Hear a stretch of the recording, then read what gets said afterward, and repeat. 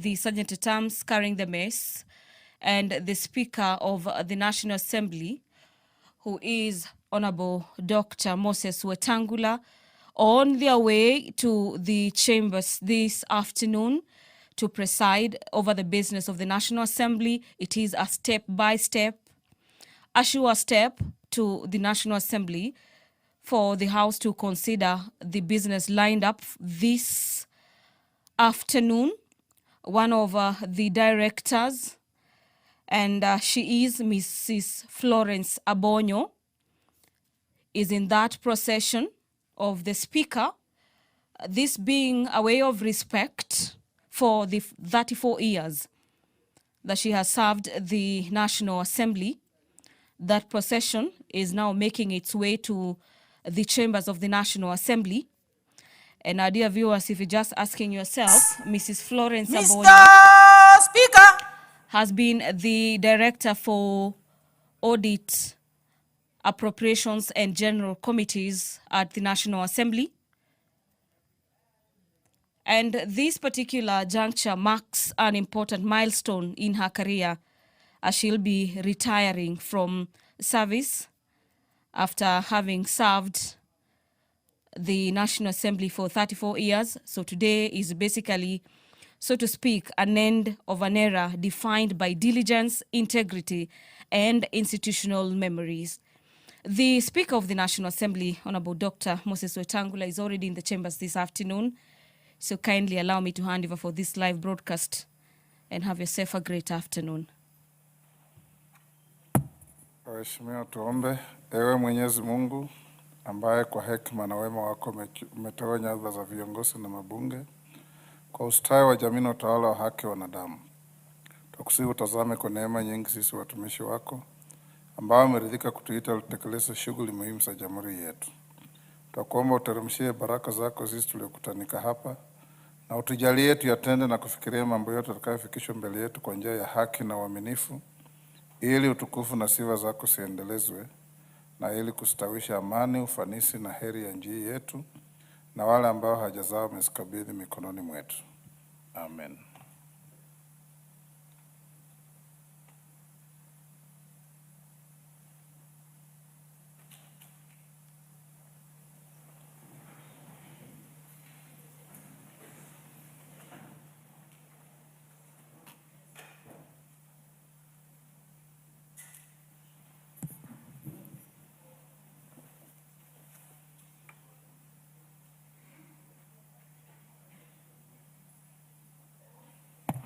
Sergeant, ring the quorum bell.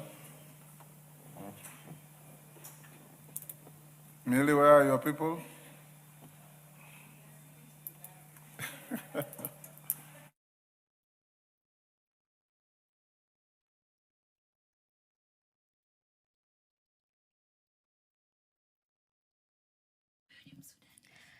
Well, that has been a directive from the Speaker of the National Assembly, who is currently presiding over the business of the House this afternoon, for the quorum bell to be rung for a few minutes to allow the House to properly quorate to commence business. We need at least 50 members of the National Assembly to be present in the chamber for the House to commence with its consideration of business before it.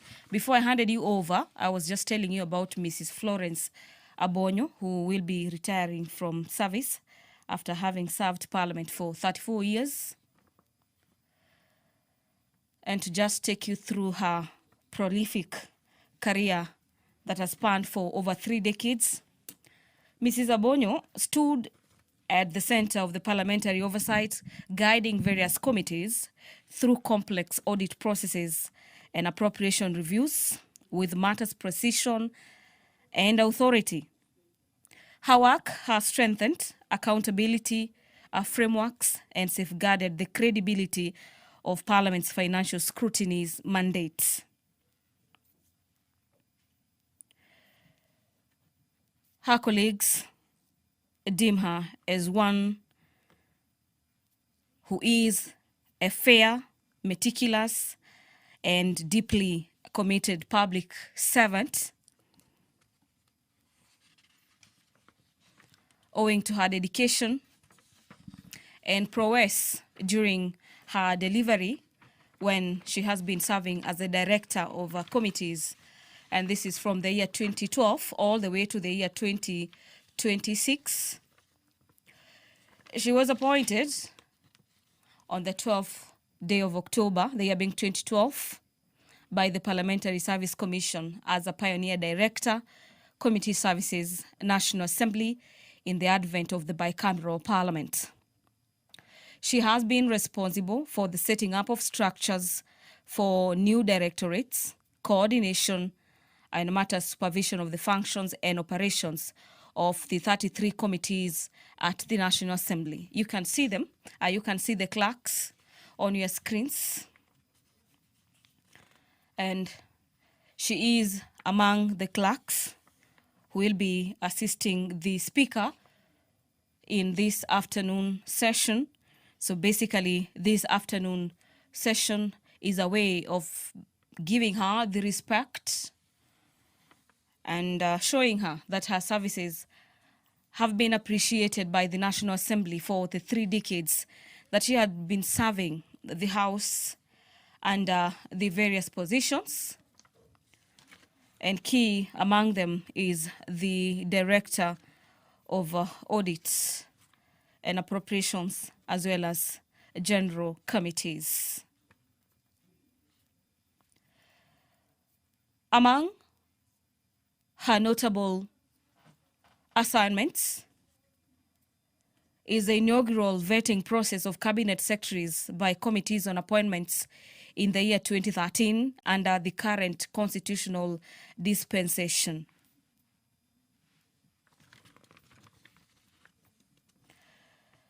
But as the National Assembly bids farewell and celebrates one of its own for her exemplary performance, the House equally has other bills as well as agenda for consideration this afternoon.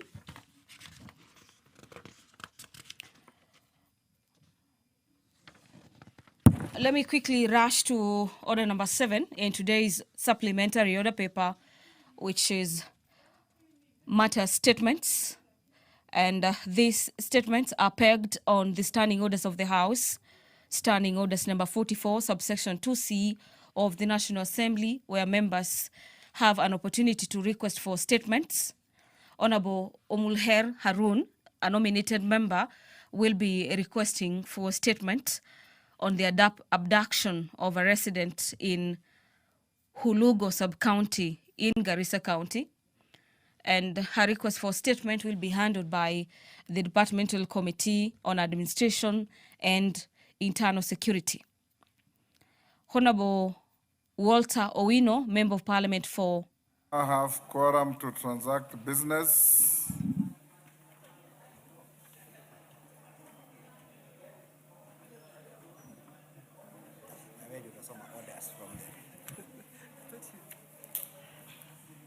Clerk.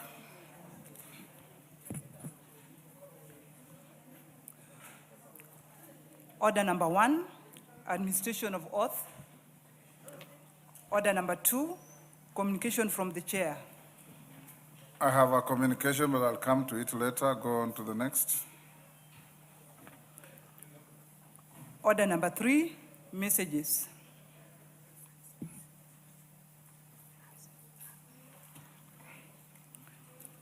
Order number 4, petitions.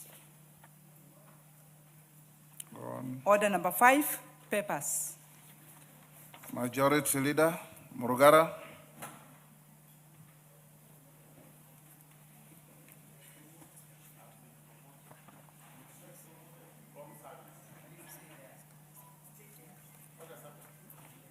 Give him the mic. Right. Thank you very much, Honorable Speaker. Honorable Speaker, on behalf of the Leader of Majority, I beg to lay the following papers on the table of the House today, Thursday, 19th February 2026. Number 1, legal notice number 7 of 2026 relating to the Public Finance Management, State Officers and Public Officers Motor Car Loan Scheme Fund. Amendment Regulations 2025 from the National Treasury.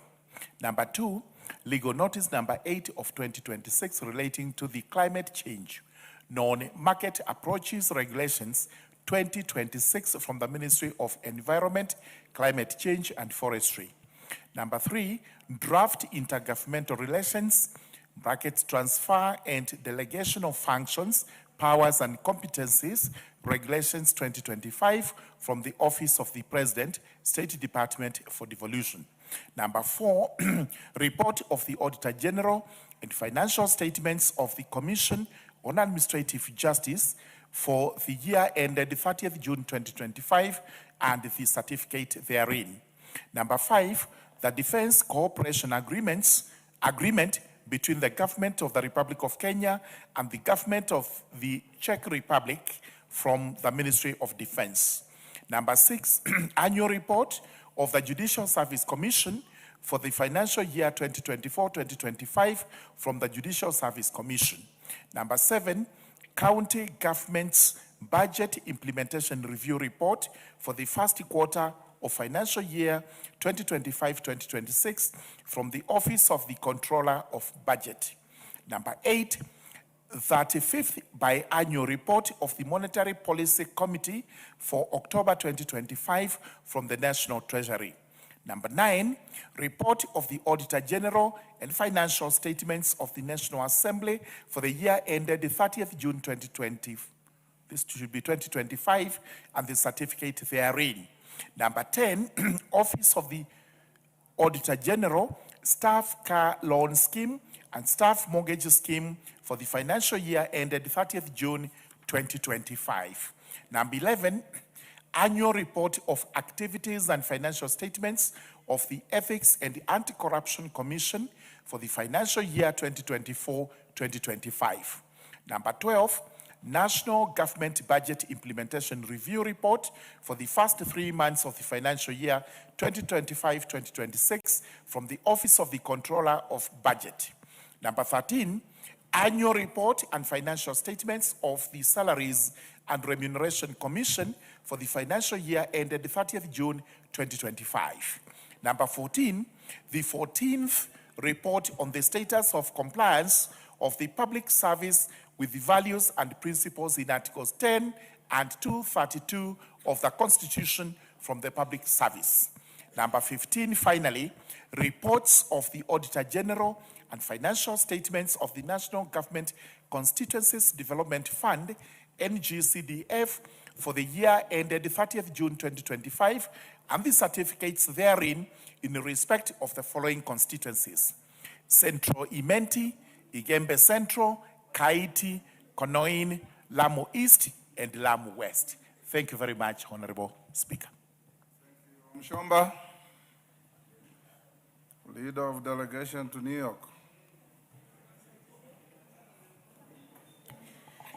Honorable Speaker, I beg to lay the following paper on the table of the House today, Thursday, 19th February 2026, the report of the Parliament of Kenya delegation to the 67th session of the Commission on the Status of Women held in New York, USA on the 6th to 17th of March 2023 as the leader of delegation. Thank you. Thank you, Mshomba. Rahab Mukami, Leader of Delegation to PAP.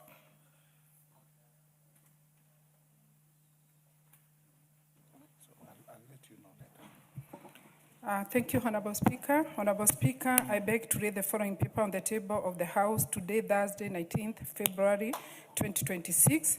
Report of the Kenya delegation to the third ordinary session of the 6th Parliament of the Pan-African Parliament held in Midrand, South Africa from 24th June to 5th July 2024. Thank you, Honorable Speaker. Peter Kihungi, Leader of Interfaith to Marrakesh. Kihungi.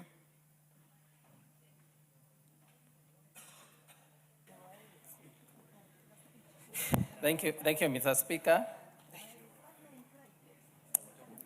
Mr. Speaker, give me some time. I have not been given the right report. You cannot be given the right report. You should have the report. Why are you on the order paper? Let me take it from the table. Okay. Chairperson, Public Accounts Committee. Tindi Mwale. Thank you, Mr. Speaker. Honorable Speaker, I beg to lay the following paper on the table of the House today, Thursday, 19th February 2026. Report of the Public Accounts Committee on the examination of audited financial statements for the national government ministries, departments, and agencies for the financial year 2022-2023. Thank you, Mr. Speaker. Chairperson, Departmental Comment on Transport and Infrastructure. GK. Honorable Speaker, on behalf of the Chair, Honorable Speaker, I beg to lay the following paper on the table of the House today, Thursday, 19 February 2026. Report of the Departmental Committee on Transport and Infrastructure and its consideration of sessional paper number 6 of 2024 on the National Aviation Policy. Thank you. Thank you. Kihunga, are you ready now? We'll stay to Tuesday. Put your house in order. Next. Next order.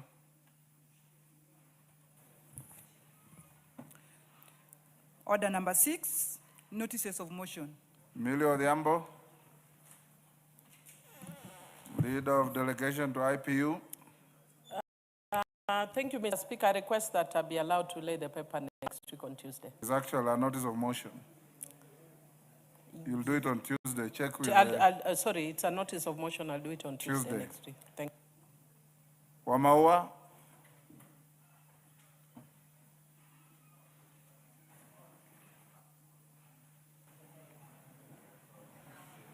There's a mic next to you.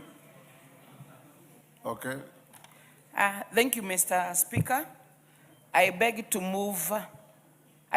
give notice of the following motion, that aware that avocado farming and processing activities have expanded rapidly in Kenya, noting that the Kenya National Bureau of Statistics Economic Survey 2024 approximated the national avocado production at 848,100 tons in 2024, up from 633,000 tons in 2023, valued at Kenya shillings 29.5 billion, appreciating that according to the survey, Murang'a County contributed about 200,991 tons of the total production, making it the leading avocado producing county in the country.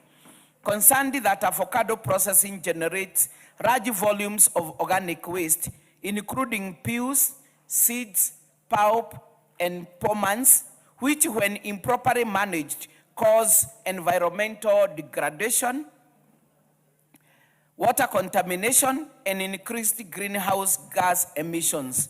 Further concerned that residents of Murang'a County and other major avocado growing regions have raised serious concern over the improper disposal of avocado waste, which undermines the right to a clean and healthy environment as envisaged under Article 42 of the Constitution, thus posing significant public health and environmental risk.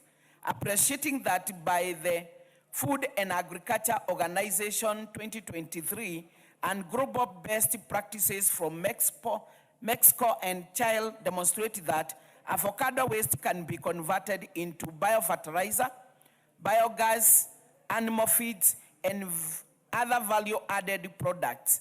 Recognizing that by embracing fertilization of avocado waste, Kenya stands a chance to reduce environmental pollution and health risks, create employment opportunities, and support a circular economy in the avocado sector. Appreciating the role of the national government in the formulation of policies and frameworks to guide and support effective waste management by county governments. Now, therefore, this House resolves that the national government formulates an avocado waste management and foralization policy to provide for, 1, sustainable avocado waste management and foralization, including research, training, and technology transfer to farmers and provision of processors on modern waste management and foralization practices with the aim of reducing pollution, improving public health, and creating jobs in the avocado producing regions. 2, promotion of investment and innovation by producing subsidies, incentives, and technical support for waste-to-value initiatives such as biodigester, biorefineries, and other circular economy solutions. And 3, collaboration mechanism for the national government, county government, and private sector partners in sustainable avocado waste management and foralization. Thank you, Mr. Speaker, sir. Thank you, Maua. Chairman Park.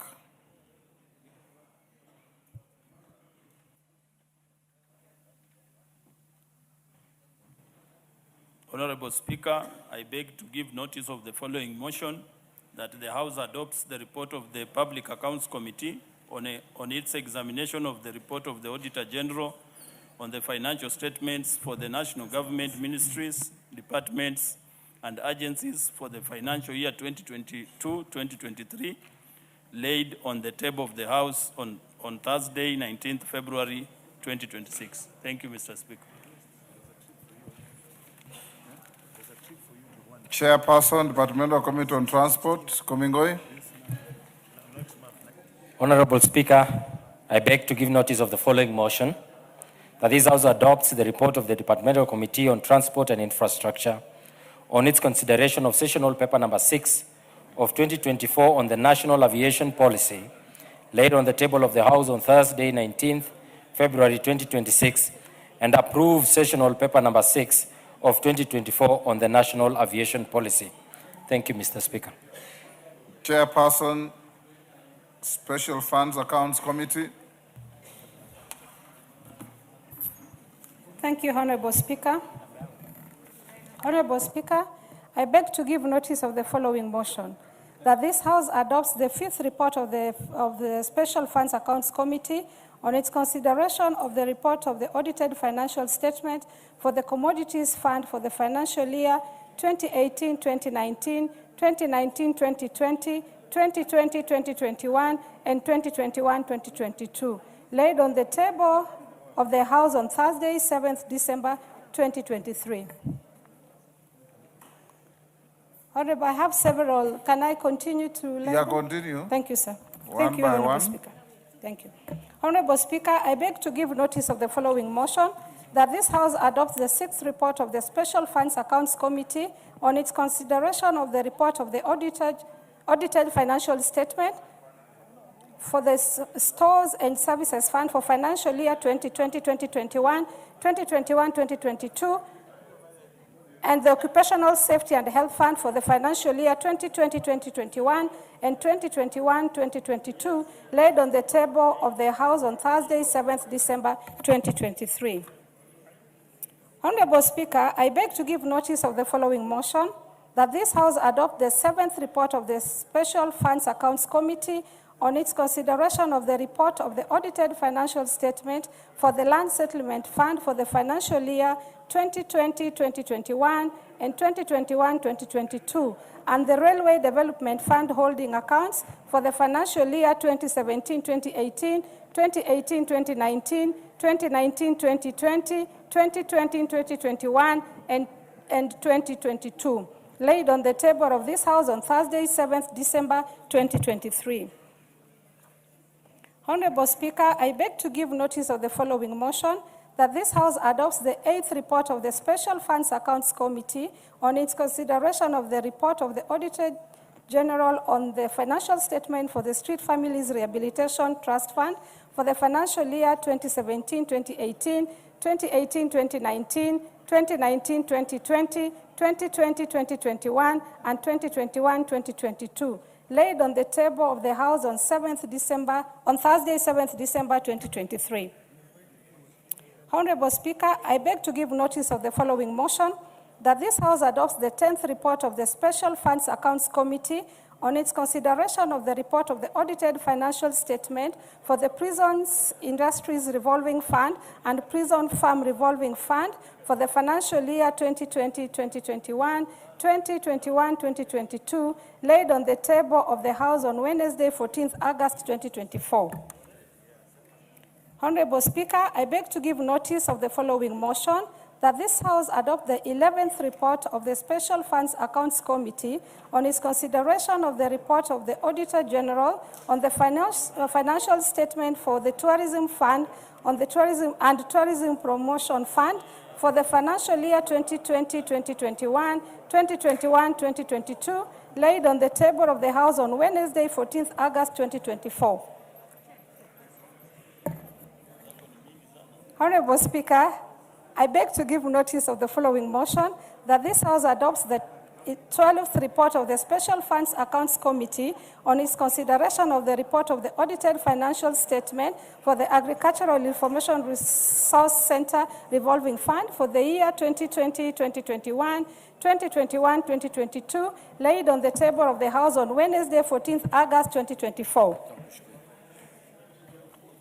And finally, Honorable Speaker, I beg to give notice of the following motion, that this House adopts the 13th report of the Special Funds Accounts Committee on its consideration of the audited financial statement for the Agricultural Food Authority, Car Loan and Mortgage Scheme Fund, and Veterinary Services Development Fund, and Government Press Fund for the financial year 2020-2021 and 2021-2022, laid on the table of the House on Wednesday, 14th August 2024. Thank you, Honorable Speaker.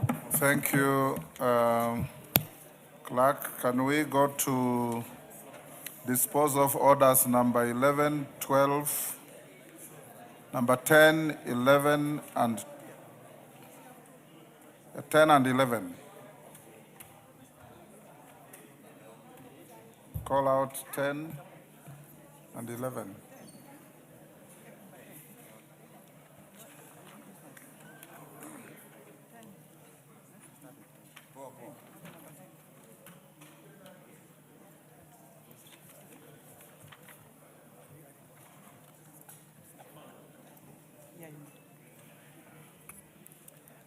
Order number 8, procedural motion, extension of period for consideration of the 2026 budget policy statement.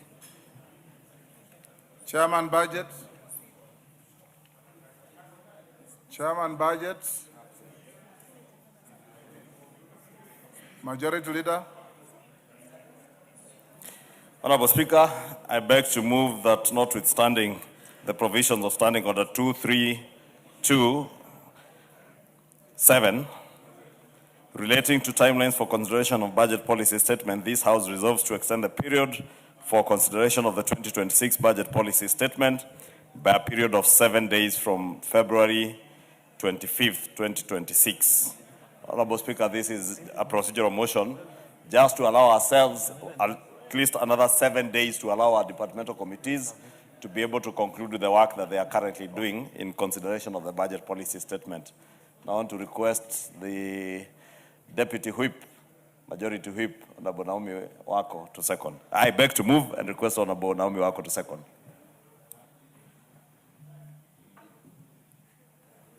Honorable Speaker, I second. Thank you. Members on their feet, take your seats.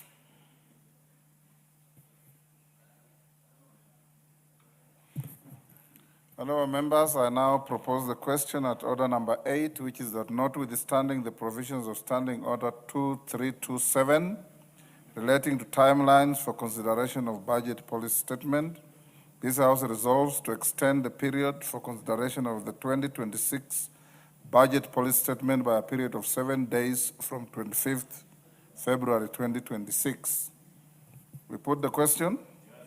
Honourable members, I now put the question at order number 8, which is that notwithstanding the provisions of Standing Order 2327 relating to timelines for consideration of budget policy statement, this House resolves to extend the period for consideration of the 2026 budget policy statement by a period of 7 days from 25th February 2026. As members of that opinion say aye. Will those of the contrary opinion say nay? The ayes have it. Next.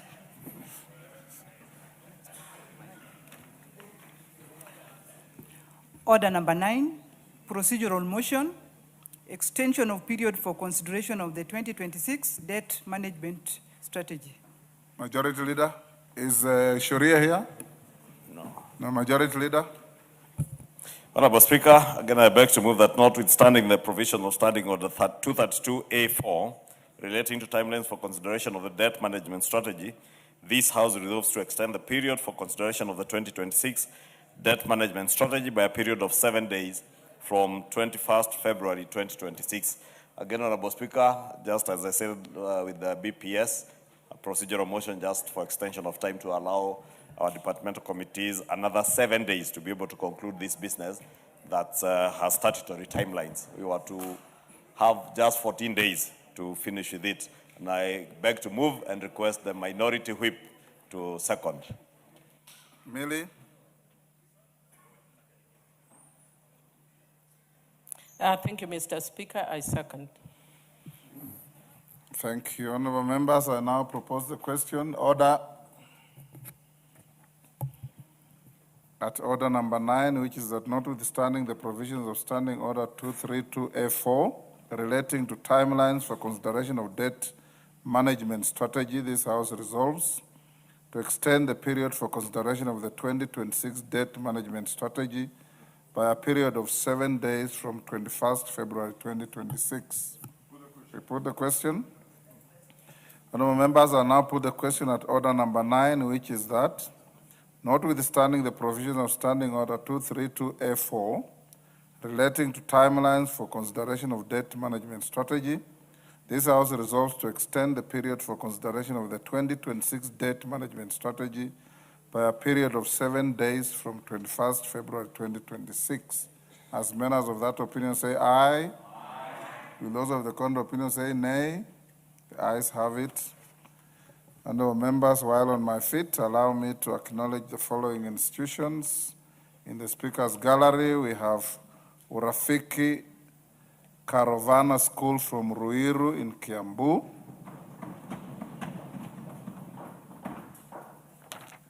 In the public gallery, we have Kisii University, I believe it's students. Kisii University from Nyaribari Chache in Kisii, and Nguviu Boys from Manyata Embu, and Birithia Girls from Othaya Nyeri. On my behalf and on behalf of the House, we welcome the students, their teachers, and those accompanying them to the House of Parliament. Go back to order number 2.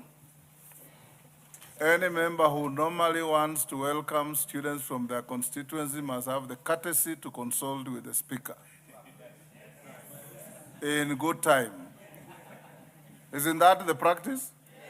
Yes.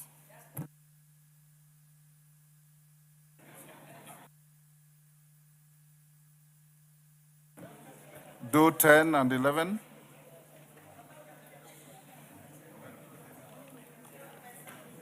Order number 10, the National Cohesion and Integration Bill, National Assembly Bill number 74 of 2023, second reading, question to be put. Members on their feet, take your seats. Take your seats.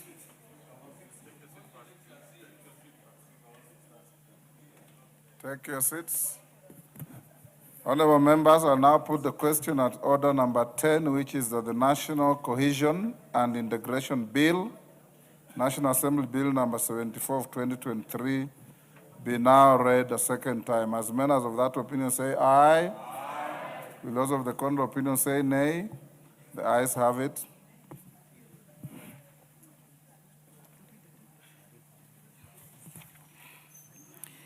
A bill for an act of parliament to outlaw discrimination on ethnic grounds, provide for the establishment of an institutional framework for national cohesion and peace building, and to establish the National Cohesion and Integration Commission and for connected purposes.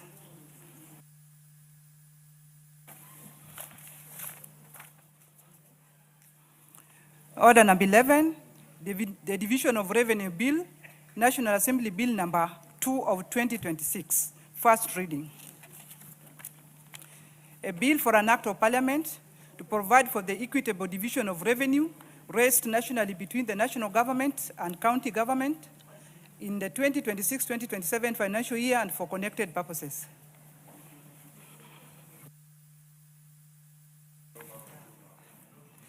Order number 2, communication from the chair. Order, members on their feet, take your seats. Honorable members, allow me to make the following communication in recognition of a retiring officer of this House, Mrs. Florence Atieno Abono.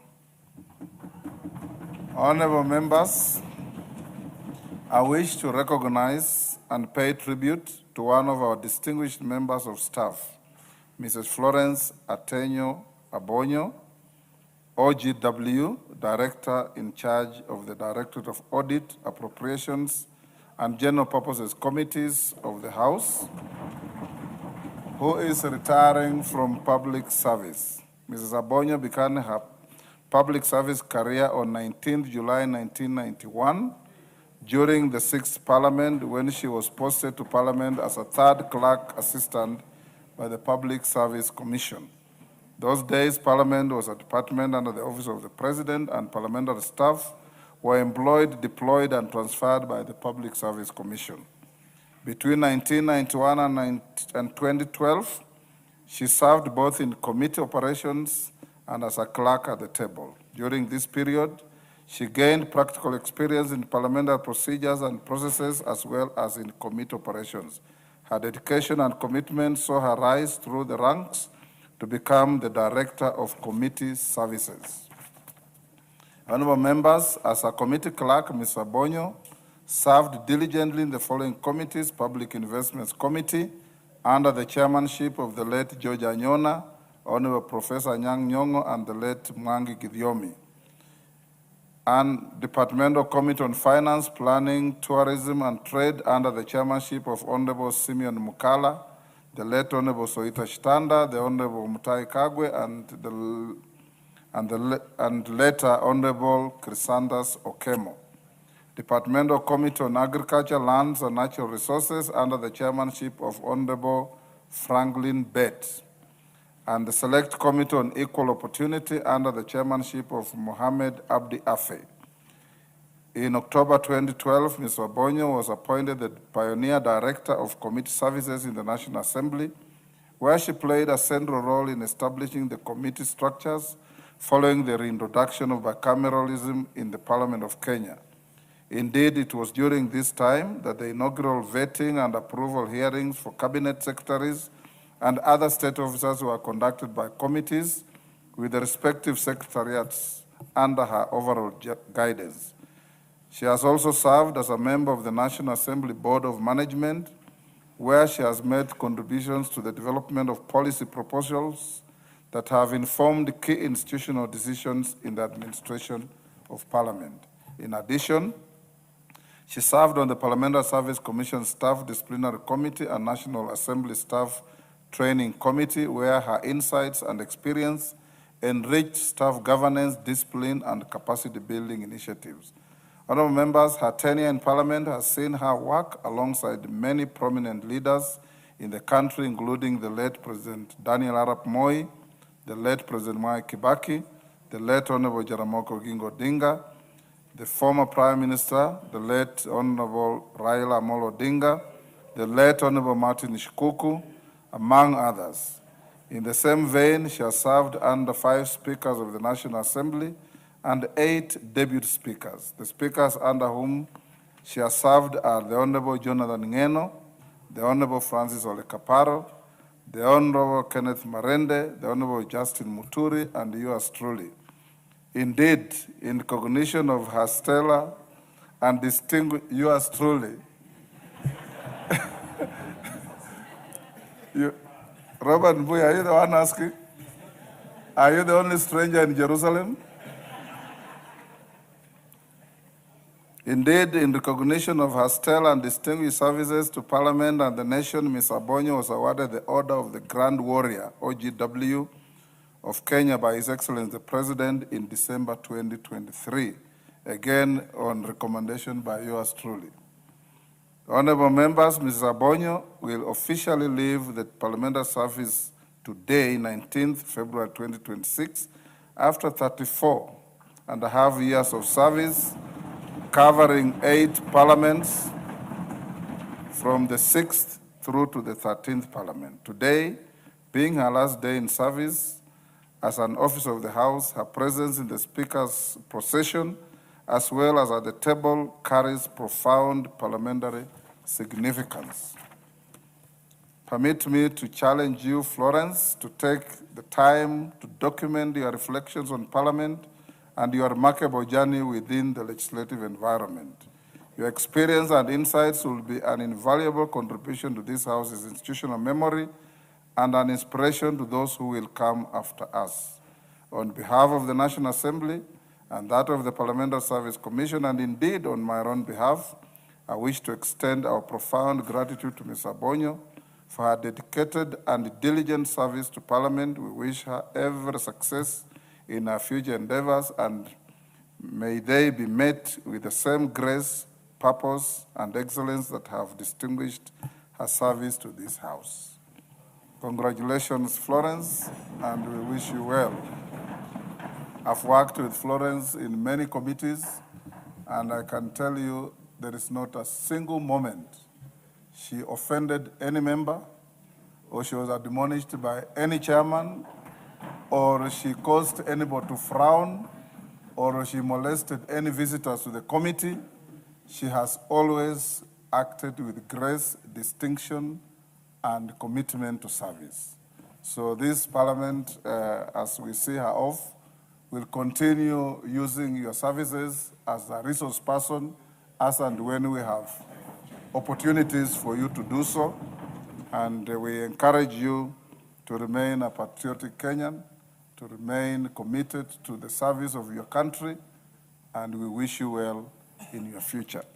Honorable members, I'll now give an opportunity for a few of you for just 2 minutes each to speak to the distinguished career of Florence Abono, so that we can be able to, I'll dedicate 30 minutes to that, starting with the majority leader, then on the minority side, Millie, and we'll give a few of you. After the majority and minority senior leaders, Florence herself asked me to give 1 or 2 people whom she worked with in this Parliament, Kamket, Nabulindo, I don't know if he's here, and Shakil. So let's start with majority leader. Yes. Majority leader, 2 minutes. Nearly 2 minutes, the rest 1 minute each. Thank you, Honorable Speaker. Let me join you, Honorable Speaker, and the House, first in congratulating Florence for her many years and stellar years of service to Parliament, particularly the National Assembly, and to the people of Kenya by serving their elected representatives.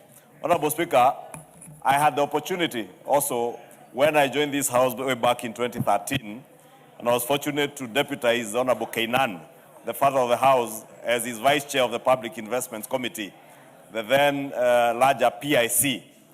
And Florence worked very closely with us. Order member for Nairobi. The list you can give to Florence is to sit and listen in total silence.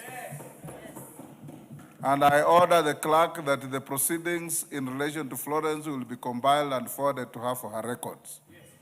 Go on, Majority Leader. Thank you, Honorable Speaker. Honorable Speaker, I was saying I had that good opportunity to work with Florence when I worked as a vice chair of the Public Investments Committee in 2013. And indeed, what you have said of Florence, she will never offend any member in the committee. We had a large committee of 27 members. And it was a difficult committee to manage, the workload of the Public Investments Committee. We had a very efficient chair in the name of Elders MP, Honorable Kainan. And as strict as Honorable Kainan was in the production of reports. The clerks, Susan Maritim, who was our clerk, often had called for the support and assistance of Florence, and she came to serve in the committee as a clerk, knowing that she was a bit more senior than clerking services. That speaks volumes of the humbleness with which Florence has been able to serve this country and this House, Honorable Speaker. Honorable Speaker, her stellar performance as a legislative assistant, working from the position you have said as a committee clerk, third clerk assistant, rising all the way to become a director committee services, the first director committee services under the new constitution, Honorable Speaker, speaks to her commitment and dedication to duty as an officer of this House. And I want to say, Florence, you have done not just yourself proud, but served this country in a very patriotic manner, served all these members and those that you served before you. You have served at least 7 parliaments. You have seen very many members transition through this House as members of parliament, served close to 4 presidents, under 4 presidents. And that speaks volumes in terms of the experience that you have had over the years. And I want to join the Speaker in appealing to you. Please, in your quiet time, take time and put down your memoirs and notes that can guide the younger members of staff that you have been working under you, and those who will join this House as members of staff in the future, Honorable Speaker, because if there is anything I know of Florence, I said I served with her in the Public Investments Committee. If you speak about integrity, Honorable Speaker, if you are looking for integrity in a member of staff, walk to Florence Abono and you know what integrity means. Because, as you say, not just offending members or visitors or witnesses who appeared before committees, but also in the way you conduct yourself as a member of staff. We have had instances, Honorable Speaker, where members of staff approach witnesses at times for not very good things, even demanding favors here and there, Honorable Speaker. That has never been for the time close to 3 terms of parliament that I have served with Florence in this House. And I want to encourage you and wish you all the best in all your future endeavors.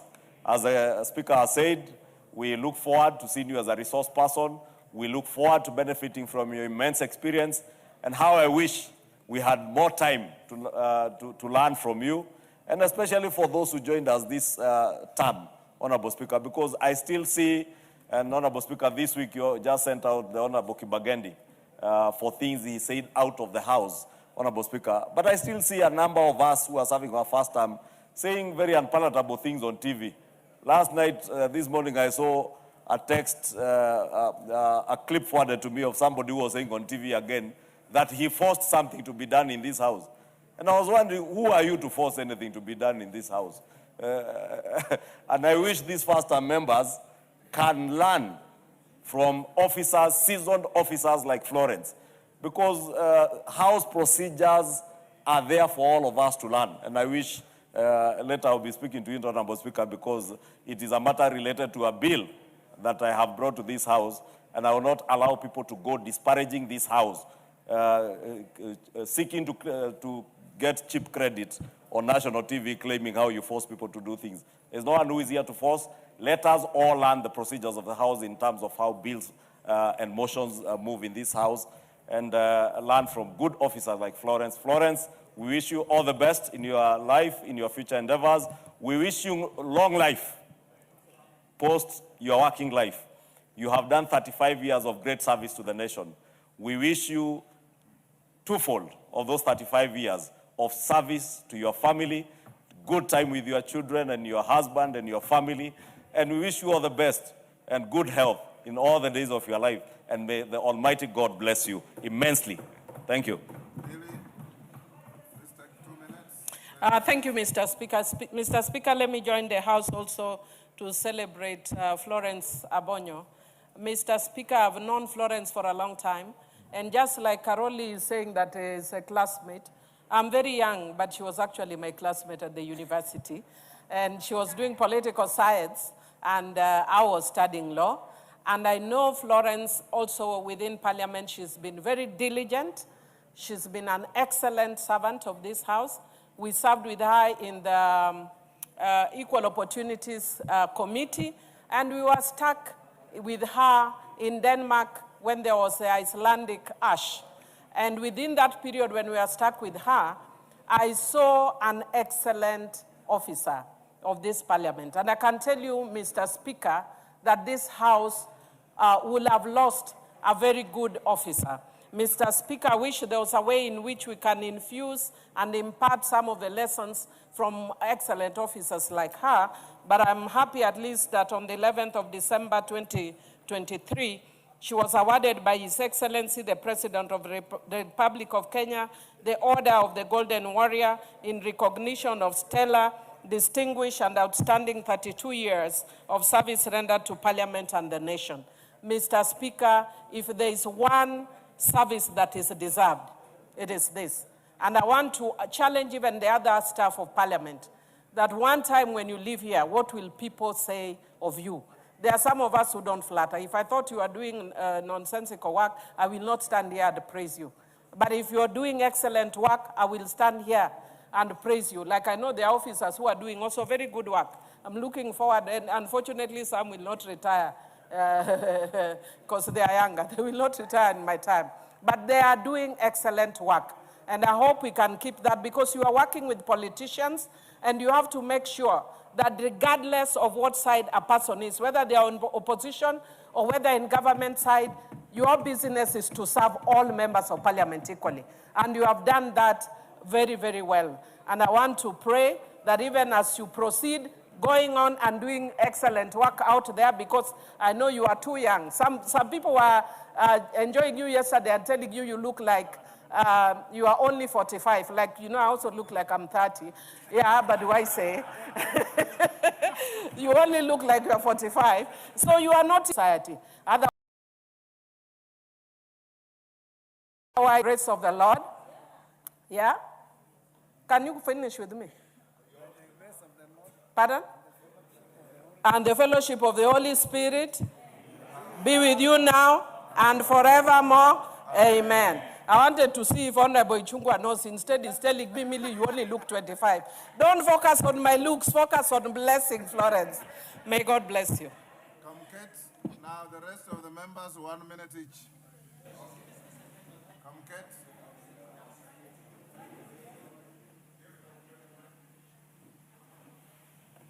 Thank you, Mr. Speaker. Mr. Speaker, I want to join my colleagues in celebrating Ms. Florence Abono.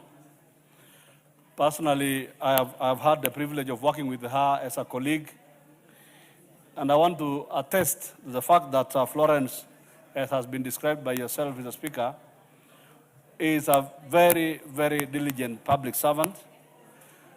And moving forward, Mr. Speaker, I want to suggest, Mr. Speaker, that in order to make use of such great minds and such great personalities, the Center for Parliamentary Studies and Training should be the place where such very valuable Kenyans can, having this knowledge of Parliament, can go and serve. The Center for Parliamentary Studies and Training is a good institution where we can make use of her immense knowledge of parliamentary knowledge activities. Mr. Speaker, looking at Florence, somebody was saying she's looking 25, but I think she actually looks 16. I mean, it's amazing how she has kept her body, and I want to challenge all the ladies in this house, please to consult her privately in terms of Finally, Mr. Speaker, since she is now retired, and before you determine whether she goes to CPST, I want to invite her, Florence, to join Ms. Millie in the two-term movement. Now that she's out of public service, she can join and campaign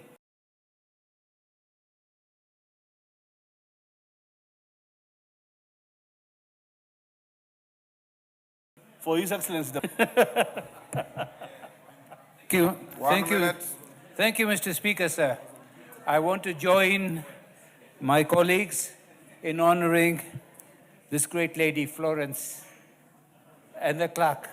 In 2007, Mr. Speaker, I came to this House for the first time, and I was in the Finance Committee, a very powerful one. We had the former Minister of Finance, and we were a number of other people, and we, Kaloki, Honorable Kaloki and others, and it was a very difficult committee to handle. Madam Florence, as we used to call her, our prefect, was very articulate, very honest, very humble, very polite, and very loyal. I also continued with her in the committees of 2013 and 2013 and 2018. It's a 2022. I was not with her. She's one of my constituents, Mr. Speaker, sir, and we will take care of her when you come back home and build your house, and we will give you the honor and slaughter a couple of boozies for you so that the people in Kisumu East know that you are an honored member and a distinguished member who has served Parliament for 34 years. 1 minute.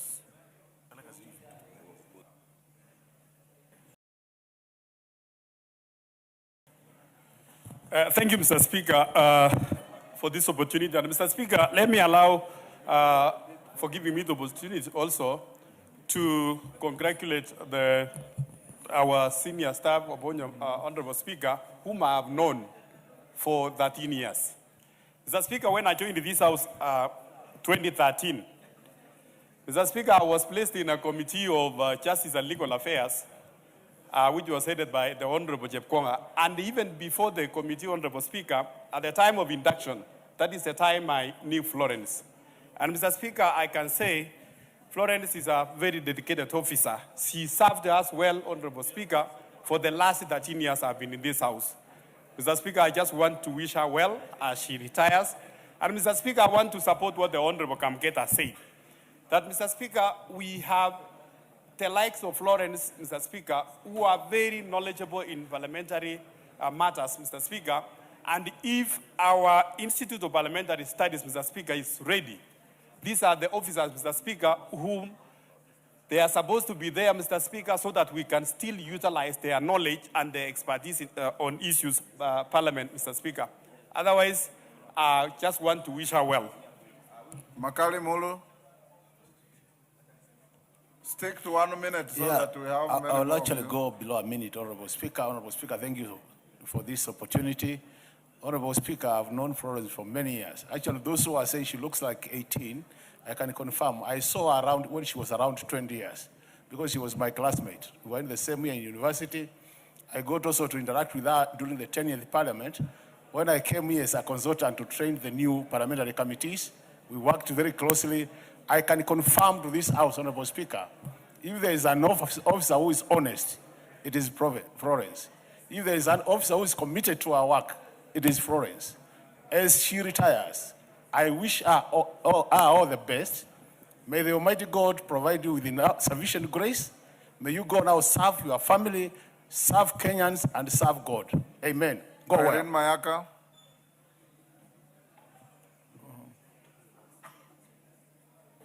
Thank you, Honorable Speaker, for this opportunity. I'd like to also join the rest of my colleagues in, first of all, thanking Director Florence Abono for the 34 years that she has served in Parliament, for her guidance. And Honorable Speaker, for some of us personally, Honorable Director Florence has been like my political mother in Parliament, giving us a lot of guidance, showing us the right way to do things, how to be leaders as chairs of Parliament. And the other day, Honorable Speaker, when in Liaison Committee, the Honorable Karoli mentioned that they actually were classmates with Director Florence. I was very shocked because Honorable Karoli has lost all his hair, but Florence still looks very young. So I just want to wish, Florence the very best, to have a lot of fun. This is the beginning of a new life, and it's a life where you have no rules now. So please go have fun, and we'll still be looking out to get a lot of guidance and mentorship from you. 1 minute. Thank you very much, Honorable Speaker. Honorable Speaker, I'd like to join you in congratulating Madam Abono for the well-deserved retirement. In fact, I joined Honorable Millie and actually confirmed that I was shocked when I was told that she's retiring. For me, as a commissioner, I've always thought that she must be somewhere in the region of 45. I was shocked that she is heading to that age, which I don't want to mention. Mr. Speaker, Nelson Mandela said, education is the most powerful weapon you can use to change your world. Yes. Indeed, it's a testament what Madam Florence has done with education. It has not only changed our world, but it has also changed the world of Parliament. For those she has worked with. And I remember what Benjamin Franklin, one of the writers of the Constitution of the US, he said, Benjamin Franklin, he said, education pays the best interest. Mr. Speaker, what Madam Florence has earned and when you see her, indeed, the interest that she has earned as a consequence of the education she attained in the university she attended, Mr. Speaker, is a testament of what education can do to a person. Mr. Speaker, the only sad thing that has left me when I was a commissioner, I just asked myself, why hasn't she applied for promotion to be even a deputy clerk, Mr. Speaker? You know, that is the only sad thing. We wanted to promote her, but she never applied. I even called her and told her. That is her modesty. Oh, yeah, I think so, Mr. Speaker. She allowed others. She allowed others. You know, she reads the Bible more than we do, Mr. Speaker, where Jesus said, be humble. And she literally was humble. Whenever someone has said, we want to apply, she allows others to apply. That is the humility that is in Florence. In fact, Mr. Speaker, while as a commissioner, we had situations, but she is one person who was very calm. You would not find her, you would not distract her by annoying her. I would walk her to her office. Minute is over. Ochanda. Mr. Speaker, I still have... Your minute is over. Ochanda. Thank you, Mr. Speaker. Mr. Speaker, I've known Florence for additional 5 years on top of the years that she's been serving in Parliament. That's on top of the 34, 35 years. I've also known her for additional 5 years. Her determination and resilience was witnessed when we were graduating as a pre-university NYS graduates. No, before we went to the university, we were going through NYS trainings. And when she finished this as a lady that time, I think it was her determination, a show of determination and resilience.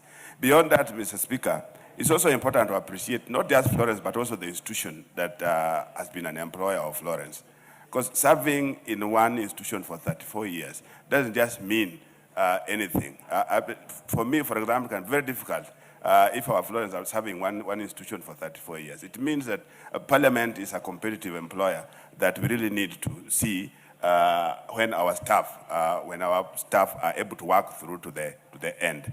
I want to wish Florence well, fare thee well, Flo. I want to believe that you still have some time to contribute to this nation. Thank you very much. Thank you very much, Honorable Speaker. Honorable Speaker, I think we must thank you first of all. Last year, you sent off the sergeant-at-arms in a most colorful ceremony. Today is Director Florence Abono. You know, Mr. Speaker, human beings want to be appreciated. And the more you appreciate them, the more they are likely to work hard. And when I see Florence Abono and the galaxy of ladies who work in Parliament, it is testament of they are trailblazers in this house. They set apart and others walk along.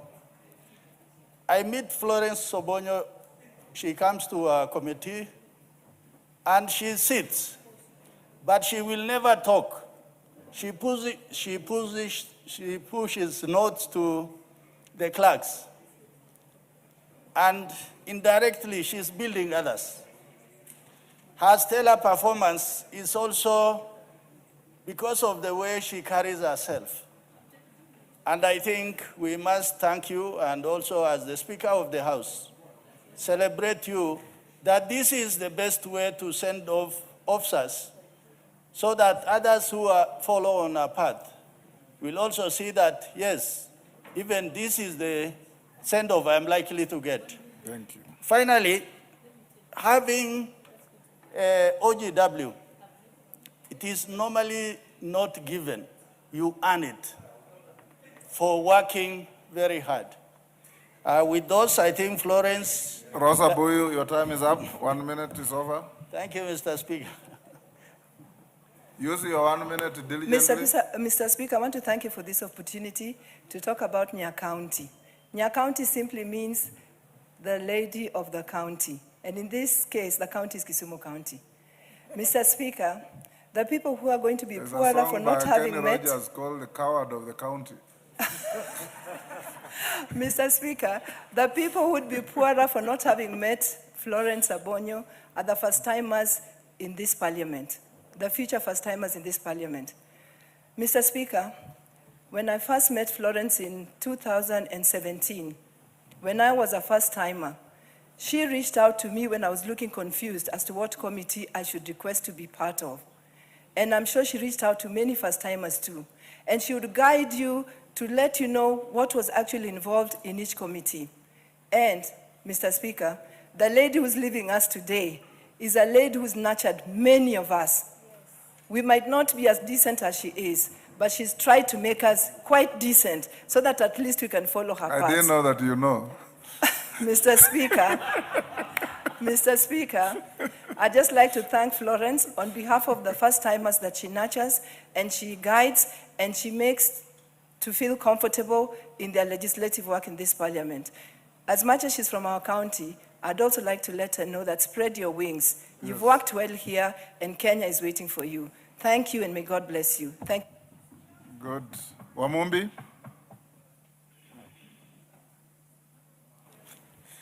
Thank you very much, Mr. Speaker, for according me this opportunity.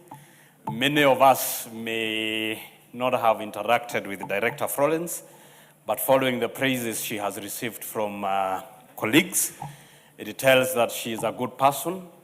And Mr. Speaker, Director Florence joined service when I was only 4 years old. And we can all testify that God has given her grace. Looking at her, I was actually looking for the county member for Muranga to take lessons from Director Florence, so that when she'll be retiring, she'll be looking like Director Florence. We wish you God's blessings. We wish you well in your future endeavors. We wish you... Yes, I was actually looking for the member for Muranga so that they can link up with the director to take lessons of what she has done to look all this good. We wish you God's blessings. You should be the one telling the house where she is. We wish you well, Director Florence, and may God bless you. Member for Jomvu.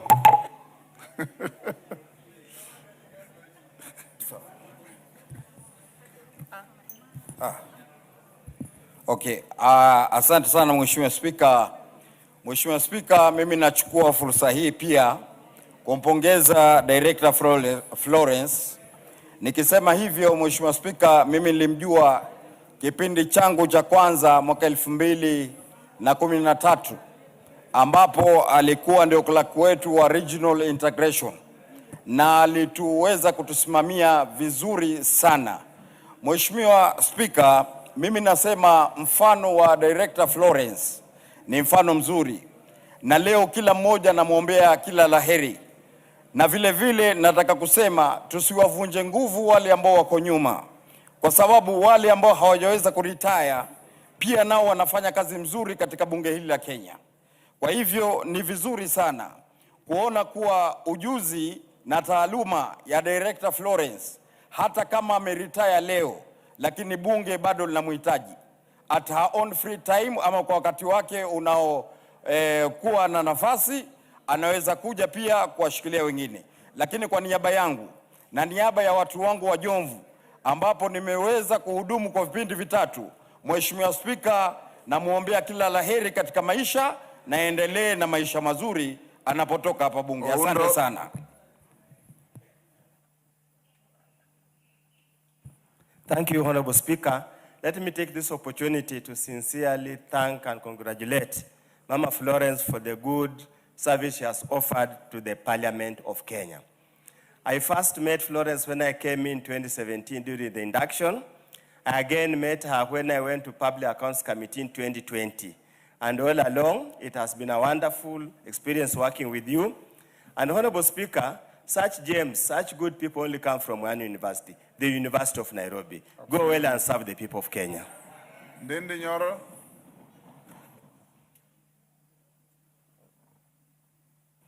Thank you very much, Mr. Speaker. I also rise to laud the service that Director Florence Abono has given to this Parliament and the Republic of Kenya. And it is a testament, Honorable Speaker, that number one, meritocracy is always the best way to recognize talent, because given her experience, given her knowledge, Honorable Speaker, it has been able to manifest even in her service. Secondly is that we must continue to give the ladies of Kenya an opportunity to serve, because it seems they can do very much more, Honorable Speaker.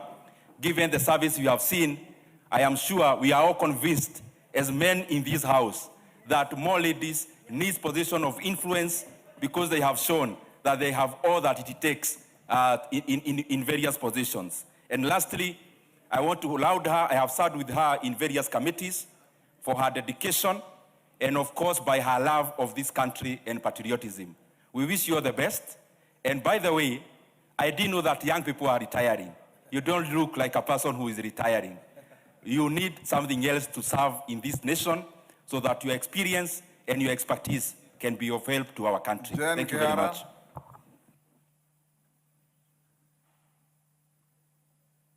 Give Jen. Thank you very much, Mr. Speaker, for giving me this chance to applaud Florence and congratulate her on her dedication of the service. I think in this house, other than the Speaker for now, I'm the one who worked with Florence the longest. I was with her in the 9th Parliament, in the absence of Wanjala, who was here in the 8th Parliament. Mr. Speaker, I remember I was given a trip by the then Deputy Speaker, David Musila. We were given 3 ladies in the liaison committee because there was no woman chair in any of the committees. But in the places we were going, they needed to have women. So Amina Abdallah, myself, and Christine Mango were picked. And that is the time we were really asked by Director Florence. I started, she's kind, she's nice. She also knows how to balance her time because she's such a serious workout person. She really works out, and that's why she looks so young. Florence, I have worked with you. I loved you. You are a teacher to most of us in the procedures of this Parliament. So may you go well. May God take care of you and your family. And I hope a chance comes that you'll be able to serve this country even more. Thank you very much.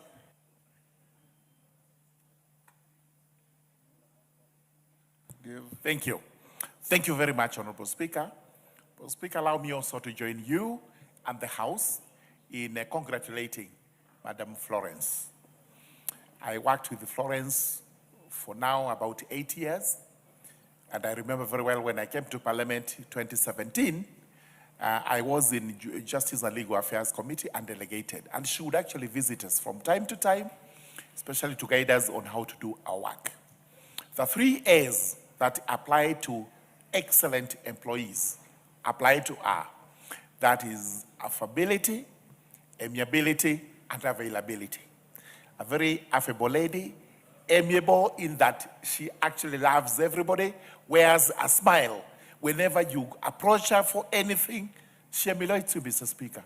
Hardly do I see you frowning your face when we come to you. Hardly can you see Florence frowning. All the time you're smiling as you serve people. We must emulate Florence and the Honorable Speaker, even we're dealing with the difficult cases in the constituencies, with all these difficult voters who sometimes try to irritate us. We must also emulate, wear a smile, give them the best of the service so that they also feel contented, as we have always felt when we are with the Florence, when we are doing committee work and the rest of the work. Thank you very much, Florence. May God bless you. Go well.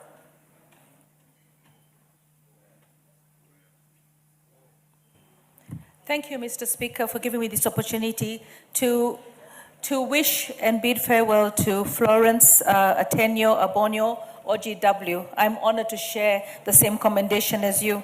Honorable Speaker, when I think of Florence from the time I met her in 2017 to now, I feel that she could have gone higher and higher and higher. In her performance, she was excellent. But what went against her in rising to the highest office in that department was tribe and gender. But she took her strides and worked diligently to serve the parliament that she was appointed to serve. She actually, when she sent us a message, because I'm serving in the Public Investment Committee commercial, when she sent a message, she says, it has been a privilege serving. Florence, I want to say to you, I know that you had what it took to actually rise to clerk of the National Assembly. But that did not happen because at the time, you were probably not the right tribe. At the time, you were probably not the right gender. But you served us well, and we commend you and we celebrate you as a woman of service. And the privilege that we had been served by you, we celebrate. I wish you well, and I want you to know that God had a plan and a purpose for you, and you served it well. And we wish you well with your family. I want to say, Mr. Speaker, when Florence joined in 1991, 1992, just to think about the years that she served, in 1992 was the election with Jaramogi Odinga, with Moi Kibaki, and Daniel Arap Moi. I mean, at the time when she joined Parliament, And the Kenneth next election, Matiba. and Kenneth Matiba. So just think, from that time to today where we have William Samoei Ruto, we're still fighting with the challenges of tribalism. And we need to break that. And it is us, the onus is on us as National Assembly to unite this country so that a woman like Florence, who had everything that it took, could not have missed an opportunity to be the clerk of the National Assembly just because she was Luo and just because she was a woman. Florence, I wish you well. I celebrate you. God give you the best life forward. Thank you. Sarah and God bless. Maalim, half a minute.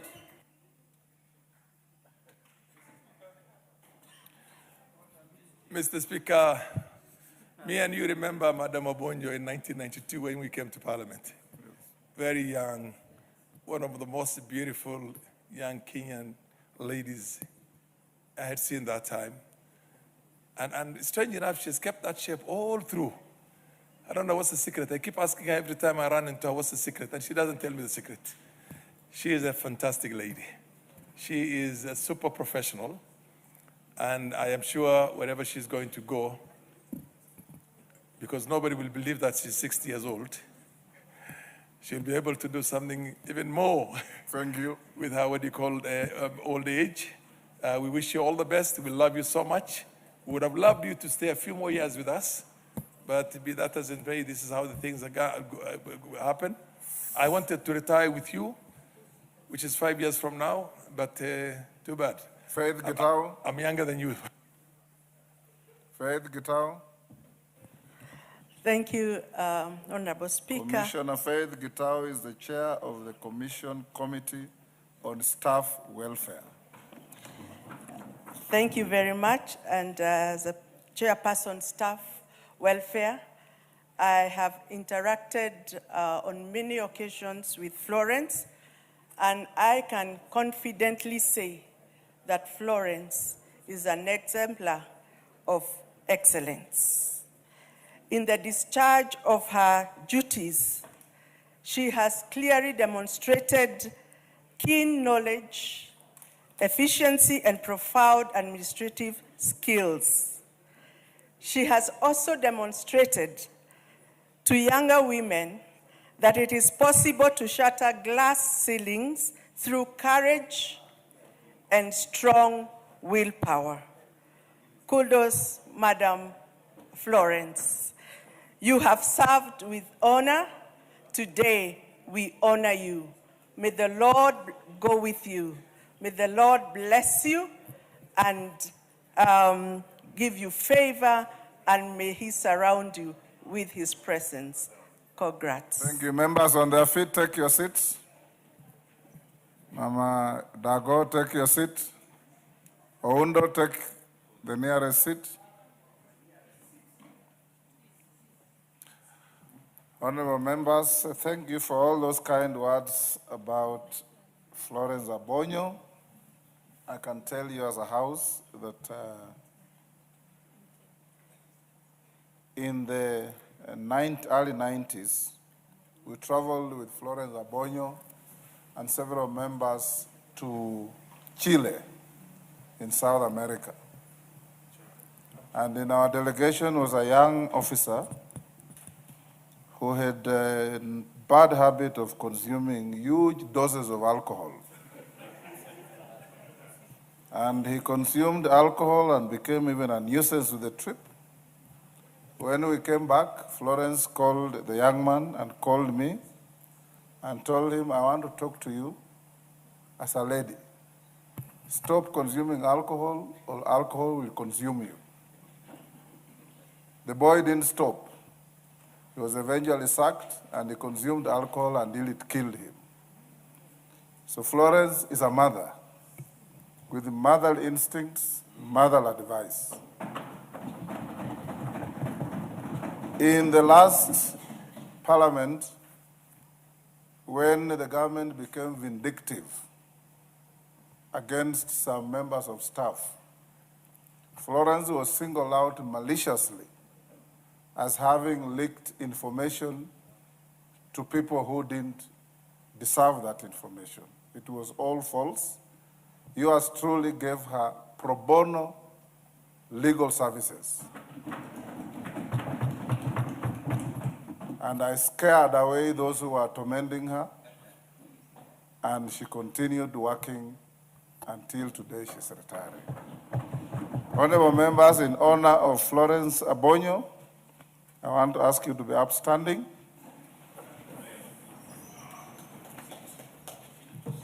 She will take a procession escorted by our members of staff who are here. When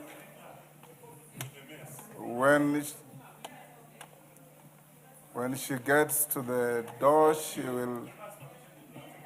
you can go ahead and clap for her.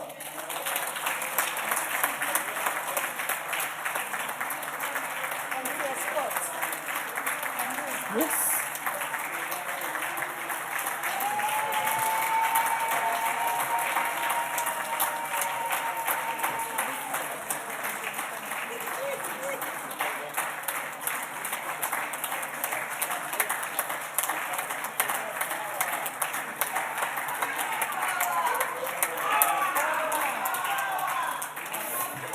Honorable members, order. Thank you, Rosa. Honorable members, may many of you serving in this house, privileged to serve in this house, even if you are not members of staff, pick a leaf from Florence Abono. In matters humility, matters dedication, matters respect, and matters commitment to this institution of parliament and to the country. And just serve and serve without expecting rewards. Thank you.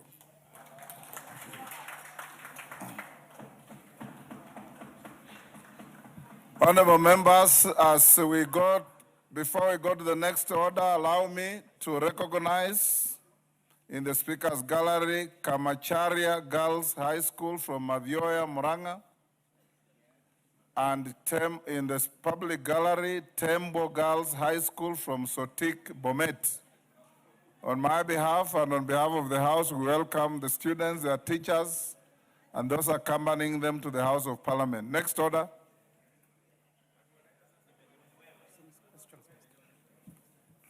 Order number 7, questions and statements.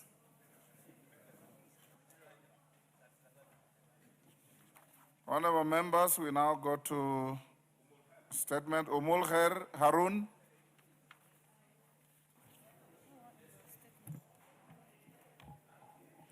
Thank you, Speaker. Honorable Speaker, pursuant to the provisions of Standing Order 44-2C, I rise to request for a statement from the Chairperson of the Departmental Committee on Administration and Internal Security regarding abductions of a resident in Hulugo Sub-County, Garissa County. Honorable Speaker, on the afternoon of 6 February 2026, two men, Mr. Sambur Abdullahi Olo, a 75-year-old resident, and Mr. Mohammed Yaro, were allegedly abducted from their locality by individuals using two motor vehicles, Toyota Hilux make, one black and one white. The white vehicle reportedly bore registration number KCR 8R, while the registration for the other vehicle is yet to be established. Mr. Sambur was forcibly taken from his compound, prompting his family to pursue the vehicles and successfully rescue him.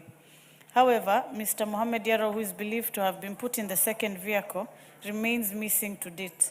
His continued disappearance has caused immense anguish to his family and the community and raises grave constitutional and human rights concerns. It is unclear whether the two victims were apprehended by security personnel or a criminal group.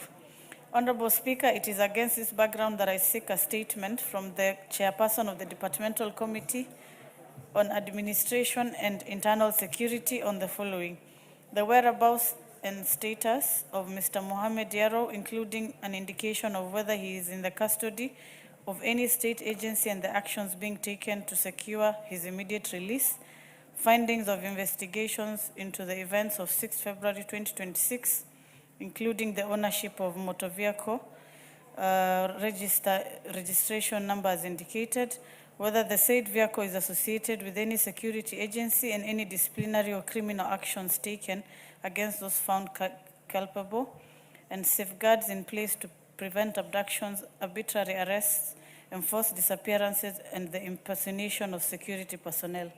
Mr. Speaker, this adds on to the other statements I'd raised earlier with regards to Mohammed Yale and other 4 young men who are also missing from Garissa and are yet to be returned, and the ministry has not provided any sufficient response. Thank you.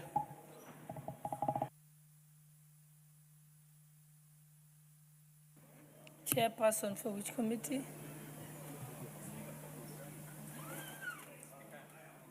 Yes, yes, Chairperson, Internal Security. Yeah, thank you, Madam Speaker. We'll attempt to respond in 2 weeks' time. And Honorable Speaker, in regards to what the member had alluded of several other unresponded statements, Honorable Speaker, majority of them had elapsed at the end of the 4th session. But as our procedures and standing orders, if the person has not been found, she can as well do the same statement again. Thank you, Honorable Speaker. Thank you. The next statement requested by the Honorable Walter Owino. Thank you, Madam Speaker. This is a request for statement regarding delayed settlement of dues owed by Sony Sugar Company. Honorable Speaker, pursuant to the provisions of Standing Order 44-2C, I rise to request for a statement from the Chairperson of the Departmental Committee on Agriculture and Livestock regarding the prolonged non-settlement of arrears owed to sugarcane farmers, sugar factory workers, and other service providers by Sony Sugar Company. Honorable Speaker, in May 2025, the government finalized the leasing of 5 state-owned sugar factories. By then, Sony Sugar Company had accumulated unpaid salaries, gratuities, pension contributions, leave allowances, and other lawful monetary entitlements owed to workers. Additionally, the company owed sugarcane farmers, cane transporters, and suppliers who had delivered goods and services.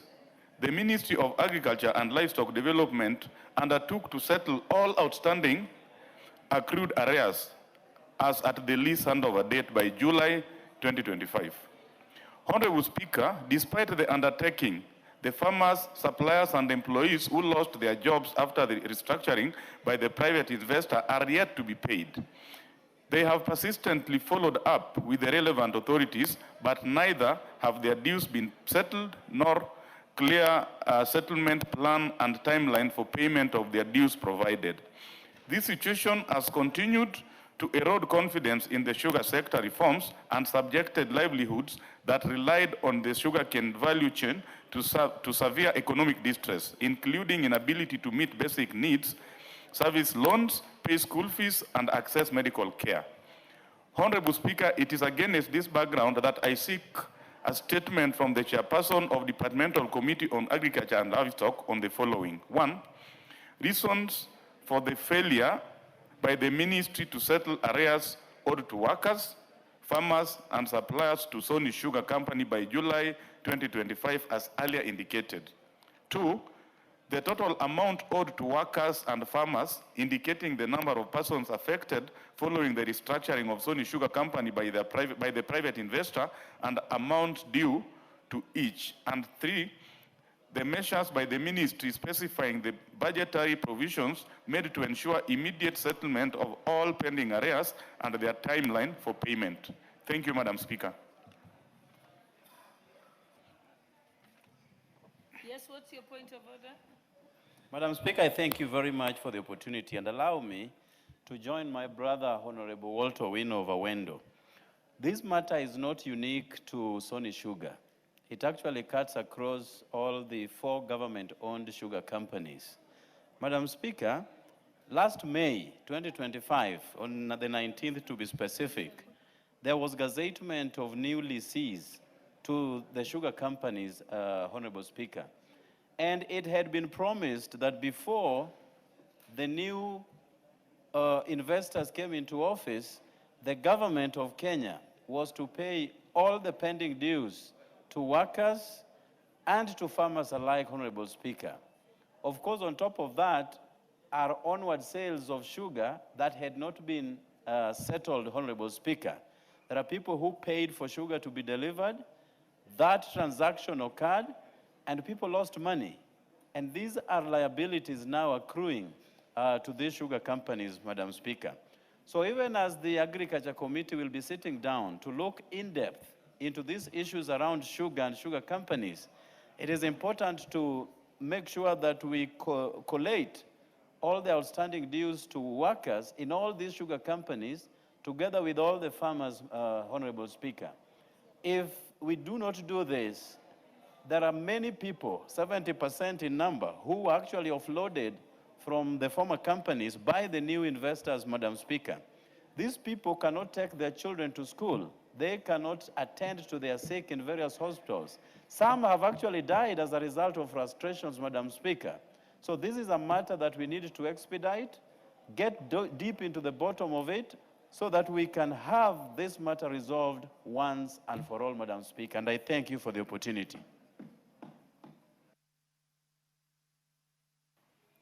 Chairperson, Agriculture and Livestock.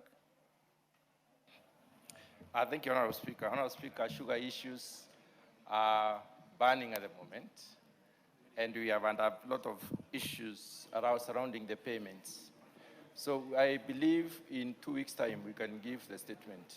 We've just been having an engagement with the State Department, and about a third of the time has been spent on discussing sugar issues. So I'm sure the ministry is alert on the issues, and they'll give us a good report in 2 weeks. Thank you. 2 weeks. Okay, next statement by the Honorable John Gakusha, member for Mukurueni. Thank you, Honorable Speaker. Honorable Speaker. You change places. Okay. Honorable Speaker, pursuant to the provisions of Standing Order 44 2C, I rise to request for a statement from the chairperson of the Departmental Committee on Education regarding the non-grading of the Kenya Sign Language in the 2025 Kenya Certificate of Secondary Education Examination, KCSE. Honorable Speaker, the Kenya Sign Language, KSL, was offered and administered as a subject to students without hearing impairment, who are more than 12,000 candidates in the 2025 Kenya Certificate of Secondary Education, KCSE, examinations. However, despite examining the non-deaf candidates, whom would refer as the students without hearing impairment in the subject, the Kenya National Examination Council, NEC, excluded KSL grades in computing their final grades. This academically disadvantaged the students in the computation of aggregate grades, causing them to miss the minimum university entry grade. Honorable Speaker, the consideration of Kenya Sign Language in the final grading of students without hearing impairment in the 2024 examinations created a legitimate expectation among candidates, parents, and educational institutions that a similar approach would be applied in the 2025 examination cycle. Notably, neither the Ministry of Education nor NEC issued any circular, policy guideline, or official communication to the effect that grading of the Kenya Sign Language would be restricted to learners with hearing impairment. Despite the absence of such communication, NEC proceeded to register candidates without hearing impairment for the subject, allowed them to sit the examination, marked the scripts, and thereafter declined to consider the results. Honorable Speaker, it is against this background that I seek a statement from the chairperson of the Departmental Committee on Education on the following. 1, the justification for exclusion of Kenya Sign Language from final grading for non-deaf candidates in the 2025 examinations, despite the subject having been graded in 2024. Number 2, reasons why the Ministry of Education and NEC failed to issue any circular or communication on a change in the status of Kenya Sign Language as an examinable elective subject for candidates without hearing impairment, yet proceeded to register, examine, and mark their scripts. And 3, immediate corrective measure that the ministry intends to take to remedy the apparent procedural lapse to protect the academic outcomes and ensure equal treatment of the approximately 12,000 candidates affected nationwide. I thank you, Honorable Speaker. Thank you, Chairperson, Education Committee. As usual, it's not there. Chairperson, Majority Leader, you want to hold brief? Yes, Honorable Speaker, I will relay that to the Chairperson Education, Honorable Meli. He was here, I don't know where he has stepped out to. Okay. At least the Chair Education is But seen you in the House. undertake on his behalf? Maybe give us 2 weeks, Honorable Kagushia. 2 weeks. Where is Kagushia? Kagusha has crossed the floor. Thank you. The Honorable Member for Ibakasi West, Honorable Mark Mwenje. Thank you. Apologies, Honorable Speaker, to retrieve my statement. Thank you. This is a request for a statement regarding alleged grabbing of a public utility land in Umoja and Ibakasi West constituency. Honorable Speaker, pursuant to the provisions of Standing Order 44.2c, I wish to request for a statement from the Chairperson of the Departmental Committee on Lands regarding the alleged grabbing of a public utility land in Umoja, Ibakasi West constituency. Honorable Speaker, the parcel of land LR number Nairobi, block 109-2380, situated along Moi Drive in Umoja area, Ibakasi West constituency, was originally designated as a public utility intended for the benefit of residents.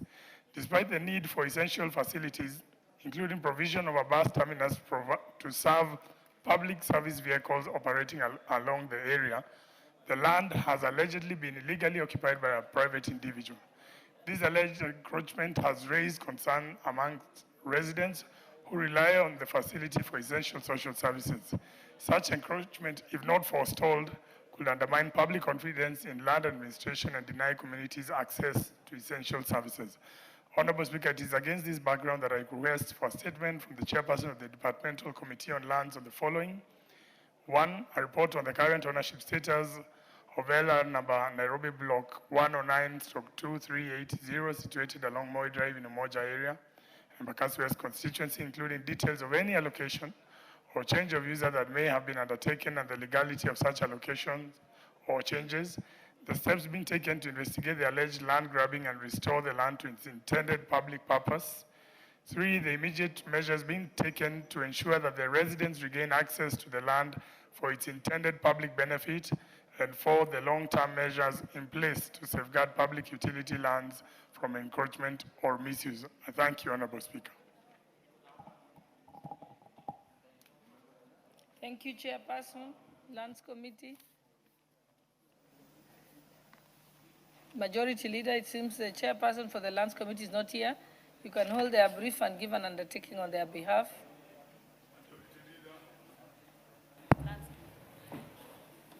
Honorable Speaker, the Chair Lands Committee, I have not seen him today and the Vice Chair, but I will relay this to them and probably ask the Honorable Mwanje to give us another week or 2. This is in Nairobi, a week should be sufficient.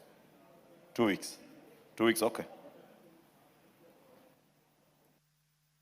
Okay, thank you. The next is member for Loima, Honorable Brontos Akuja. Give him the mic. Can you see where he is? Thank you, Honorable Speaker. Honorable Speaker, I rise to request for a statement regarding lack of National Transport and Safety Authority services in Turkana County. Honorable Speaker, pursuant to provisions of Standing Order 44-2C, I wish to request for a statement from the chairperson of the Departmental Committee on Transport and Infrastructure regarding the unavailability of services by National Transport Safety Authority in Turkana County.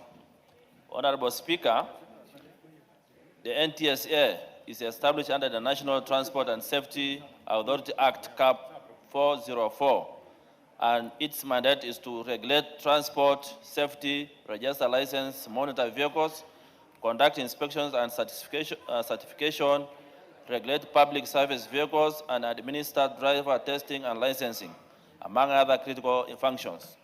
In furtherance of this mandate, the authority has established branches and county offices across the county to enhance provision of services.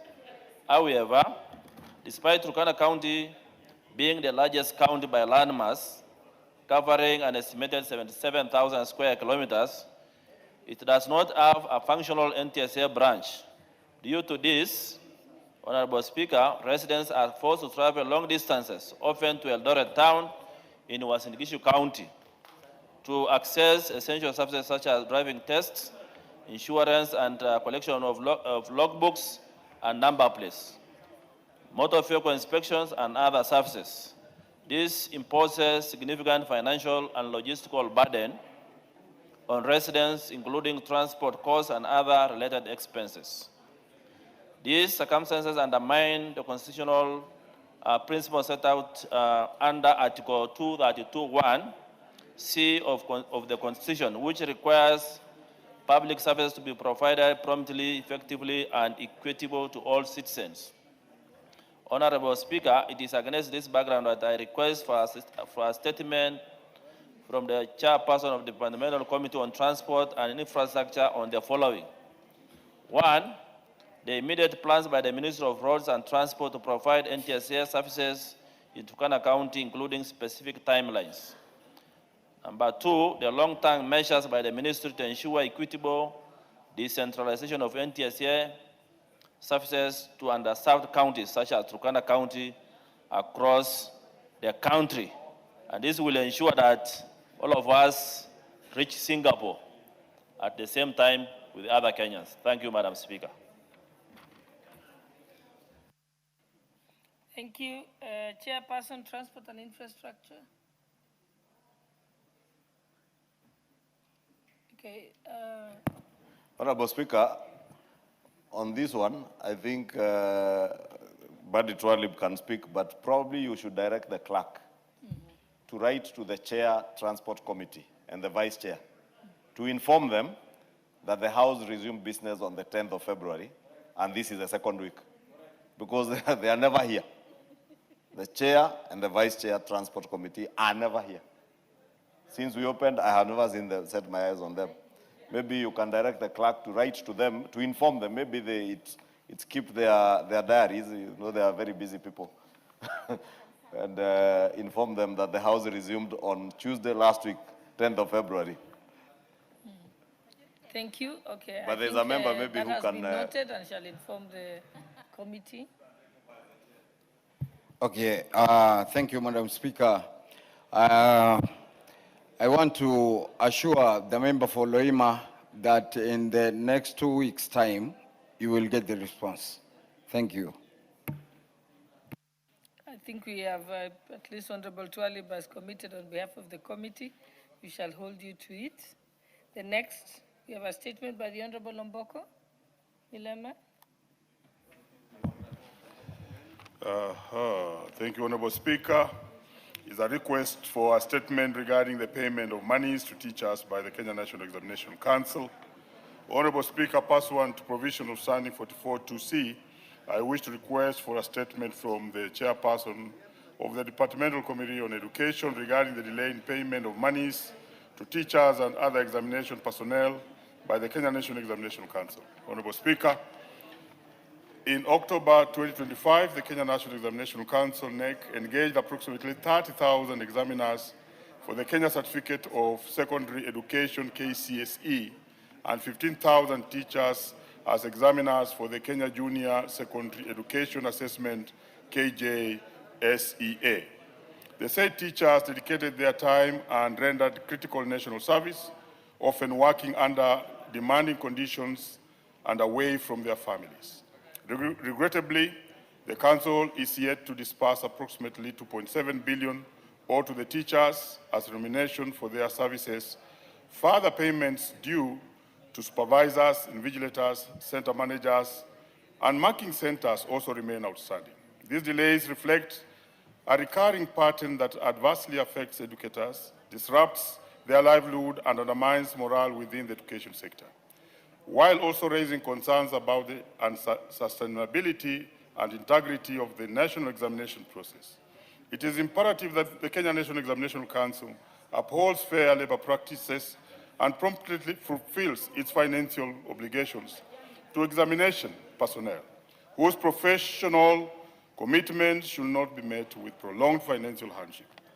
Honorable Speaker, it is against this background that I request for a statement from the chairperson of the Departmental Committee on Education on the following. Number one, the reasons for the delay in disbursement of funds to teachers who served as examiners for the Kenya Certificate of Secondary Education exams and the Kenya Junior Secondary Education assessments in October 2025. Two, the expected timeline for the full disbursement of the outstanding payments to all affected personnel. And three, measures being put in place to prevent recurrence of such a delay in future examination cycles, including timely budgeting and establishment of a clear payment timelines to ensure prompt remuneration of examination personnel. Honorable Speaker, you recall that even invigilators, supervisors, center managers, and all other staff involved in these examinations in October 2025 are yet to be paid. And this has caused a lot of pressure and unhappiness in the sector. Thank you, Honorable Speaker. Thank you. I think that's also for the Committee on Education. Yes.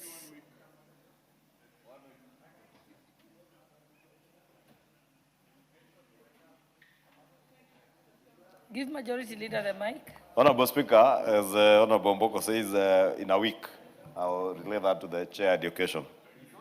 Okay. And good thing Mwalimu is a member of the same committee. Since when? You left? Oh, yes. He's no longer a member. Because you would have patent bias. But he has deep interest in that Yeah, committee. because you have the patent bias, so you can't be a member of the committee. I think next is Majority Leader. You have your usual statement. Thank you, Honorable Speaker. Honorable Speaker, pursuant to the There is provisions. a point of order, Honorable Majority Leader. Honorable Speaker, thank you for the opportunity for this point of order. Last week on Tuesday, the 11th of February 2026, I requested for a statement from the chairperson of the Departmental Committee on Defense, Intelligence and Foreign Relations regarding 2 Kenyans who were reportedly coerced into the military service of the Federal Republic of Russia.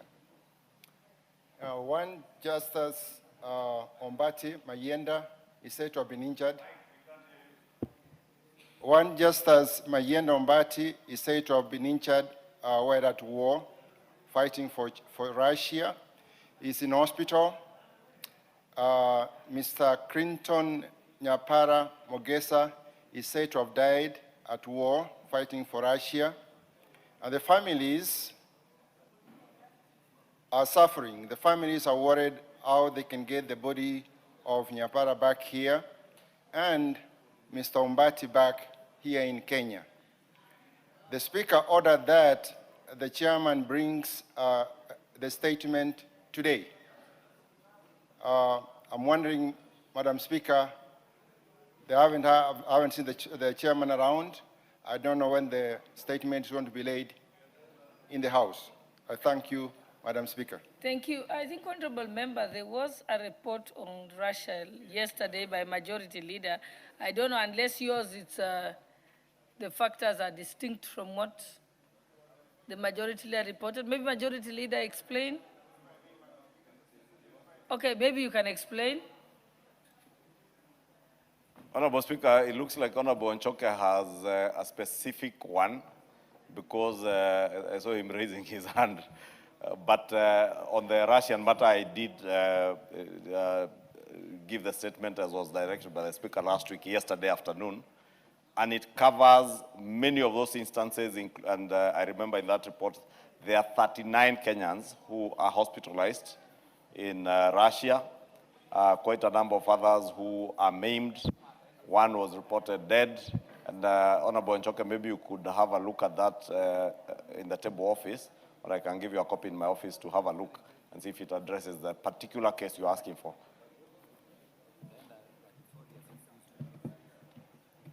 I think, Honorable Nchoke, would you like to clarify, just so that you know if yours is different from what was reported by the Majority Leader? Yes. Then Majority Leader can take note of it. But if it's similar, then I think you're free to go to the office of the Majority Leader to look at the report if it was comprehensive enough.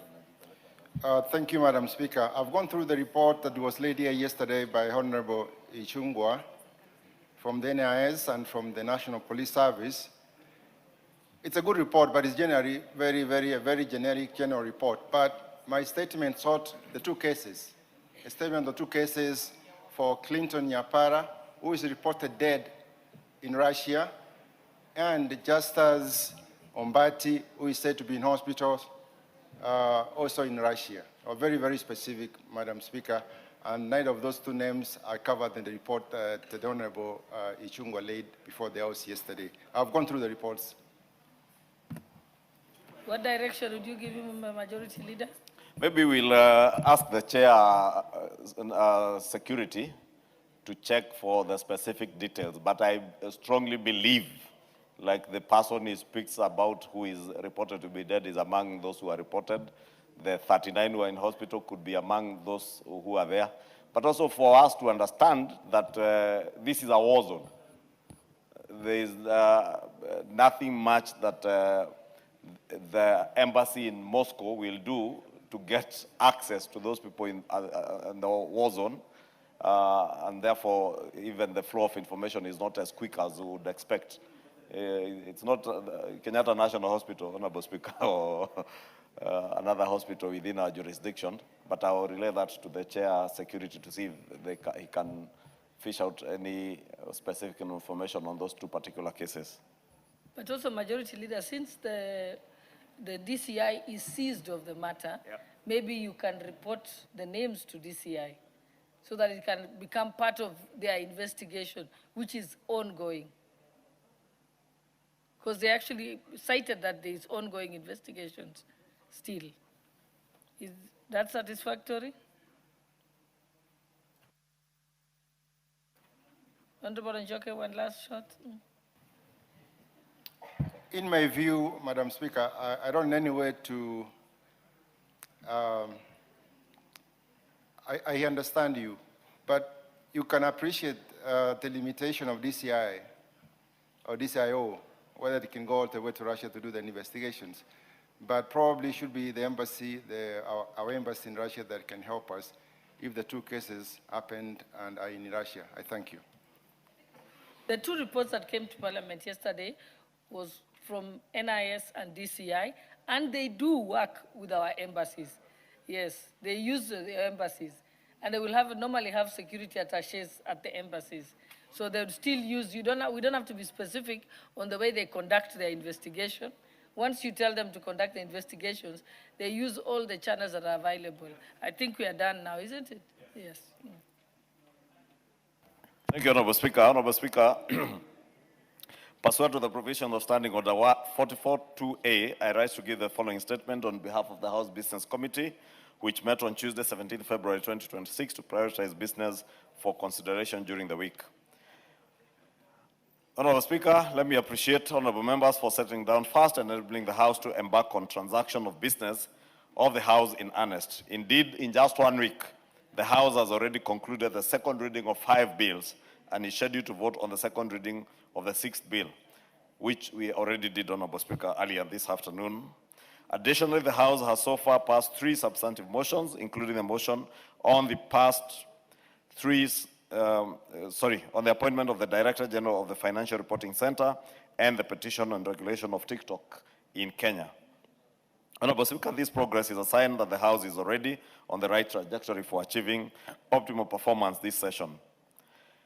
Honorable Speaker, with regards to business scheduled for the week, for next week, the House is expected to consider the following bills at various stages, some of which are listed in today's order paper. Committee of the Whole House on the Judges' Retirement Benefits Bill of 2025. 2, a second reading of the following bills, should they not be concluded today. 1, the Miscellaneous Fees and Levies Amendment Bill 2025. 2, the National Infrastructure Fund Bill 2026. And 3, the Energy Amendment Bill, Senate Bill number 42 of 2023. Additionally, Honorable Speaker, debate will be undertaken on the following motions. 1 is a 7th report on the audited accounts of the National Government Constituency Development Fund Board for the financial years 2016-2017 to 2021-2022. 2 is the 8th report on the audited accounts of the National Government Affirmative Action Fund for the financial years 2016, 2017 to 2021-2022. 3 is a report on the audited accounts for the Judiciary Mortgage Scheme Fund for the financial years 2011-2012 to 2021-2022. 4 is a 9th report on the audited accounts of the National Government Constituency Development Fund for constituencies in Nakuru County for the financial years 2013-2014 to 2021-2022. And 5, consideration of the report of the delegation to the 150th Assembly of the Interparliamentary Union. The House will also prioritize consideration of the following motions for which the relevant committees are expected to submit their respective reports next week. 1, consideration of a nominee for appointment as a permanent representative of UNEP, United Nations Environment Programme. 2, consideration of a nominee for appointment as a chairperson of the Public Service Commission. 3, session of paper number 3 of 2025 on the partial divestiture in Safaricom PLC by the Government of Kenya. And 4, session of paper number 6 of 2024 on the National Aviation Policy. Further, Honorable Speaker, the House Business Committee noted that various bills that were referred to mediation committees are yet to be concluded. Instructively, Article 113 of the Constitution requires a mediation committee on a bill to undertake the mediation process within 30 days. I want to urge our members representing the National Assembly in the respective mediation committees to take note of the constitutional provisions and engage the Senate, our Senate counterparts with a view to prioritizing pending mediation processes on bills. Honorable Speaker, with respect to the appearance of Cabinet Secretaries to answer questions from members, I wish to restate that question time will be resumed at an appropriate time after concluding the budget process. However, as members may recall, yesterday the House adjourned its business to discuss a matter of urgent national importance regarding the drought situation in northern Kenya, following which I undertook to invite the relevant cabinet secretary to address the matter. In this exceptional regard, I wish to convey that in accordance with the provision of Standing Order 42A5 and 6, the Cabinet Secretary for Public Service, Human Capital Development and Special Programs will appear before the House on the afternoon of Wednesday, 25th February 2026, to respond to question number 002 of 2026 by the member for Wajir West, the Honorable Yusuf Farah, MP, regarding the current drought situation in Turkana, Marsabit, Mandera, Wajir, Garissa, Isiolo, and Samburu counties. In conclusion, Honorable Speaker, the House Business Committee shall reconvene again on Tuesday, 24th February 2026, to schedule business for the rest of that week. And I wish to lay this statement on the table of the House. And thank you, Honorable Speaker. And Honorable Speaker, if you could indulge me, the reason why we go through this statement every week is to appraise members on the business that is likely to, subject to the meeting of next week, Tuesday, of the House Business Committee, what is likely to appear before the House next week. And I say this, Honorable Speaker, because a number of committee chairs are absent when their reports are on the floor. And we did indicate last week as we began, we will prioritize a number of committee reports, a number of private members' bills and motions, so that they do not lapse at the end of this session. So I really want to urge all our chairs, if you are not there to move or process your business, please make sure your vice chair is available. If your vice chair is not there, one of the other 13 members of your committee can do that work on your behalf, so that we do not derail any work of the House because we do not have a chair. And I think from next week, we have indulged one committee this week whose business, the Honorable Chepkonga was called in for a meeting yesterday, abruptly just before his business, and we indulged him, so his business has been rescheduled. But from next week, if we skip your business, that's it. We will not come back to it. To Honorable Speaker, I have alluded to the fact that we will be considering the National Infrastructure Fund Bill of 2026 and also the partial divestiture of, in Safaricom by the government of Kenya, the session of paper number 3 of 2025. And I did mention earlier, Honorable Speaker, I got a clip this morning when the member for Suba North, Millis is Suba South, isn't it? So, Suba South. The Honorable Karoli Omondi was saying on TV that he forced them, I don't know who are them, to introduce this bill, the National Infrastructure Bill. You know, Honorable Speaker, I am the sponsor of this bill. And the Honorable Karoli Omondi has no capacity to force me to do anything. Zero capacity.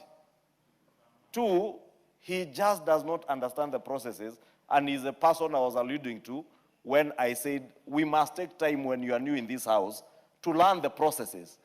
By the time a bill is introduced here, it has gone through many other processes. This bill was considered in cabinet last year at the end of November or early December.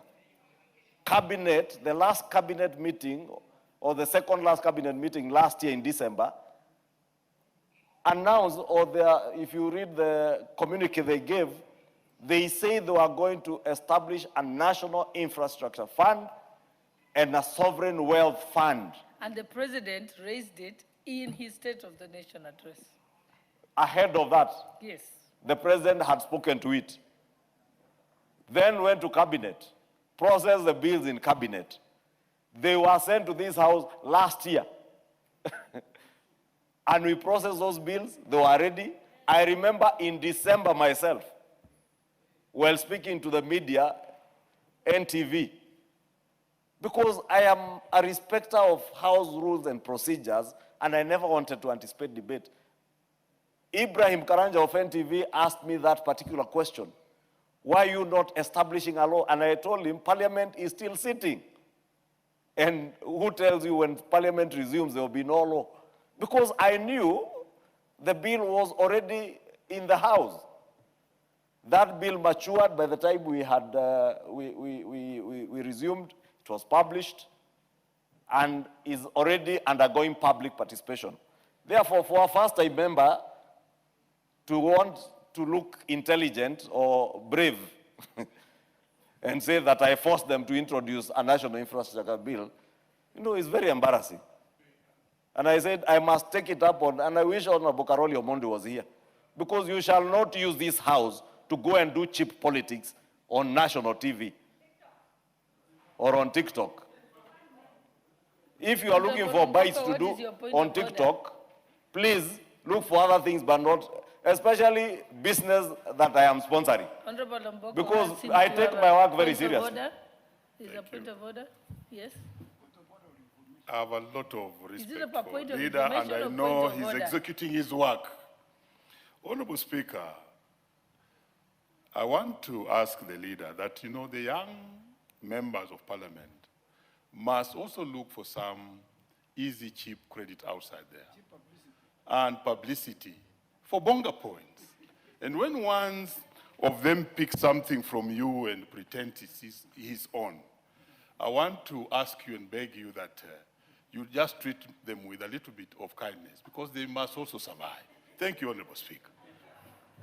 Honorable Speaker. You have concurred with the majority leader. Honorable Speaker, I take Honorable Mboko's advice, but he speaks about a young member of parliament. This member is not young, and he doesn't look young at all. But he's a first-time member of parliament who should take time to learn the processes and procedures in the house. Because you can't say that you are forcing the house or them. I don't know who are them, because the clip I got, he said them, that I forced them to introduce the national infrastructure bill.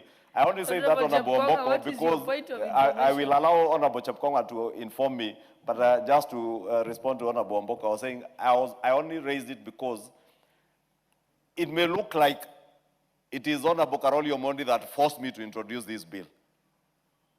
If Karoli reads the Kenya Kwanza manifesto, on page 10 of that manifesto, it says we shall establish a national infrastructure fund. Karoli had not even read the Kenya Kwanza manifesto. So he cannot go to claim credit for what he has no idea of. He should just be patient, wait for the bill to come here. If he has anything substantive to say or input to give to improve the bill, improve. If he has nothing, please don't use this house, and that was the point I was raising, Honorable Speaker, when the substantive speaker was there.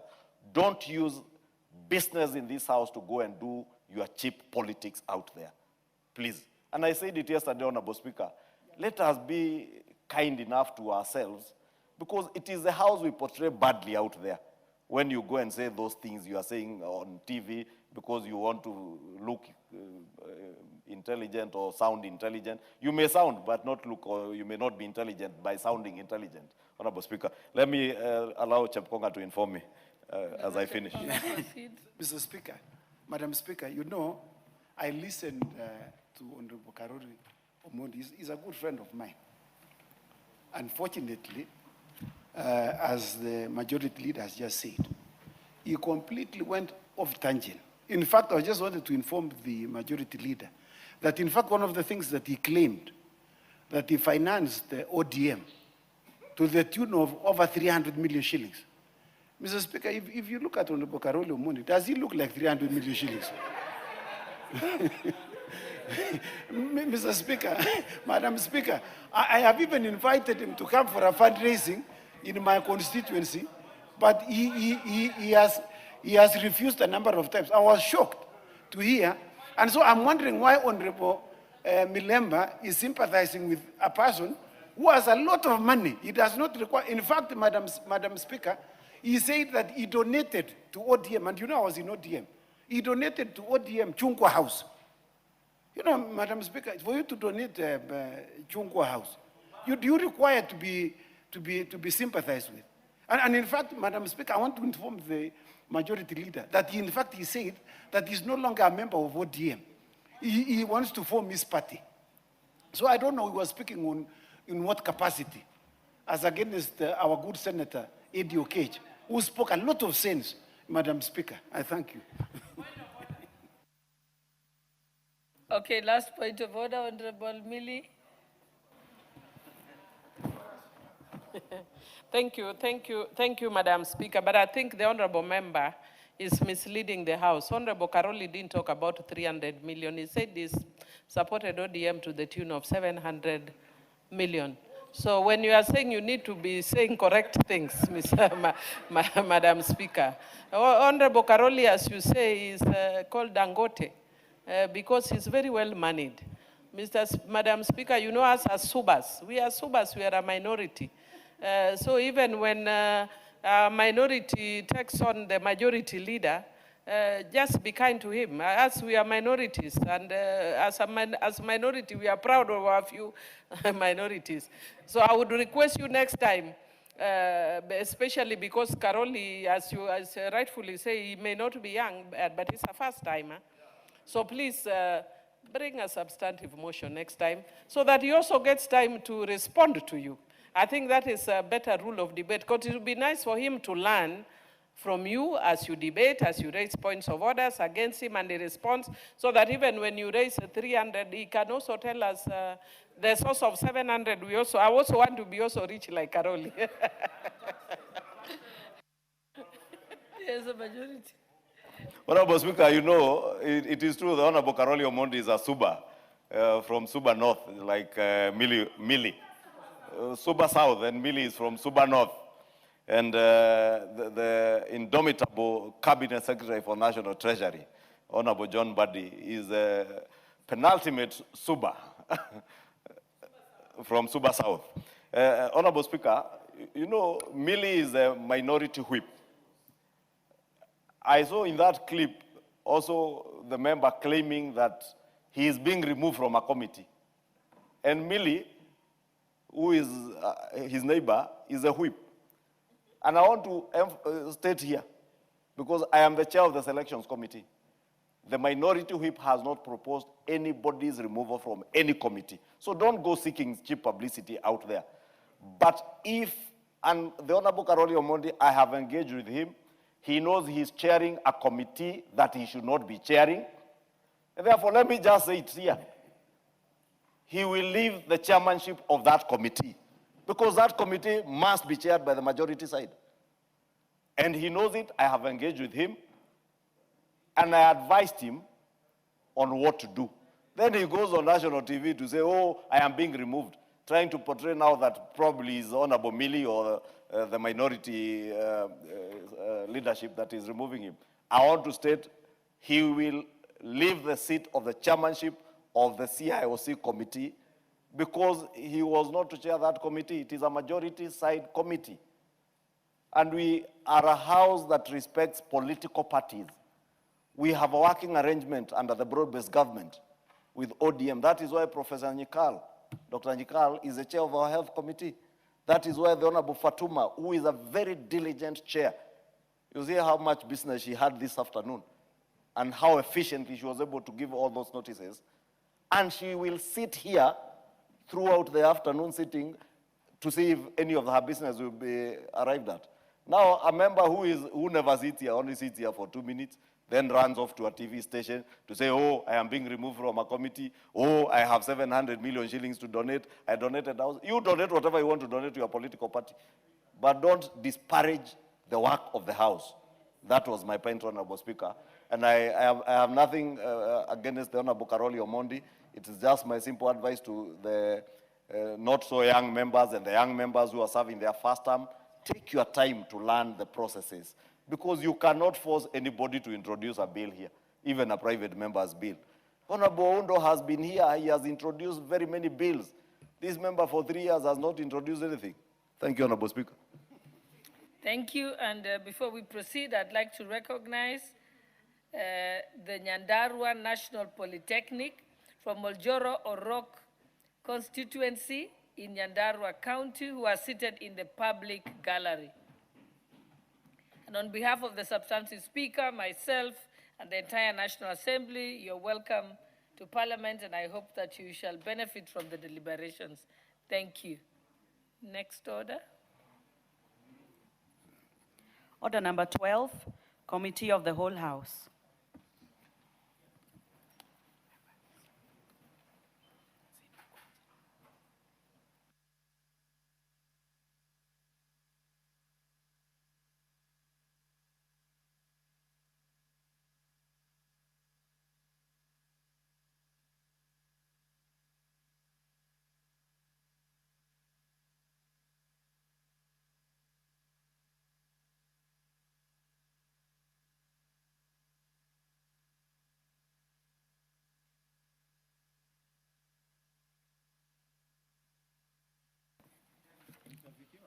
Great honorable members, we are in the committee with the whole House, and specifically to deal with the Judges' Retirement Benefit Bill, National Assembly Bill number 27 of 2025. This one was sponsored by the leader of Majority Party. So, Leader, we shall be relying on you for the many amendments, and we ask you to take your seat so that we may proceed.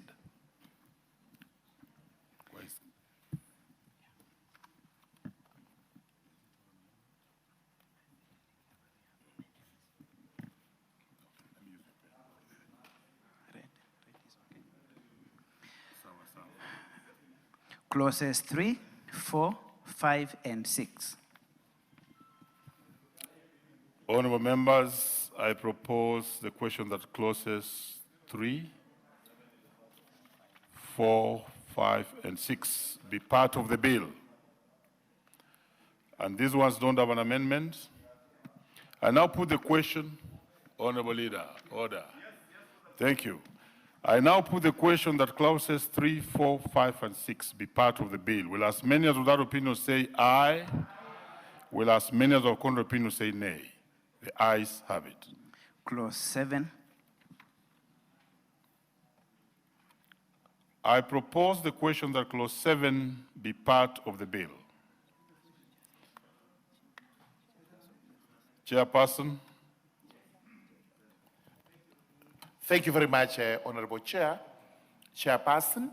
I propose that clause 7 be amended as shown on the order paper. This is purely to remove some words that found their way onto the bill when they are not necessary. Like the word we are removing is a public, which is misplaced, should not be there. Before the commencement of this act was appointed a judge, not a public. Thank you. I beg to move. Honorable members, I propose the question that clause 7 be amended as proposed by the mover. I now put the question that clause 7 be amended as proposed by the mover. Will as many as without opinion say aye? Will as many as of contrary opinion say nay? The ayes have it. I now put the question that clause 7 as amended be part of the bill. Will as many as without opinion say aye? Will as many as of contrary opinion say nay? The ayes have it. Clauses 8 and 9. Honorable members, I propose the question that clauses 8 and 9 be part of the bill. And now that there are no amendments on these ones, I proceed to put the question that clauses 8 and 9 be part of the bill. Will as many as without opinion say aye? Will as many as of contrary opinion say nay? The ayes have it. Clause 10. I propose the question that clause 10 be part of the bill. Mover. Thank you, Honorable Chairperson. Honorable Chairperson, I beg to move that clause 10 be amended as shown on the order paper, and this is purely a cleanup, such that the words we are removing, retirement age, are misplaced. They are not supposed to be there. This appears to be a typing error. I beg to move. I propose the question that clause 10 be amended as proposed by the mover. And I'll put the question that clause 10 be amended as proposed by the mover. Will as many as of that opinion say aye? Will as many as of contrary opinion say nay? The ayes have it. I now put the question that clause 10 as amended be part of the bill. Will as many as of that opinion say aye?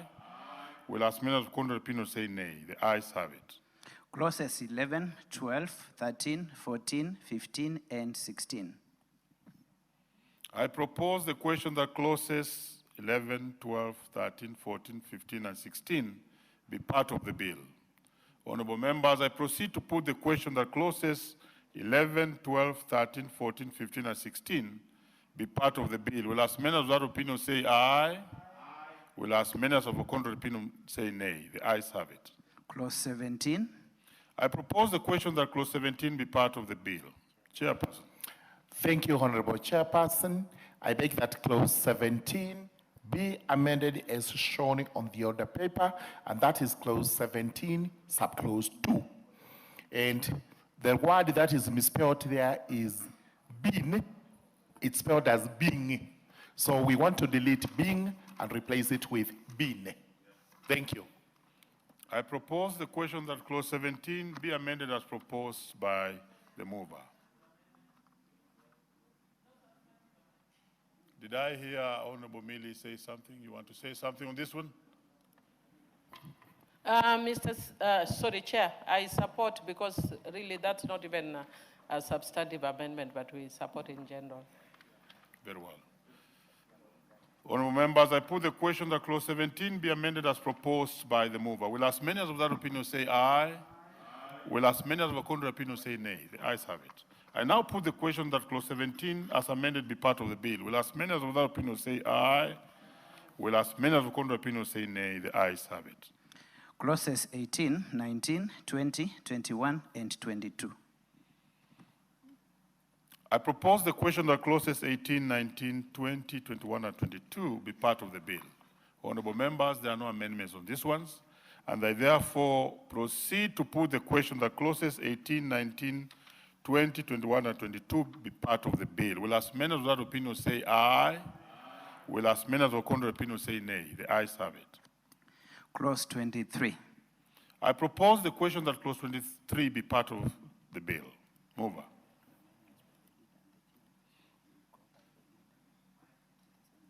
Yes, I know there are two amendments there, but let's go first with the chair. There's one by yourself and then by the leader. I thought they're the same. Leader, look at you. I think it's the same proposal. Okay, but, I beg but to then move. order, Honorable Chair. Let's give priority to the leader. So leader goes first.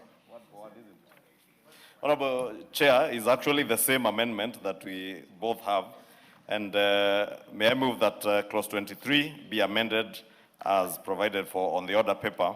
Honorable Chair, this is to provide for an enhanced and pension benefits for the current 4, or what would be the 5 Supreme Court judges who are not either the Chief Justice or the Deputy Chief Justice.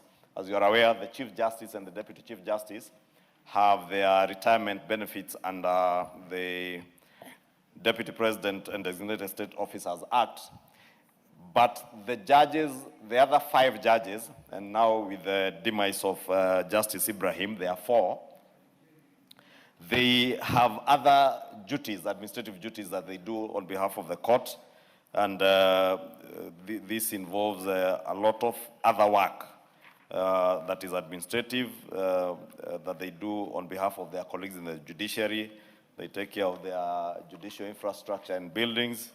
They look after the welfare of judges and staff of the judiciary. They are the ones who are involved in the development of rules and regulations of the court, training, and both the bar and those on the bench, and also managing the bar and bench relationships between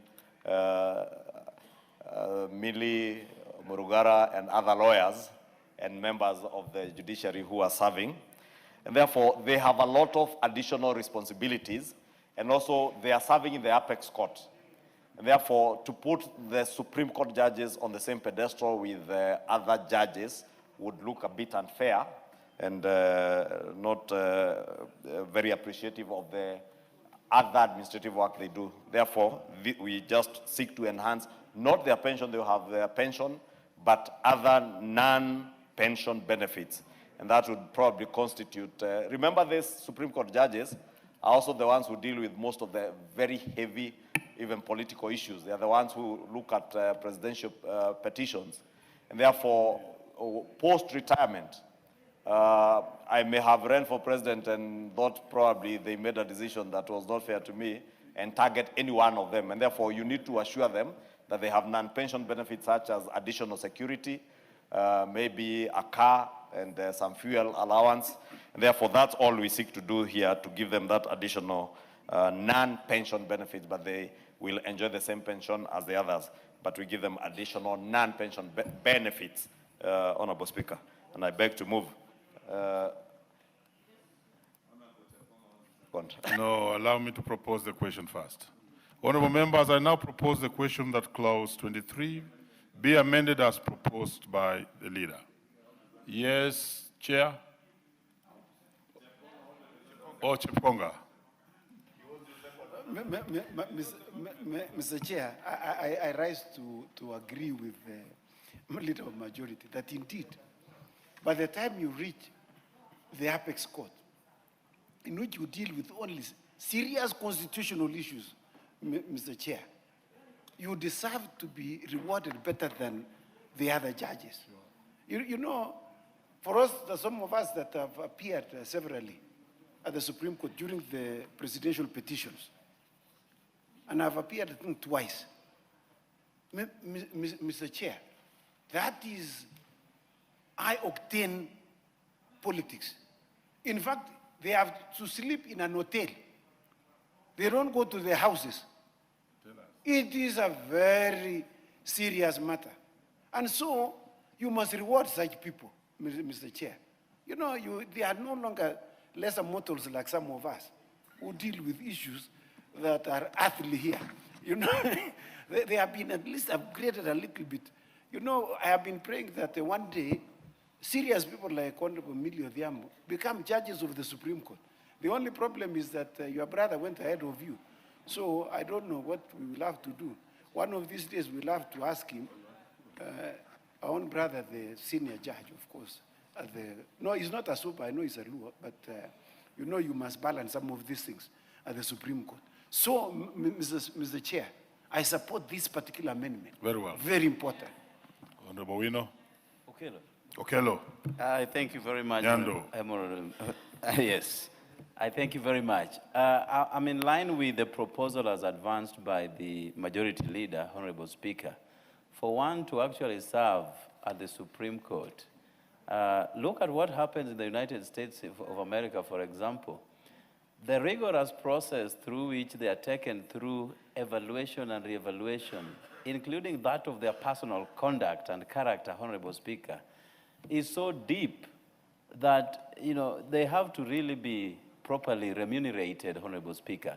I remember in 2013 when we presented the best petition in the world, Honorable Speaker, the Supreme Court rejected our 800-paged evidence, Honorable Speaker, 800 pages. I don't know, to collect evidence of 800 pages, Honorable Speaker, within that short span of time is a sacrifice, Honorable Speaker. Then they rejected. So it is true that some people may be holding all those into their hearts with an intention for rebuttal or retribution, Honorable Speaker. And therefore it is important. Only what we need to do is to cap the number of security that they should be accorded. Maybe 2 or 3, or maybe depending on the risks that they are subjected to, Honorable Speaker. But if we leave it open-ended and with the constricted security that we have in the country where we don't have enough, it may be abused or susceptible to abuse, Honorable Speaker. So yes, if it will be on application, but again, I think there will be a review of the dangers that they are exposed to before such a decision is taken. Honorable Speaker, again, in 2017, you know what transpired. No, you must not debate.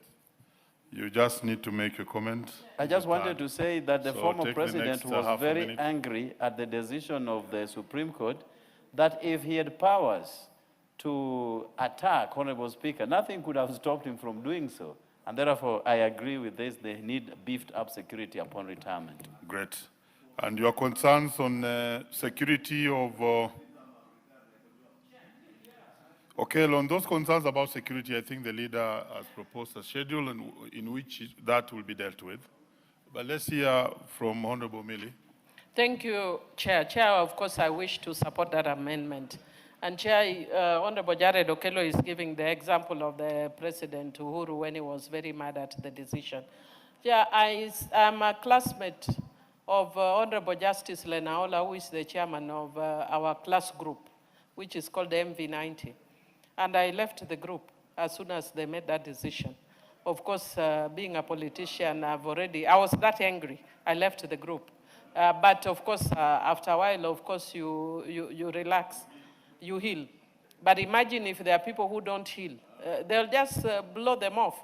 But I also want to just indicate that it's not just in terms of security alone. the nature of Kenyan government is hierarchical. So really, we don't even need an excuse. If you are Supreme Court, it's the apex judge, they are the apex judge, court rather, and they are the most senior judges. So really, it really just makes sense that they should get better benefits. Mr. Speaker, Chairman, the mistake we normally do is the Kenyan Parliament. And I was hearing Honorable Ichungwa and several of us who are senior. Many times we refer to new members, people serving their first term. But every time I come now, I'm doing my fourth term, same salary as new entrants. And so Parliament, we are the ones who set laws and set systems for people and discriminate against ourselves. We must always, we must also think about ourselves. Yeah, even if it means that we make those laws and they apply after 10 more years, so that it's not benefit to us, but we must follow the system that applies to everybody in the country. The same salary that will be paid to, say, my dear sister here, Honorable Njeri, is the same one that will be paid to me, who was not only in the house, but outside. I've told you I'm a classmate of Honorable Lenaola, who is in the Supreme Court. But I'm paid the same salary as a 20-year-old who has been elected in his constituency. Very well, very so well. let us, but finally, just one little thing. I know that I've been challenged here that I have my brother in the Supreme Court, of course, ethnically. I've really thought, I don't see any Suba who is in Supreme Court or has ever been. So Subas, we still want that Supreme Court.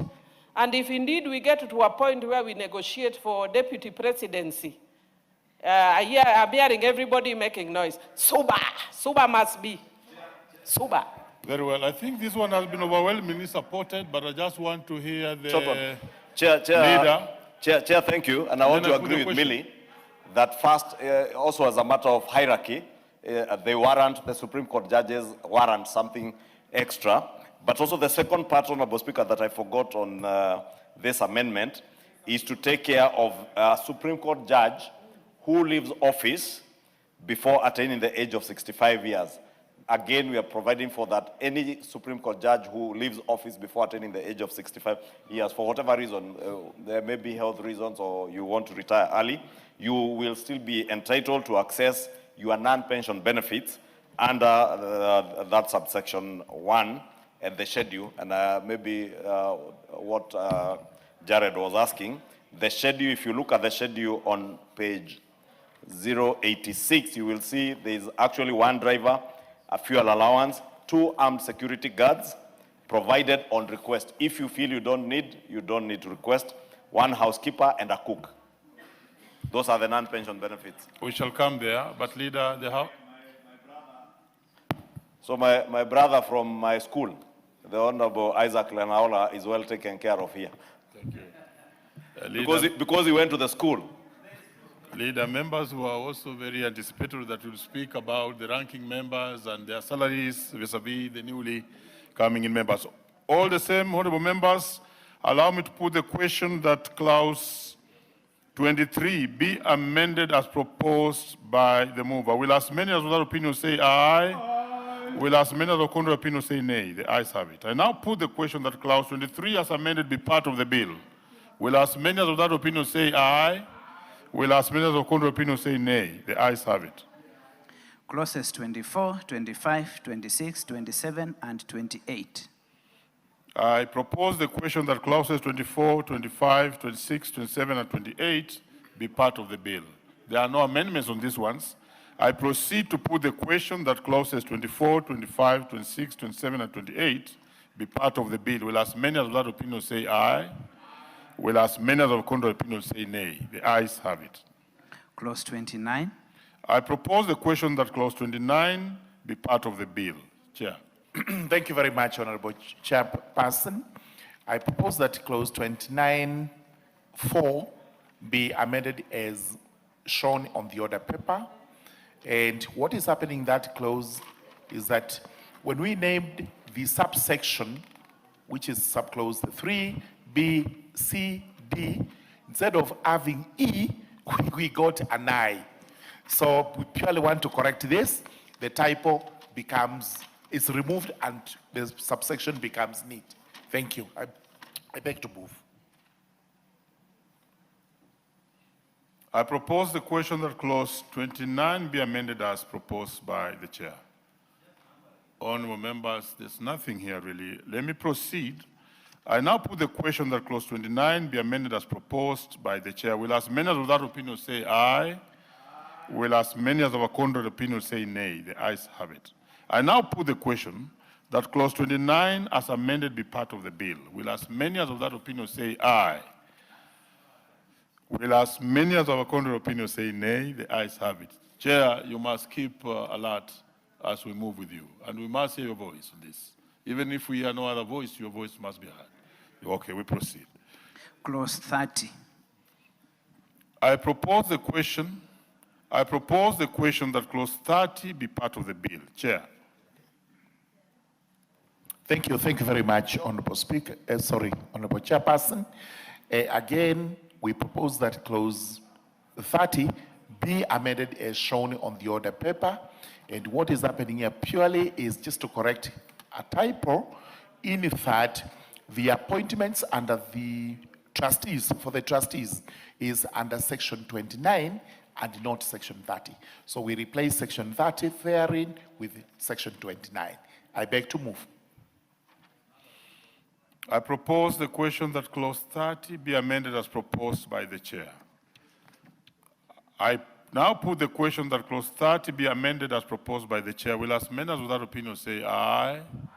Will as many as of contrary opinion say nay? The ayes have it. I now put the question that clause 30 as amended be part of the bill. Will as many as without opinion say aye? Will as many as of contrary opinion say nay? The ayes have it.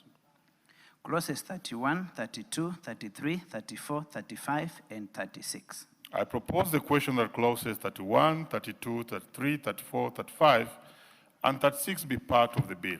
Honorable members, there are no amendments on these ones, and therefore I proceed to put the question that clauses 31, 32, 33, 34, 35, and 36 be part of the bill. Will as many as of that opinion say aye? Will as many as of contrary opinion say nay? The ayes have it. Clause 37. I propose the question that clause 37 be part of the bill. Chair.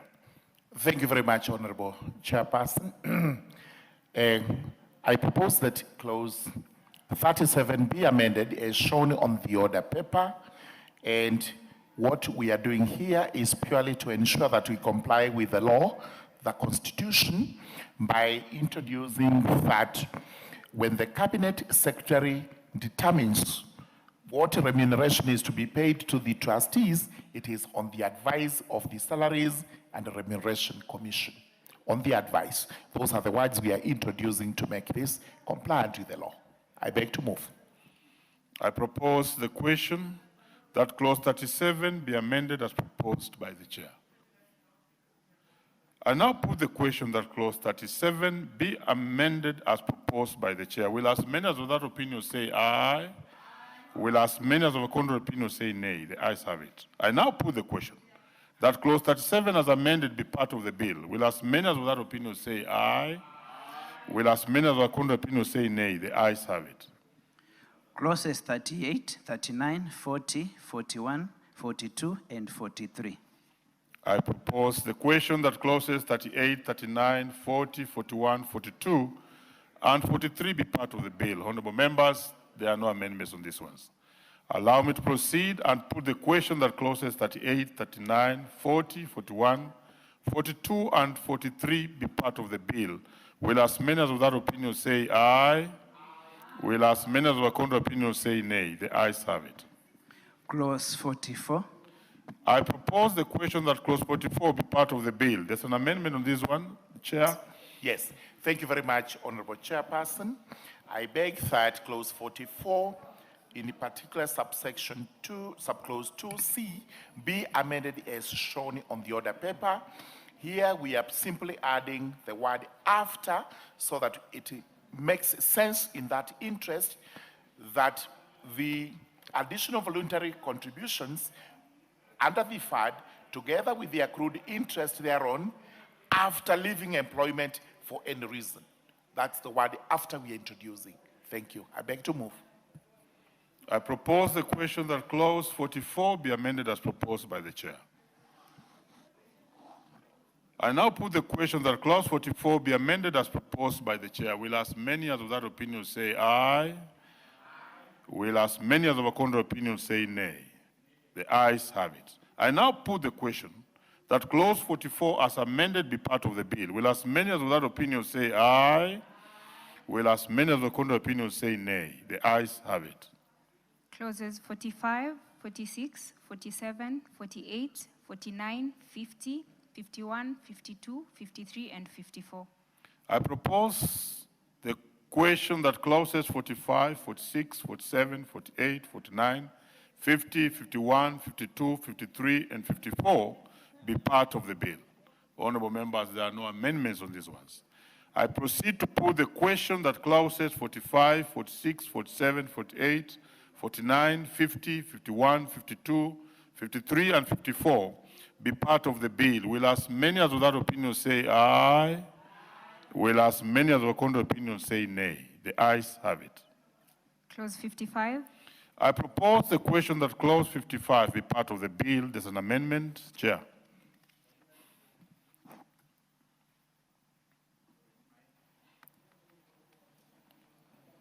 Yes, thank you very much, Chairperson. I beg to move that clause 55 be amended as shown on the order paper. And the rationale is this exactly what we are doing. First, we are renumbering so that we have a second subclause. For us to do that, we must introduce subclause 1. Then we have subclause 2, which now as the subclauses 2 and 3, which as the following provisions. A judge of the Supreme Court to whom this part applies shall, during their retirement, be entitled to the additional benefits set out in the schedule. And number 3, subclause 3, a judge of the Supreme Court who leaves office before attaining the age of 65 years shall be entitled to access the non-pension benefits under subsection 1 and the paragraphs A and B of the schedule. The rationale is to provide for enhanced non-pension benefits for a judge of the Supreme Court appointed to office after the commencement of the legislation. The Supreme Court has 7 judges. We know for sure the Chief Justice and the Deputy Chief Justice draw their pension from a different law, and therefore it is important that we make a provision for the rest of the judges. Then the amendment also allows a Supreme Court judge who leaves office before attaining the age of 65, for whatever reason, to access their non-pension benefits, including what has actually been set out in the schedule, to include transport allowance, medical cover, diplomatic passport, and access to government lodges, etc. I beg to move. Honorable members, I now propose the question that clause 55 be amended as proposed by the chair. And if this one is taken, then the one of the leader will actually fall because they are actually the same. Let's hear from Ridikiri, Honorable Ridikiri. Thank you, Mr. Chairman. I think today is going to be a history of the law process in this country, because we are now taking a full responsibility of ensuring one of the arm of the government is taken care of. Harmonization is very critical because we have seen the Supreme Court judges drawing from one kitty and the other judges are not. So this bill is causing harmonization, and that's what we really want. It has been a practice everywhere in the world that there must be sequential harmonization of all the benefits that accrues to the members of the judiciary world over. So I support this and say I think this is the best thing that the judiciary will enjoy this year. Very well. Honorable members, I now put the question that clause 55 be amended as proposed. Will as many as without opinion say aye? Will as many as are contrary opinion say nay? The ayes have it. I now put the question that clause 55 as amended be part of the bill. Will as many as without opinion say aye? Will as many as the contrary opinion say nay? The ayes have it. Clauses 56, 57, 58, 59, 60, 61, 62, 63, 64, and 65. I propose the question that clauses 56, 57, 58, 59, 60, 61, 62, 63, 64, and 65 be part of the bill. Honorable members, there are no amendments on this one, and I therefore proceed to put the question that clauses 56, 57, 58, 59, 60, 61, 62, 63, 64, and 65 be part of the bill. Will as many as of that opinion say aye? Will as many as of contrary opinion say nay? The ayes have it. Clause 66. I propose the question that clause 66 be part of the bill. Chair. Thank you very much, Honorable Chairperson. Allow me to move that clause 66 be amended as shown on the order paper.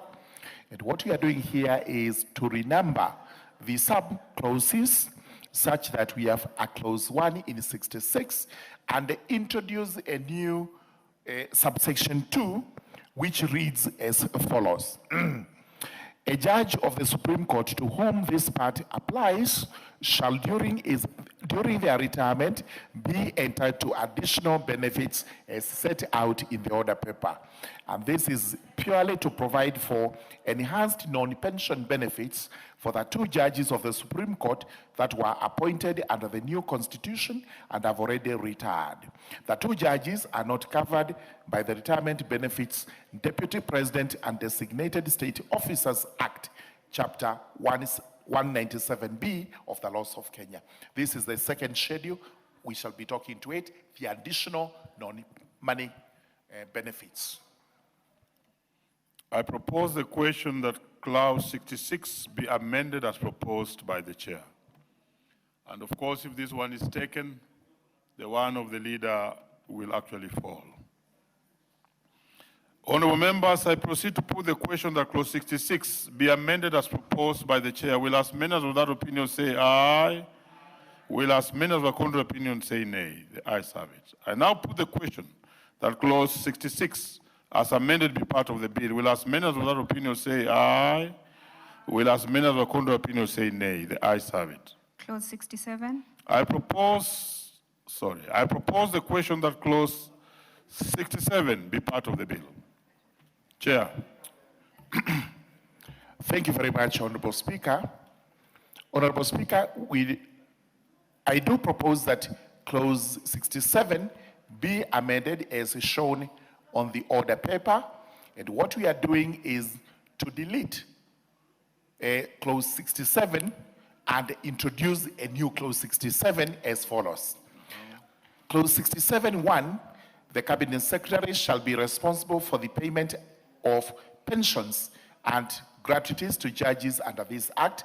This is purely just to align it with the law that pensions are under the Cabinet Secretary Treasury.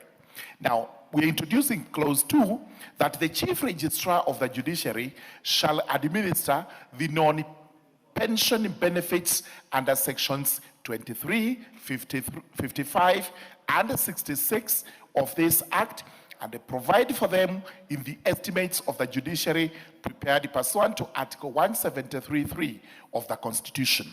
What we are doing is we must separate the pension, the monies coming from Treasury, and the non-monies that are being administered by the Chief Registrar of the Judiciary, the motor vehicles, the security, the cooks, and everybody else.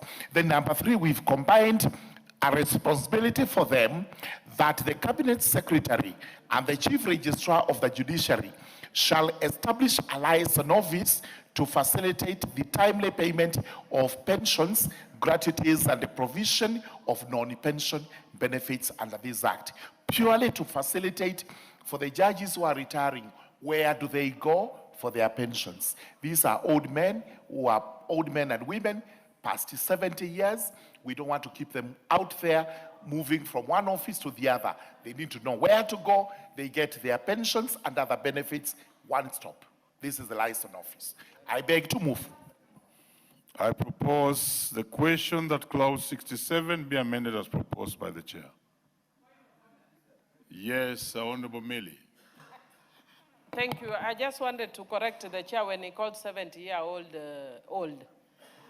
Those are advanced stage. They are not old. Okay, the chair is corrected. Ridikiri, what do you want to say about this? You know, our judges, and I need stand collected, these people are very isolated by virtue of their work. Sure. So they rarely have so many friends like Mary Odhiambo because she is all over and she is known all over. Judges leave the office, go to their home and back. Now, these people need to be taken care of. Otherwise, some of them might lapse. Immediately they retire. So these benefits are very important and they need to be properly managed. They should not go home and start asking, where do I start? They need to continue the life they have been enjoying. So I support this. Okay, Honorable Gishimo. Thank you, Chair. I support this amendment. Judges, and especially the Supreme Court judges, having served at the highest level in the judicial system, require dignity. They require an office which can really serve them, having sacrificed their mind, their effort, everything in their life to serve justice in this country. So I support this is a very good amendment and it will make their life easy after retirement. Honorable members, I now put the question that clause 67 be amended as proposed by the chair. Will as many as other opinions say aye? Will as many as other opinions say nay? The ayes have it. I now put the question that clause 67 as amended be part of the bill. Will as many as other opinions say aye? Will as many as other opinions say nay? The ayes have it. Clauses 68, 69, and 70. I propose the question that clauses 68, 69, and 70 be part of the bill. No amendments. I proceed to put the question that clauses 68, 69, and 70 be part of the bill. Will as many as other opinions say aye? Will as many as other opinions say nay? The ayes have it. Clause 71. I propose the question that clause 71 be part of the bill. Chair. Thank you very much, Honorable Chairperson. I beg to move that clause 71 of the bill be amended as shown on the order paper. What we are doing is we delete subclause 1 and substitute therefore the following new clause. That the Cabinet Secretary shall, within 12 months of the commencement of this Act, make regulations generally giving effect to the Act and for prescribing anything required or necessary to be prescribed by or under this Act. That is subclause 1. Subclause 2, we propose we insert the following new subsection immediately after subsection 2. These are clauses now. 2A, in making the regulations under this Act, the Cabinet Secretary shall obtain the views of relevant stakeholders, including the Judicial Service Commission and the Chief Registrar of the Judiciary. The rationale is that within a given period of time, and this must be maximum 12 months, we have regulations in place because we do not want a lot of bureaucracy when these judges, retired judges, are going for their pension. There may be forms to be filled. There may be other processes and procedures to be done. All these are contained in regulations. This is why we are saying that within 12 months, these must be attended to. If there are any set forms and precedents, these must be done within a period of 12 months. Then when making those regulations, the CS cannot sit alone and decide for the retired judges what is good for them. He must take views from the relevant stakeholders who include the Judicial Service Commission that pays them and the Chief Registrar of the Judiciary who administers especially the non-pension benefits. I beg to move. Honorable members, I propose the question that clause 71 be amended as proposed by the chair. And Honorable Chipkonga, you had a similar amendment, and therefore, if this one is taken, yours will fall, but could we hear from you? Yes. Thank you very much, Honorable Chair. Chair, I totally agree that once the chair has proposed amendment is taken, mine will fall by the way.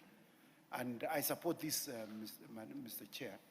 The reason, Honorable Chair, the reason why I proposed similar amendment, Honorable Chair, is because we want to provide something called certainty and clarity and remove something called doubt and equivocation on matters to do with the law, and particularly when it comes to benefit of judges.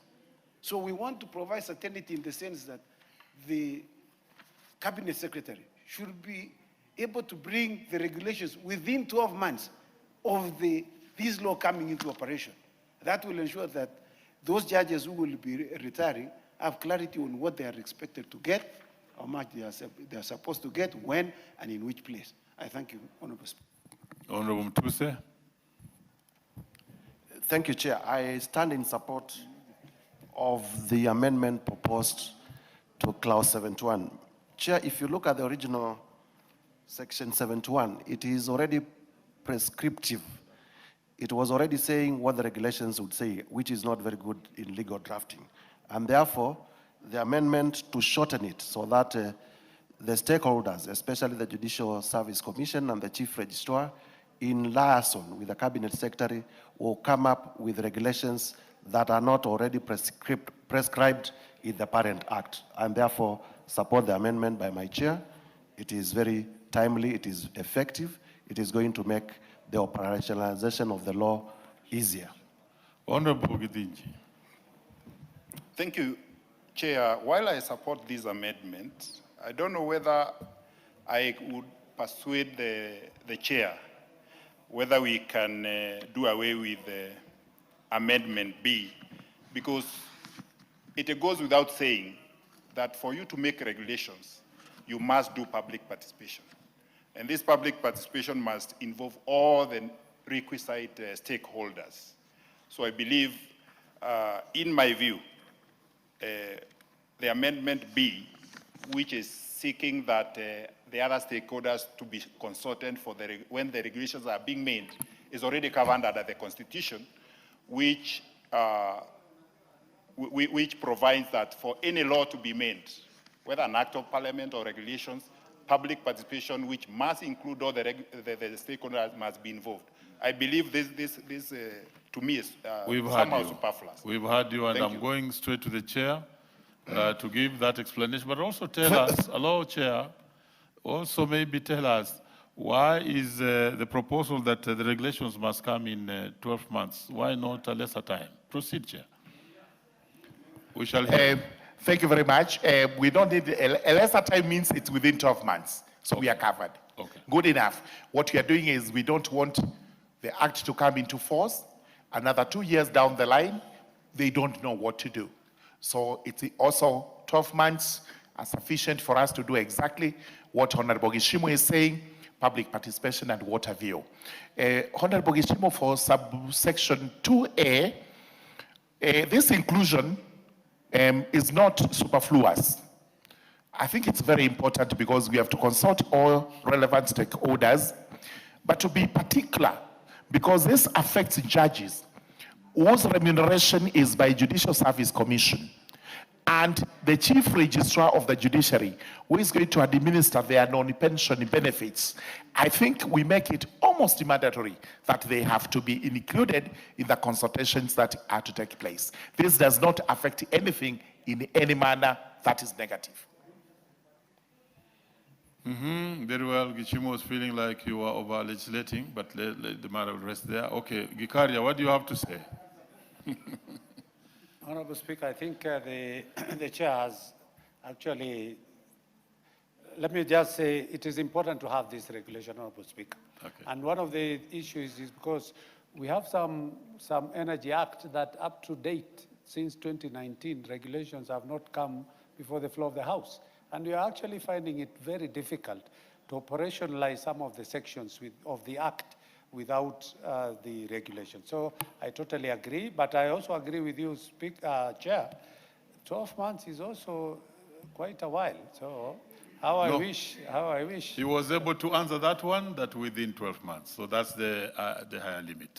It can be in a lesser period. Honorable members, I now proceed to put the question that clause 71 be amended as proposed by the chair. Will as many as of that opinion say aye? Will as many of the contrary opinion say nay? The ayes have it. I now put the question that clause 71 as amended be part of the bill. Will as many as of that opinion say aye? Will as many of the contrary opinion say nay? The ayes have it. Clause 72. I propose the question that clause 72 be part of the bill. Oh, honorable members, there are no amendments on these ones. I proceed to put the question that clause 72 be part of the bill. Will as many of that opinion say aye? Will as many of the contrary opinion say nay? The ayes have it. New schedule. We are on the new schedule. Chair, please move the new schedule. Yes. Thank you very, very, very much, Honorable Chairperson. I beg to move that the schedule to the bill be read a second time. The justification is we start by finding this under proposed sections 23.2, 55.2, and 66.2. Additional benefits for a retired judge of the Supreme Court.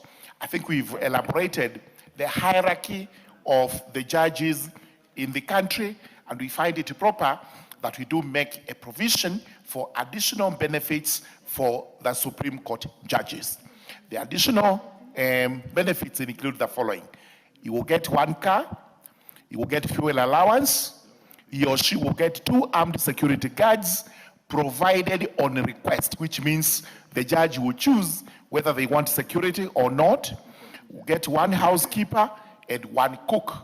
And justification is that we have to outline the enhanced non-pension benefits for all judges of the Supreme Court who are not covered by the Retirement Benefits, Deputy President and Designated State Officers Act, Cap 197B. The benefits are slightly higher than those of judges in other superior courts and below those of the Chief Justice and the Deputy Chief Justice.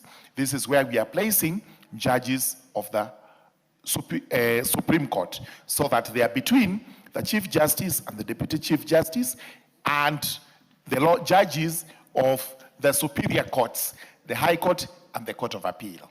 I beg to move and request Honorable Rindikiri to actually second.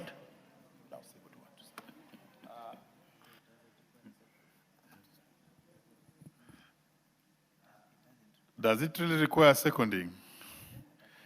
No, Rindikiri will speak to it later. Honorable members, I now propose the question that the new schedule be now read a second time. Honorable Rindikiri, I give you the first chance to make your comments on this. Thank you, Chairman. I have 2 comments.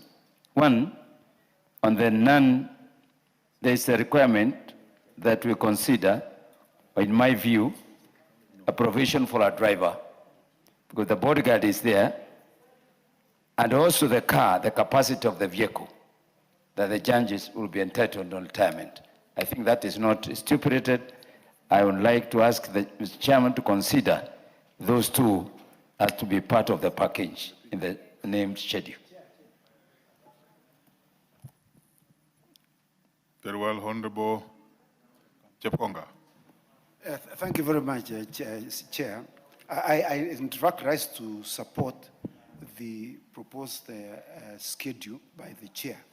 The reason being, Chair, is that, you know, what has been provided as the retirement benefit is in fact very frugal as far as I'm concerned. The reason being, you know, in the United States of America, the Supreme Court judges don't retire.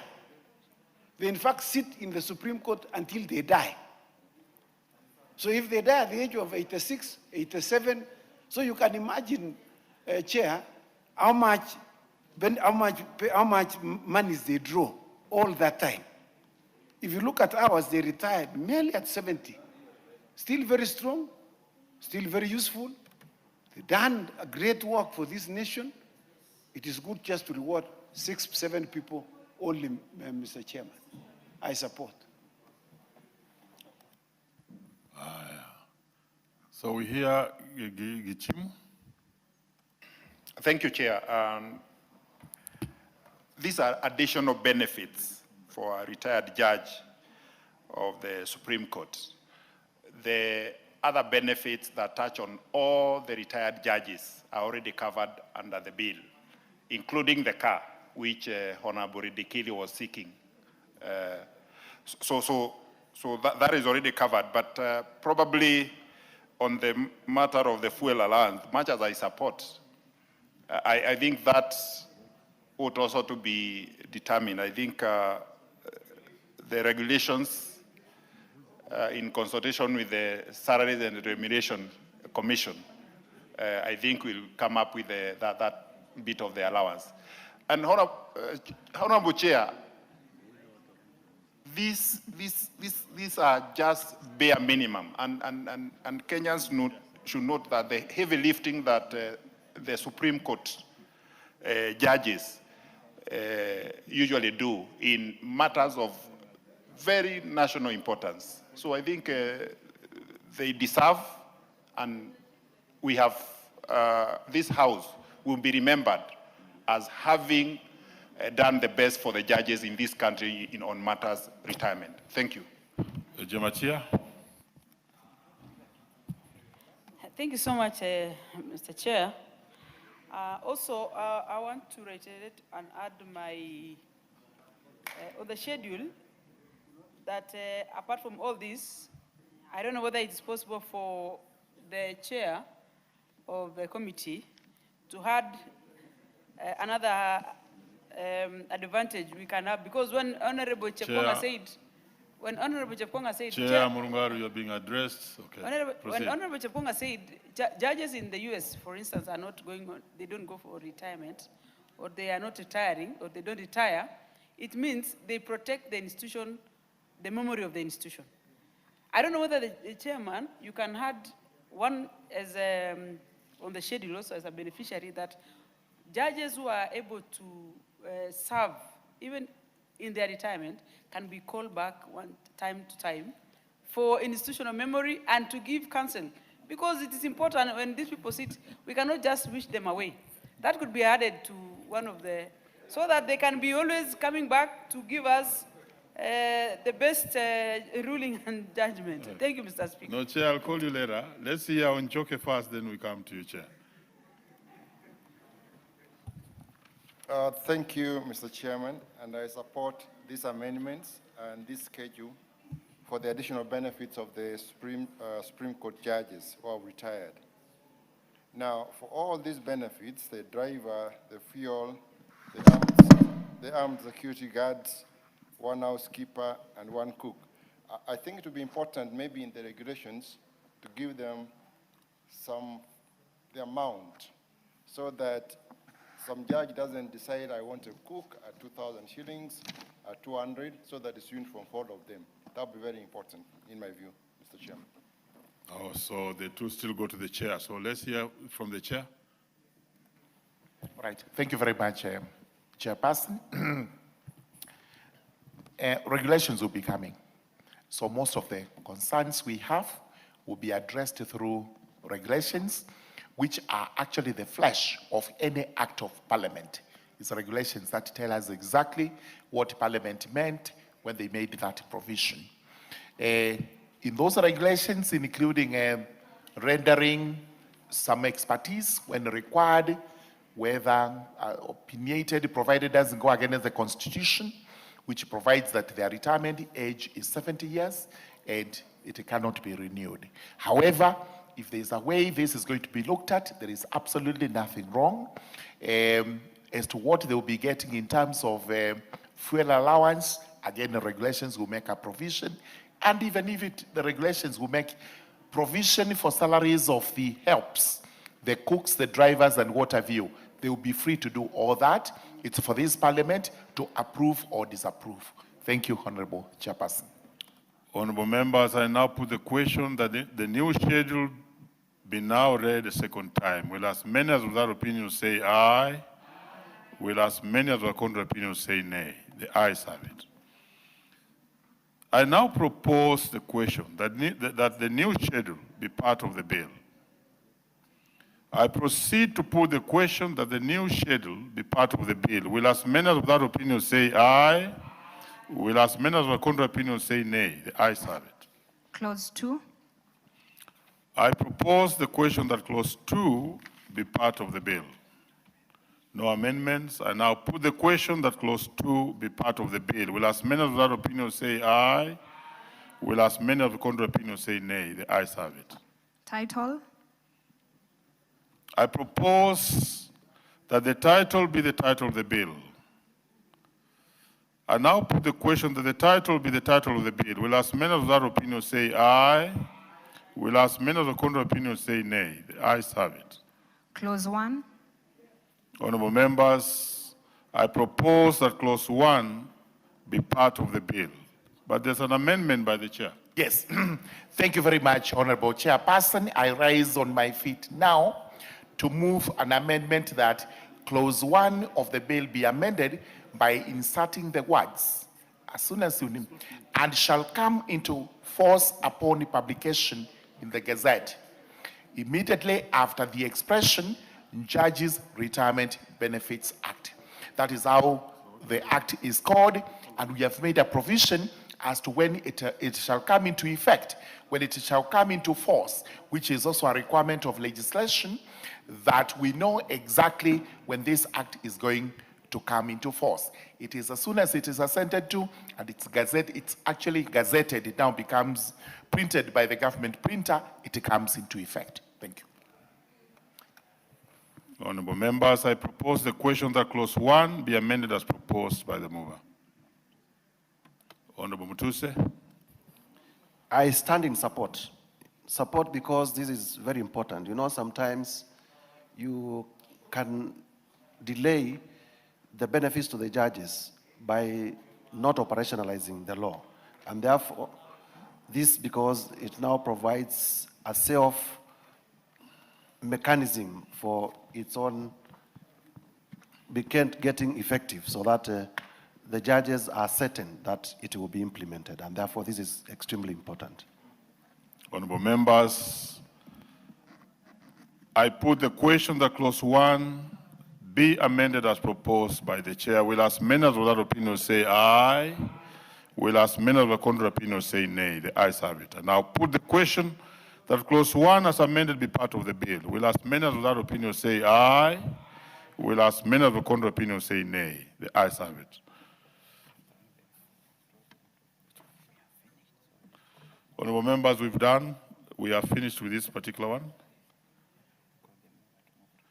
We ask the mover to move reporting. Honorable Murungara, on behalf of the leader. Thank you very much, Honorable Chairperson. On behalf of the leader of majority, I beg to move that the committee do report to the House its consideration of the Judges' Retirement Benefits Bill, National Assembly Bill number 27 of 2025, and its approval thereof with amendments. Honorable members, I put the question, which is that the committee do report to the House its consideration of the Judges' Retirement Benefits Bill, National Assembly Bill number 27 of 2025, and its approval thereof with amendments. Will as many of that opinion say aye? Will as many of the contrary opinion say nay? The ayes have it.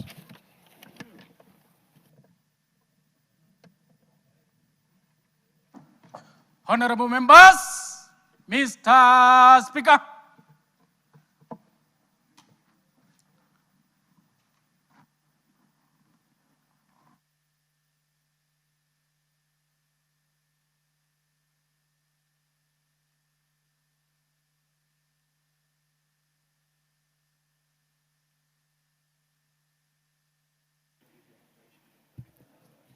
Thank you, Chairperson. Reporting.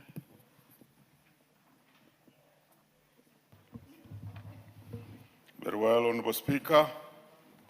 I beg to report that the Committee of the Whole House has considered the Judges' Retirement Benefits Bill, National Assembly Bill number 27 of 2025, and approved the same with amendments.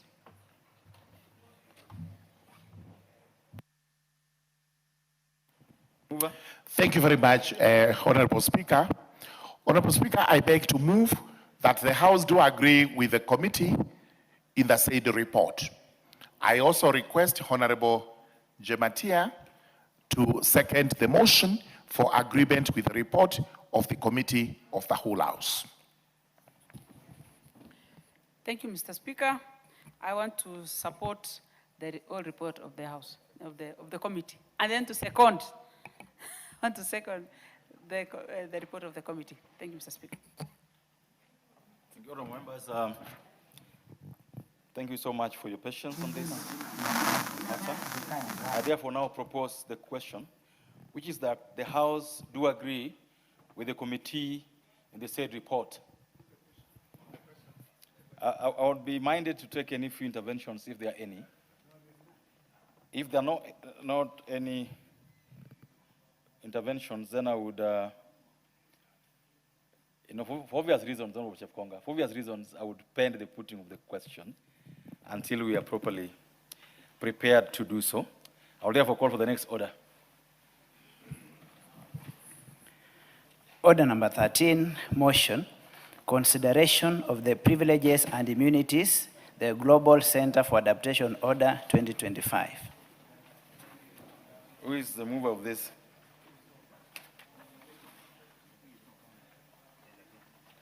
This is the Honorable Chief Konga. I would imagine you still the chairperson of the Legislation Committee. Honorable Gishimu. And No, but is it true that he's still the chair? Honorable Speaker, he is a chair. But now you are the delegatee this afternoon. Yes, I have leave to move. Correct, yeah. So what's the order of paper is that this is moved by the chairperson, and now it's on record that this chairperson is the Honorable Gishimu for this evening. Go ahead. Honorable Speaker, I beg to move that this House adopts the report of the Committee of the Delegated Legislation on its consideration of the privileges and immunities, the Global Center for Adaptation Order 2025, legal notice number 82 of 2025, in accordance with the provisions of the Statutory Instruments Act, Cap 2A, and Standing Order 210. Honorable Speaker, the privileges and immunities, the Global Center for Adaptation Order 2025, is a statutory instrument made by the Cabinet Secretary for Foreign Affairs and Diaspora Affairs, for Foreign and Diaspora Affairs pursuant to Section 11 of the Privileges and Immunities Act, Cap 179. The legal notice was published in the Kenya Gazette on the 2nd May 2025. Thereafter submitted to the Clerk of the National Assembly on the 30th May 2025 and tabled before the House on the 4th June 2025, whereupon it is stood referred to the Committee on Delegated Legislation for scrutiny in accordance with Section 12(1) of the Statutory Instruments Act, Cap 2A. The committee considered the order in line with the Constitution, the Privileges and Immunities Act, Cap 179, the Interpretation and General Provisions Act, Cap 2, and the Statutory Instruments Act, Cap 2A. Honorable Speaker, the object and purpose of the privileges and immunities, the Global Center for Adaptation Order 2025, is to confer privileges and immunities in legal capacity as a body, cooperate and confer privileges and immunities specified under Part 1 of the 4th Schedule of the Act, which includes A, the immunity for suit and legal process, inviolability of premises and official archives, and exemptions from certain taxes and duties. The order further confers privileges and immunities upon director, officials, and staff of the organization under Part 3 of the 4th schedule of the Act, including immunity in respect of the acts performed in course of the official duties and certain physical exemptions. Honorable Speaker, in its scrutiny of the order, the committee made the following observations. A, that Section 17 of the Privileges and Immunities Act requires that any order made under the Act must first be submitted to Parliament in draft form and approved by resolution before publication. This requirement gives effect to the Article 94, Article 6 of the Constitution, which provides that delegated legislation must be exercised strictly within the authority and standards set out by Parliament. And in this case, that authority and standard has already been set out under the Privileges and Immunities Act. Honorable Speaker, the Ministry of Foreign Affairs and Foreign and Diaspora Affairs did not prepare or submit a draft order to Parliament prior to consideration as required by the law, that is Section 17 of the Privileges and Immunities Act. The order was therefore published without the mandatory prior requirement that Parliament ought to approve it. And therefore, Honorable Speaker, pursuant to Section 16 of the Statutory Instruments Act, the committee invited the Ministry of Foreign Affairs just to give them a hearing and also hear their views on the matter. And also the National Treasury for consultation on this. And actually the National Treasury confirmed that they were not aware whether the order had been submitted to Parliament in draft form as required. And therefore, having examined the Act, the Privileges and Immunities, the Global Center for Adaptation Act 2025, and against the Constitution and the relevant statutes, the committee found that the failure to submit the draft order to Parliament before publication infringed on the Constitution, that is Article 94, sub-Article 6 of the Constitution, which provides the effect of, or which provides that the delegated legislature must be exercised strictly within the authority and standards set out by the Parliament. Of course, in this case, through the Act of Parliament that it is embedded. And therefore, it also contravened Section 11 and 17 of the Privileges and Immunities Act, Cap 179, and violated Section 13A of the Statutory Instruments Act, Cap 2A, which requires that the statutory instruments conform to the enabling law. Honorable Speaker,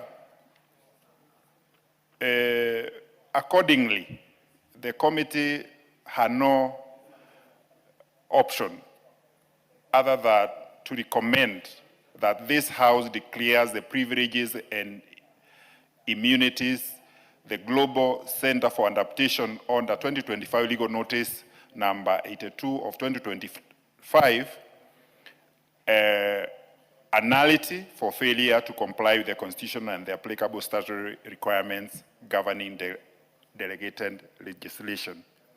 Honorable Speaker, however, much as this order may have been well-intentioned, it had to follow the requisite procedure provided under the Act under which it is made. So let me be very clear while moving this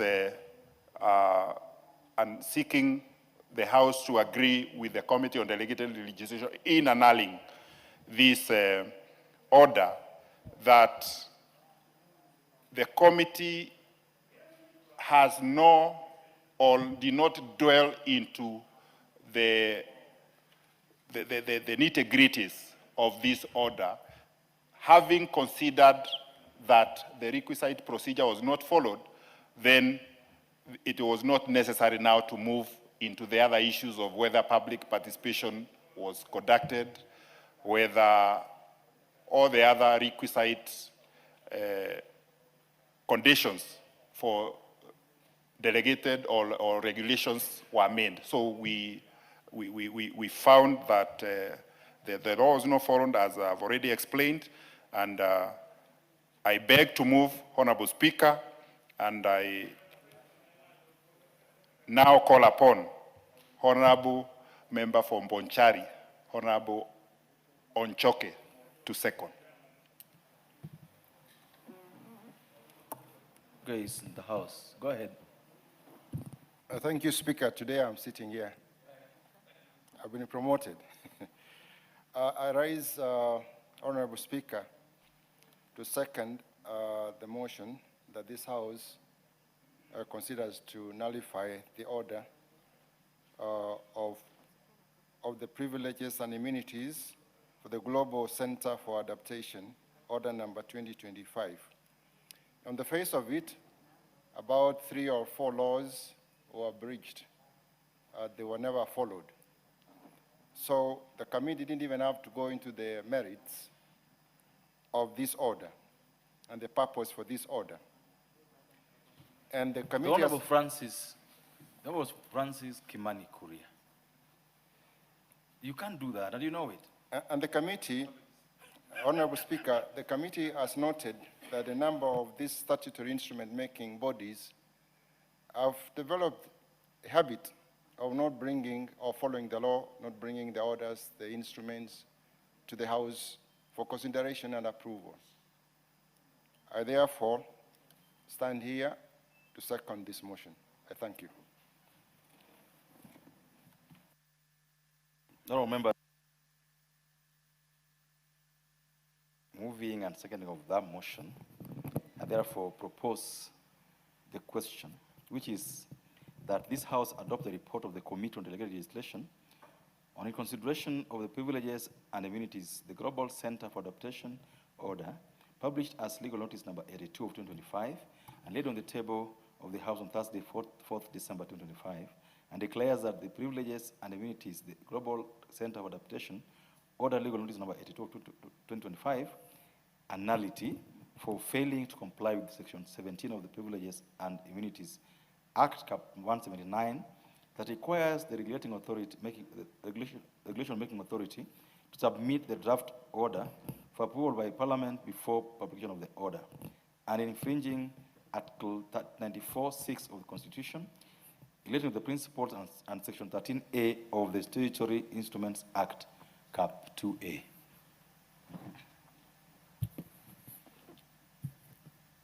The member for Molo, you want to contribute to this?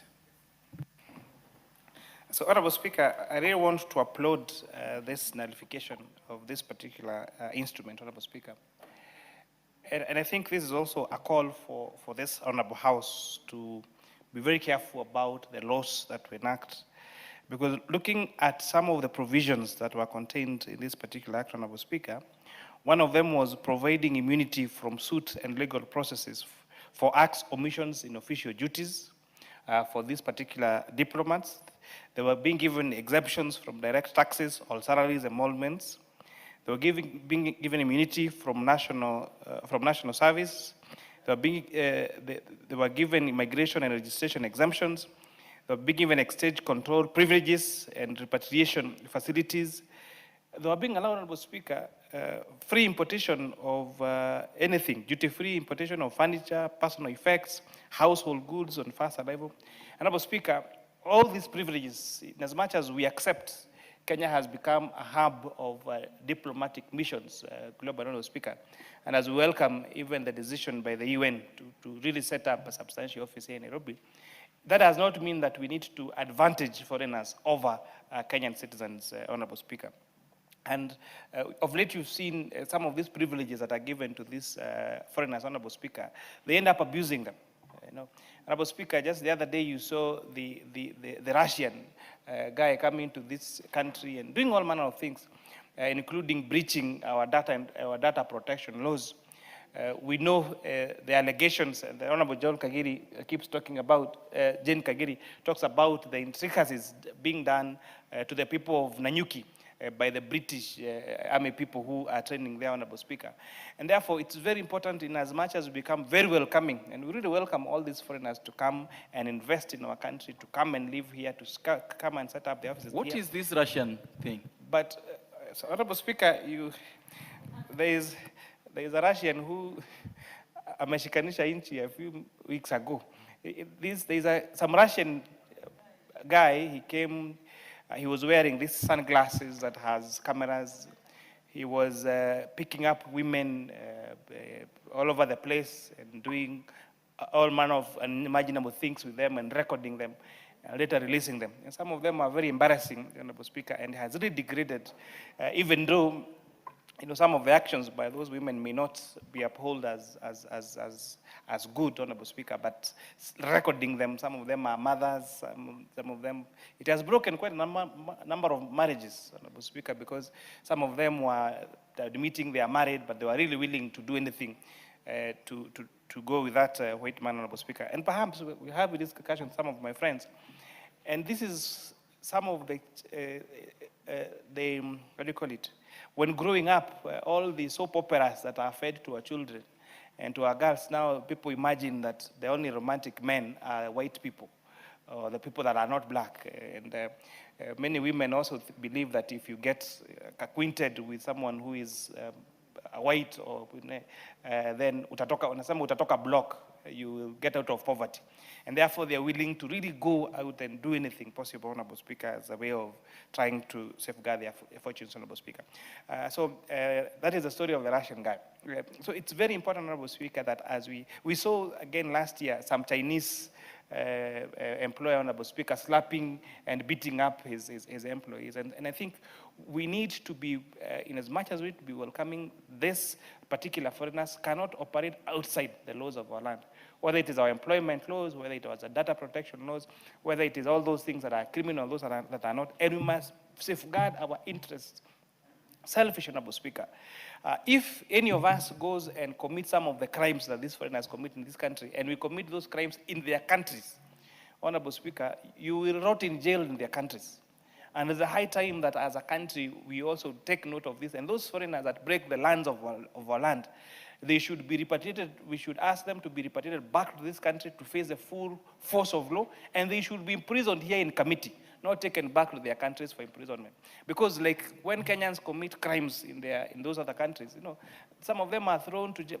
We have seen petitions coming from this house for members where they are saying some of their constituents have been jailed in India, others in other countries for years, for very many years for some very petty crimes. So we really need to be, not to allow again these foreigners to come from their countries to disrespect us, to disrespect our women, to disrespect our laws, to disrespect the laws of our land, and we should take as much as a stern action to those foreigners as they will take on us if we committed those crimes in the respective countries. So for that, I really support the mover of the motion, the Honorable Gishimo, for this nullification. And again, we must be selfish as a country.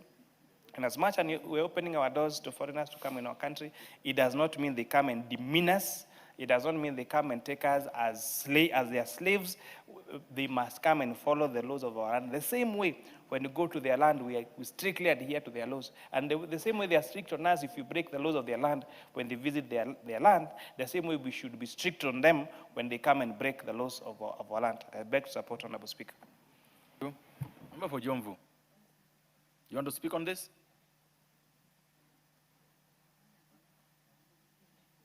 Member for Jomvu, this is your chance to contribute. Yeah. Okay. Asante. Mheshimiwa Spika, mimi pia nataka kuunga mkono na kukubaliana na yale maneno ambayo Mheshimiwa Kuria Kimani ameweza kuyasema. Kwa sababu Mheshimiwa Spika, tukiangalia ni kweli katika hii hali ambayo tuna watafadhalisha hawa watu ambao wanakuja hapa kama mabalozi na watu wengine katika nchi yetu, baadaye wanatumia nafasi hiyo kufanya vitu ambao sio sawa. Mfano, tuweza kuona watu wageni ama kwa kizungu tukisema foreigners, ambao kama huyu ambaye ametajwa hapa kutoka Russia, amekuja hapa, amefikia wasichana wetu, amewatongoza, amewafanyia makosa, alafu amevunja nyumba zao na kila kitu. Mheshimiwa Spika, ni lazima sisi utu wetu tuweke mwanzo. Na mambo kama haya Mheshimiwa Spika, tukiangalia unaona kama mabalozi pia ambao wanakuja hapa na wanakaa hapa, wanapata msamaha huu pengine wa kuweza kuagiza mali ama vitu vingine. Unaona mtu anakuja mkora fulani ana import makontena ama magari, anasema ni personal effect za balozi fulani na halipi ushuru ambao ni wa nchi yetu. Mheshimiwa Spika, si jambo la sawasawa katika huyu Mrashia ambaye alituchezelea watoto wetu sana. Nataka kuambia Mheshimiwa Spika, ni kwa kuwa sawa kabisa asihukumiwe kimambo ya kuwekwa jela. Ye matatizo yake ni zile chengelele zake ambalo amezifunga kwenye suruale. Ni vizuri kwa kizungu zinaitwa ziwe castrated, yani afinywe na hayo maneno ili asirudie maneno kama hayo. Mheshimiwa Spika, leo huyu mtu mimi nashangaa Mheshimiwa Spika, amfikia mpaka mwalimu wangu mmoja nasikia sijui wa Mikindani kama wapi, uliza mimi niko single kwa sababu ya ule Mrashia. Je, leo mheshimiwa ingekuwa amefika katika sehemu ambazo ameweza kueneza ugonjwa na mali pengine sisi tungekuwa kwa hasara. Kwa hiyo Mheshimiwa Spika, nayaangalia mambo haya kwa mambo mema, lakini tuyaangalie kwa tahadhari. Asante kwa kunipa nafasi hii, nashukuru sana na twalaani maneno ya huyo Mrashia. Asante. You are all now confusing the House. There definitely is a difference between the Global Center for Adaptation and the Russian. Please go ahead and tell us the difference. Mr. Speaker, you know sometimes in a very hard topic like this one, you take leave to discuss other issues of national importance. Mr. Speaker, I rise to support this, the Committee on Delegated Legislation's report, which is very important. And Mr. Speaker, this committee did not go into the merits of that particular order. As you have just heard the Chair of Finance, the Honorable Kuria, he has vividly stated that there are issues with regard to this order. We should have gone to the Minister of Finance because it includes tax exemptions. Now, on question of tax exemptions, it cannot be done by the Minister of Foreign Affairs. This is a matter which can only be undertaken by the Ministry of Finance in accordance with the Constitution. Mr. Speaker, as you know, there's a plethora of laws, of decisions by the courts, which have held that procedure is as important as a substantive law itself. In this case, Mr. Speaker, the procedure that was adopted in seeking to grant immunities and privileges to this particular organization was complete in total breach. The law requires that that order must be brought in draft form to this House for approval before it is gazetted. Now, what happened, Mr. Speaker? This order was gazetted and it came into force irregularly, completely out of procedure. As you know, Mr. Speaker, anything that does not adhere to establish legal methods, rules, and regulation is of no effect. It is null and void. The reason why we have procedure, Mr. Speaker, it ensures that it prevents arbitrariness on those that are given power to make regulations. It ensures that we avoid chaos in lawmaking, Mr. Speaker, so that if procedure is not followed, everybody will just be coming up with anything that does not follow the law. And as you know, Mr. Speaker, Article 94 of the Constitution is very clear. It states that there is no person within the boundaries of this country that can make anything that has a force of law without the authority of this House, without the authority of Parliament. So, Mr. Speaker, anybody who attempts to grab the power that has been granted exclusively by the people of Kenya to this House, it will be frowned upon. And so, Mr. Speaker, the intention of having procedures is not to stifle the making of laws, but it is to ensure that there is fairness, there is justice in the manner we enact laws. As you know, Mr. Speaker, the courts will take a dim view on any person who fails to comply with procedure as laid down by this House. This will ensure that these procedures, Mr. Speaker, regulate rights and privileges that are enjoyed by Kenyans and any person who comes into this nation. Just to mention just a few things that we noted, Mr. Speaker, which we did not put in our report if we had to deal on the merits of this matter. Mr. Speaker, this is an organization that was established in the Netherlands. And it came into this country having been registered in that other country, Mr. Speaker. And we wanted to know why it deregistered itself in that particular country. Mr. Speaker, there was no public participation that was undertaken, as required by Article 118 of the Constitution and Article 10 of the Constitution. So, Mr. Speaker, clearly, this was in total breach of the Constitution. So this order in itself is unconstitutional, Mr. Speaker. So I support that this order be declared null and void by this House. And therefore I support. I thank you, Mr. Speaker. Member for Funyula. Thank you, Honorable Speaker. Let me also join the Committee of Delegated Legislation, or rather let me support the report of Committee on Delegated Legislation on recommending to nullify in its entirety the privileges and immunities the Global Center for Adaptation Order published as legal notice number 82 of 2025, based on the facts that have been presented to us by my good friend, the MP for Gishugu, who happens to be a member of the committee. And Chair, Honorable Speaker, for record purposes, I was a member of the committee in the last term, but this term I've not been a member of the committee. Honorable Speaker, the Global Center for Adaptation is an international organization that was established as part of the Paris Agreement on climate change resilience and climate change management. Its headquarters is in the Netherlands, and of course the fundamental questions that we need to start asking: to what extent, whether there is a diplomatic mission or not, that's a question we need to answer, and probably in the fullness of time, we need to have to ascertain that particular notice. But Honorable Speaker, the mere fact that the State Department for Foreign Affairs proceeded to publish and enforce the order without the approval of Parliament is the highest level of impunity, is the highest level of breach of the Constitution.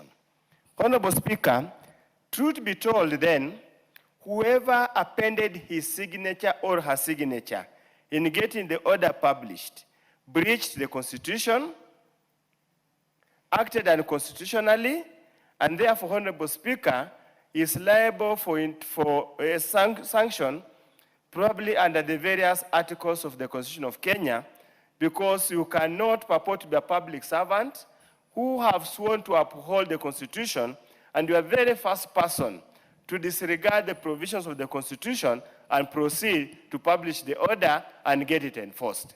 I would want to challenge the committee. I can see the chair and the vice chair are in animated discussion.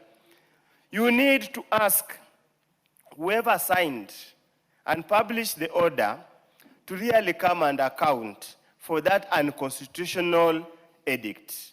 To be honest, we cannot allow that level of impunity to prevail and go unpunished. That is unacceptable in modern day.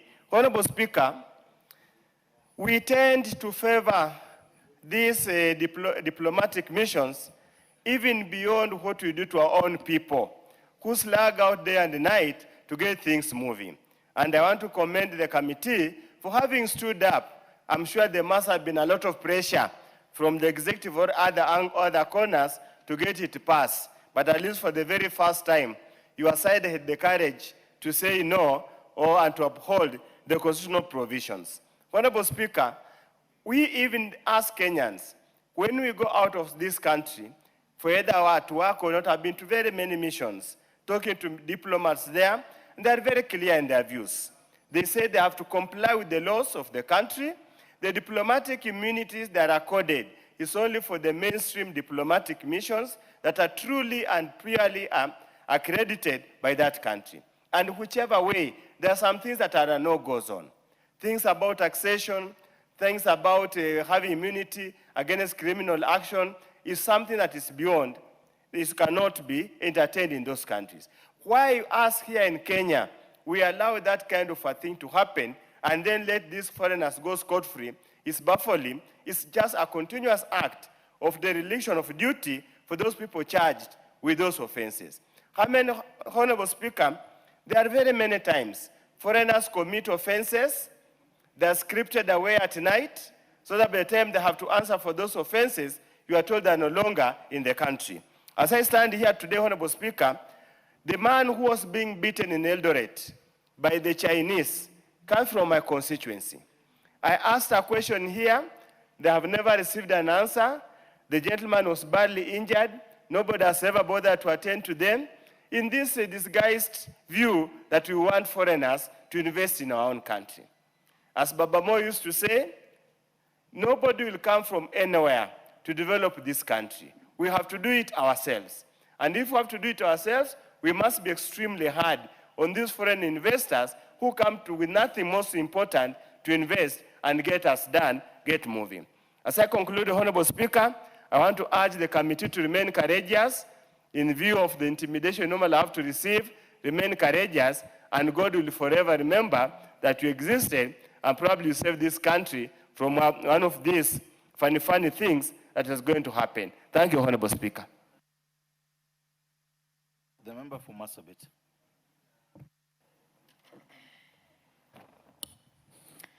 Thank you, Honorable Speaker, for giving me this opportunity to add my voice to this very important debate.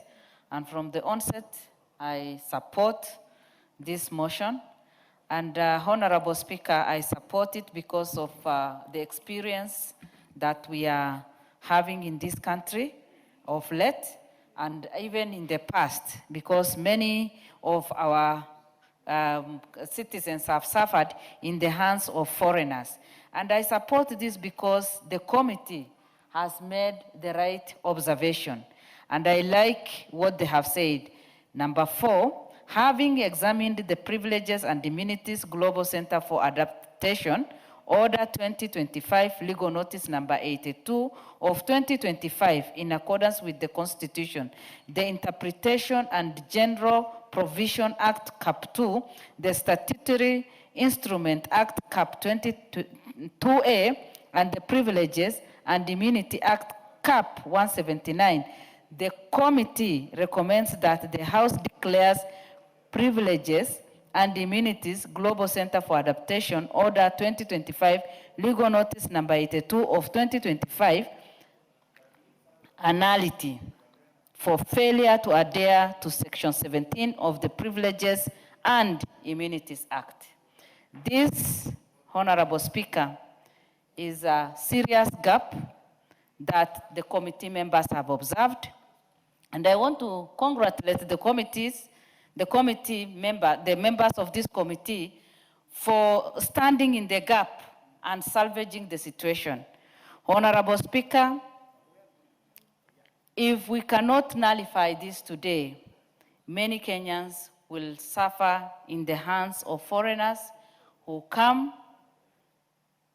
in the pretense of investing in this country, starting companies that can employ our young people, and at the end of the day, many Kenyans suffer in their hands. The example that many honorable members have referred to is something that has moved the entire nation and the entire world. And just remembering the number of our young people who have been maybe infected by that particular Russian man is a story that will affect us for the rest of our lives. And many families, and I know many young people, many women today may be depressed of this. Honorable Speaker, we know very well that many investors have come and have mistreated members or citizens of this country. Some have even taken some very important documents from them, hidden their identity cards, their passports, mistreated them, used them as their workers, social workers or workers, and at the end of the day, without even paying them. And Honorable Speaker, nullifying this will save this country and also will give us our pride that we need. And with those few remarks, Honorable Speaker, I support. Thank you. Thank you so much, Mr. Speaker, for giving me this opportunity to also rise in support of the report of the Delegated Legislation Committee on the Privileges and Immunities, the Global Center for Adaptation, Order number 2025. And from the onset, Mr. Speaker, I rise to support the recommendation of the committee in rejection, in annulling in totality this particular order that was developed and published by the executive in absence of what the law has guided, that all the laws-making procedures is vested in this House, and the instruments of power as guided on the same. Mr. Speaker, this one is just a troubleshooting, and it could be inviting this House to extend its role in ensuring that we carry out an audit to establish all the instruments that are being used to run these organizations, to run the ministries. Because if this thing was done in silence, in contravention with the law, and was already deemed to be giving out powers to a foreign person, in this case, the Global Center for Adaptation, powers to up to including contravening the Tax Procedures Act, where all powers on exemption of taxation, as per the Tax Procedures Act, is now in the office of the Cabinet Secretary for National Treasury, of course in consultation with the relevant ministries when a matter arises. But all the powers are in the hands of the Cabinet Secretary for National Treasury. But already looking at this instrument, it was already subverting that power and giving out an advantage, a privilege to a foreign entity. And most of this issue is coming up because of the current occurrence in our nation, where we've seen friends who have been invited to the nation, friends who have come in goodwill. Some of them have come to facilitate the foreign direct investments. Some of them have come to give services in support of what government is doing in addressing the social needs of the people. But they end up abusing these particular privileges to carry on their interest, up to including exploiting our children in terms of the information that is not warranted for our young people, exploiting our women, exploiting our population in terms of labor. Some of them have come employing our people, using them beyond the limits without proper compensation, and even to an extent of coercing, an extent of subjecting them through stress, subjecting them through behaviors that our employment laws are totally against, just by virtue of the cover they've been giving. So with this one, I want to say that this House has done the right thing. I want to thank the Committee on Delegated Legislation, I see the Vice Chair is here, that they are doing the right thing, so that it's able to alert this House, so that we be keen And remember, this house is established to protect the interest of Kenyans against all odds. And for this purpose, it is high time that the ministries, led by this ministry, should do the right thing.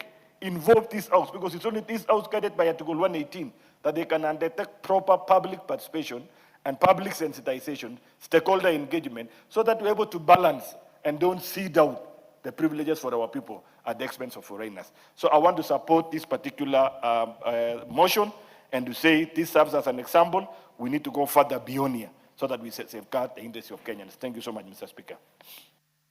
Thank you. For Baringo, what happened to your card?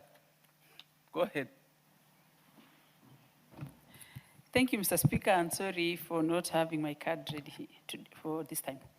Mr. Speaker, I also want to join my colleagues in supporting the work of the committee, and specifically Honorable Gishimu for moving this, because, Mr. Speaker, I keenly read this report, and I'm shocked that someone in the echelons of power or executive would even think for once that he can just break the law with all the disregard of even bringing this draft to Parliament. Mr. Speaker, I was so keen in the schedule of the Act, which was rejected by the committee, and this exemption of certain taxes and duties, and inviolability of premise and official archives, and even the immunity from suit and legal process. Mr. Speaker, this is a very dangerous organization. You can imagine someone seeking not to be subjected to any law of this country or of the land of Kenya, just because you probably want to do something that is unimaginable. And many times, Mr. Speaker, I think for once Africans should be happy being Africans.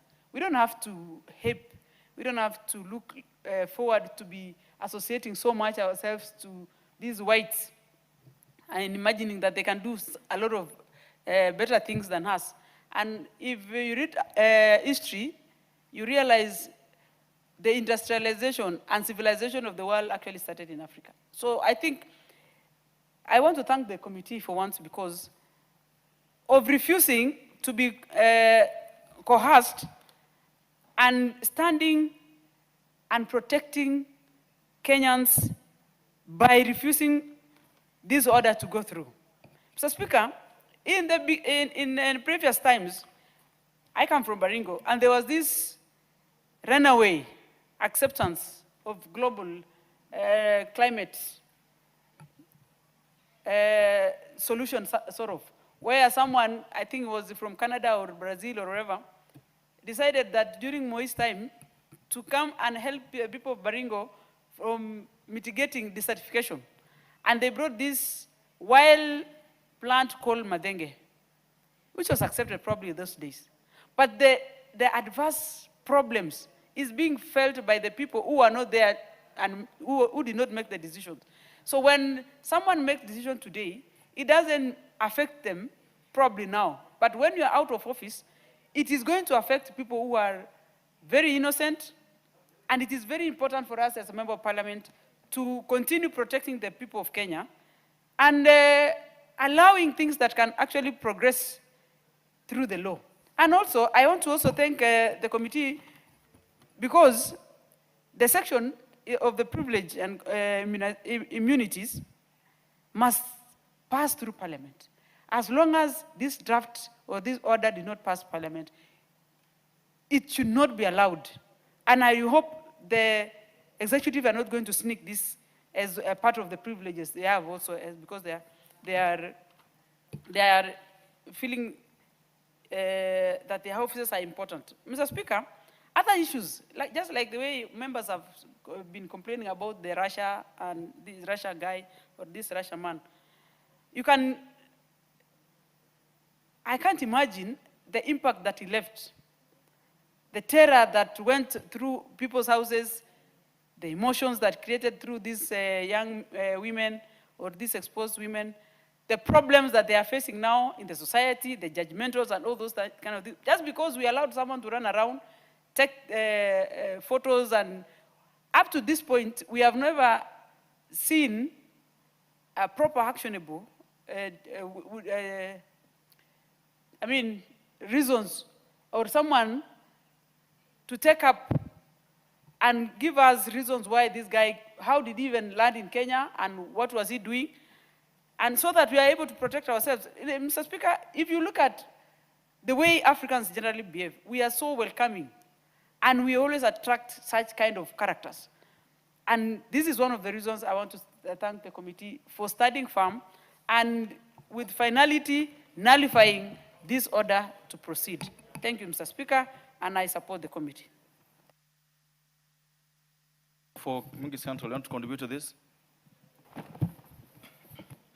Thank you, Mr. Speaker, for giving me this opportunity to contribute to this bill. Mr. Speaker, I rise to support the report by the Delegated Legislation Committee on their report on the privileges and immunities regulations for foreigners and foreign missions. Mr. Speaker, I would like to support the annulment of these regulations because they are against the Constitution of Kenya 2010, which states that no one is above the law in Kenya. Anybody can sue and anybody can be sued in Kenya except the President of Kenya when he's in power. Further, Mr. Speaker, the fact that the regulations were allowing exemption of taxes, this is contrary to the law, and anybody in Kenya earning a salary in Kenya must pay taxes in Kenya so that we can run our country effectively. And this, Mr. Speaker, will have opened a Pandora's box for others to join in and misuse their power and exploit other Kenyans on some of these exemptions. Mr. Speaker, this House should set a good example for those in power and for those in the executive, that you cannot wake up one morning and prepare your regulations to suit yourself and your friends and your cronies, so that in the future, they should know that there is a House of Parliament which makes laws and approves regulations. Mr. Speaker, to make such kind of regulations without consultation to Parliament, without public participation, is indeed usurping your powers to circumvent the law. And therefore, Mr. Speaker, this was illegal and should be treated as such, and therefore, let this annulment by the Delegated Legislation Committee set an example to those in the executive to abide by the rule of law in Kenya. Thank you, Mr. Speaker. Thank you. There being no other interest on this, I would like to call upon the move of the Honorable Gichim to reply. Thank you, Honorable Speaker, and I want also to take this opportunity as I reply to thank all the members of Parliament who have contributed and supported this motion. Actually, there is no single member who has opposed it. And just to indicate and to clarify to Honorable Oundo that the mandate of the Committee on Delegated Legislation is limited and, or actually is provided under Standing Order number 210, 3 and 4.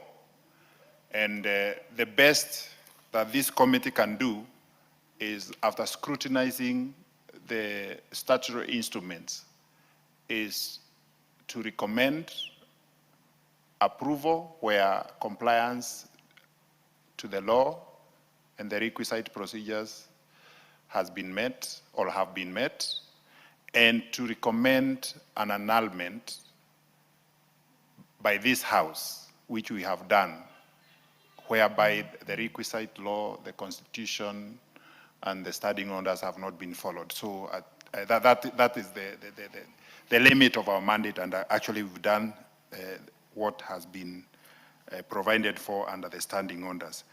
So I also thank the committee for being the gatekeeper of the Kenyan citizens through this parliament, that all the regulations, all the statutory instruments that are brought before this House through parliament must also follow the law. And as a parting, as I finish, Honorable Speaker, it has also come to our knowledge as a Committee on Delegated Legislation that there are instances that the executive and some regulatory making bodies, they do what they normally call internally as directives, and those directives have a force of law. We want to caution them that anything that has been made and has a force of law with even consequences, that if you don't obey, you are supposed to face some consequences or some penalties. Those are statutory instruments, and they should be brought to Parliament for consideration as provided by the Parent Act under which they are made. So, Honorable Speaker, without much ado, I beg to reply. Thank you, Honorable Speaker. Thank you, and honorable members, for obvious reasons, we defer the putting of the question on that particular motion to the next time listed in the order paper. Next order. Order number 14, motion, consideration of a petition regarding discrimination by the Teacher Service Commission on career progression guidelines for special needs education teachers in Kenya. Resumption of debate. Honorable, debate on this motion started on yesterday, actually. And so if there's any member who has interest on this, if there is no interest on this, then I would order that the next time it comes up, the mover is called upon to reply. Next order. Order number 15, motion, 7th report on the audited accounts of the National Government Constituencies Development Fund Board for the financial years 2016-17 to 2021-2022. Are you ready to proceed with this? I see you got a number of them today. Yeah, Mr. Speaker, I request that you allow me to move this motion next week because I was not fully prepared for this. And based on the members present, I have one member here who can second me, but we are not prepared to move the motion today. We thought it was too far in the order paper. Thank you, Mr. Speaker. I would imagine that now you are informed about this, but then we stand down that order 15. Next order. Is it the same for, go ahead. Order number 16, motion, 8th report on the audited accounts of the National Government Affirmative Action Fund for the financial years 2016-2017 to 2021-2022. Is it the same? Same, Mr. Speaker. For the comments of the House, could you please call order 18 first? Order number 18, motion, 9th report on the audited accounts of the National Government Constituencies Development Fund for constituencies in Nakuru County for the financial years 2013-14 to 2021 and 2022. Honorable Mulungi, this is it's the same, Mr. Same matter. So yes, orders 18, 16, 16 and 18 are stood over until next time they are in the order paper. Let's go back to order number 17. Let's go back to order number 17. Go to order number 17. Order number 17, motion, report on the audited accounts for the Judiciary Mortgage Scheme Fund for the financial years 2011-2012 to 2021 to 2022. Is the chairperson in the house? Who is the chairperson? Oh yeah, Dr. Fatuma had indicated that I think Ramadan, so she won't be around. We'll shoot over generally. Next order. Next order, please. Order number 19, the Energy Amendment Bill, Senate Bill number 42 of 2023, second reading. The Honorable Vicaria, you got 18 minutes. You able to move in those minutes? Okay, go ahead. Not a very big issue. Thank you, Honorable Speaker. Honorable Speaker, I beg to move that the House adopts the report of the Departmental Committee on Energy on the Energy Amendment Bill, Senate Bill number 42 of 2023. Honorable Speaker, the bill seeks to amend the Energy Act, Cap 314, by introducing a new section, 134A, to regulate energy purchase agreement and power purchase agreements entered into between power producer and electricity buying entities such as Kenya Power. The main objective of the bill, Honorable Speaker, is to enhance transparency, accountability, and prudent financial management in the procurement of electric power and to protect consumers from inflated electricity costs arising from non-transparent contracts.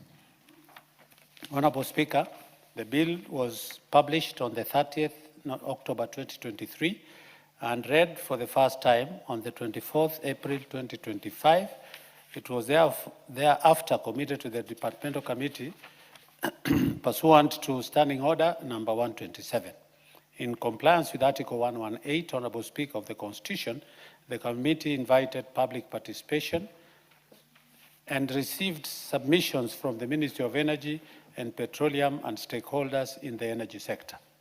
In compliance with Article 1181B of the Constitution and Standing Order number 127.3, through the placement of adverts in the print media on 15th May 2025, the National Assembly invited the public and interested stakeholders to submit memoranda on the proposed amendment. Honorable Speaker, by close of business on the 28th Wednesday, May 2025 at 5 p.m., the committee did not receive any memorandum on the bill. Honorable Speaker, the committee invited Minister of Energy and Petroleum for a meeting on the 29th July 2025 to give their comments and proposals on the bill. In addition to the committee invited other stakeholders, including Or Power 4, Kipeto Energy PLC, Socian Energy Limited, and Lake Turkana Wind Power Limited for a meeting to give their comments and proposals on the bill. It is important to note that out of the stakeholders invited, apart from the ministry, only Socian Energy Limited appeared before the committee. Honorable Speaker, the committee carefully reviewed the bill clause by clause and considered all views received. Honorable Speaker, after considering the bill, the committee made the following key observation. 1, the bill refers only to energy purchase agreement. However, in practice, Honorable Speaker, Kenya Power enters into both energy purchase agreements and power purchase agreements. The two are different. Power is measured in megawatts, while energy is measured in megawatts per hour. The law must therefore clearly cover both to avoid ambiguity. Secondly, the proposed section 134A2 restates principles of public finance that are already provided for in the Constitution and other existing laws. The committee found this as unnecessary duplication. Thirdly, the proposed subsection 134A3 introduces procurement and feasibility study requirements that are already covered under the existing frameworks, such as the least cost power development plan and the public-private partnership framework. The committee noted that retaining these provisions may create legal conflicts and delay energy projects. Mr. Speaker, in view of this observation, the committee recommended that the House approves the bill with amendments. The key amendments proposed are: 1, to introduce a clear definition of energy purchase agreement to include both energy and power purchase agreements. 2, delete Section 2 to avoid duplication of constitutional principles. 3, to delete Section 3 to avoid legal conflict and unnecessary delays in procurement. And lastly, Honourable Speaker, to provide a transitional clause requiring existing agreement to comply with the law, with the new law within 6 months of commitment. Honourable Speaker, energy is a backbone of our economy. It affects industries, small businesses, households, and all the overall cost of living. While transparency and accountability in energy contracts are essential, we must also ensure that our laws are clear, consistent, and workable. The committee believes that the proposed amendment strengthens the bill to align it with existing law frameworks while protecting public interest. I therefore urge honourable members to support the report of the committee and approve the bill with the proposed amendment. Honourable Speaker, this is an amendment that came from the Senate and proposed by Honourable Sifuna, Senator Sifuna. He was trying to clean, but when we looked at the bill, as I've indicated, Honourable Speaker, it actually was a repetition of already the existing laws that are already there. And other than an exception of one clause that we were bringing to the amendment on the definition to include both energy and power purchase agreement, Honourable Speaker, all the other proposals that he had proposed, we thought it was just a duplication and it might bring some conflict in future if allowed to go through. Honourable Speaker, I beg to move and ask my brother to second. Mheshimiwa Gishimo Wakili, asante. Okay, I don't know he was your brother, but yeah, brother, Honorable Gishimo. Honorable Speaker, in our custom, we call men of almost the same age brothers. So I believe that is where he is coming from. So, Honorable Speaker, let me second, I rise to second this bill, which has been moved by Honorable Gikaria. And Honorable Speaker, the committee has carefully considered the amendments that came from one of the members of the Senate, Honorable Sifuna, and thought is wise that there is no need to pass the amendments as they are in the bill, because that would amount to a lot of duplication on the existing laws already.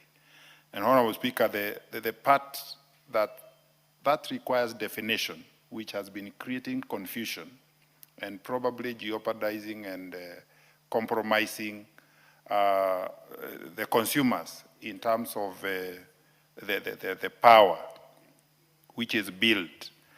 I think this is a debate that has also has found its way into this House through various members. I remember the Honorable Member for Laikipia, Honorable Jane Kagiri, brought up this matter, and which even went to the Energy Committee. It was deliberated there. Actually, the report was even brought to this committee. And Honorable Gikaria has picked it from there. Actually, through that amendment, now that issue will be resolved. And to be fair to the existing agreements, the partners or the parties to the existing agreement, that exit clause is very, very important so that, because law does not act retrospectively. So there could be some timelines they had already given themselves in those agreements. So that exit clause is also very, very important, and it ensures there is fairness even to the existing parties in those agreements. So, Honorable Speaker, since it's just one main clause with the sub-clauses that is being sought to be amended, I don't need to go beyond that point. I beg to second. Thank you, Honorable Speaker. Members, I propose the question that the Energy Amendment Bill, Senate Bill number 42 of 2023, be now read a second time. The Honorable Oundo. Thank you, Honorable Speaker.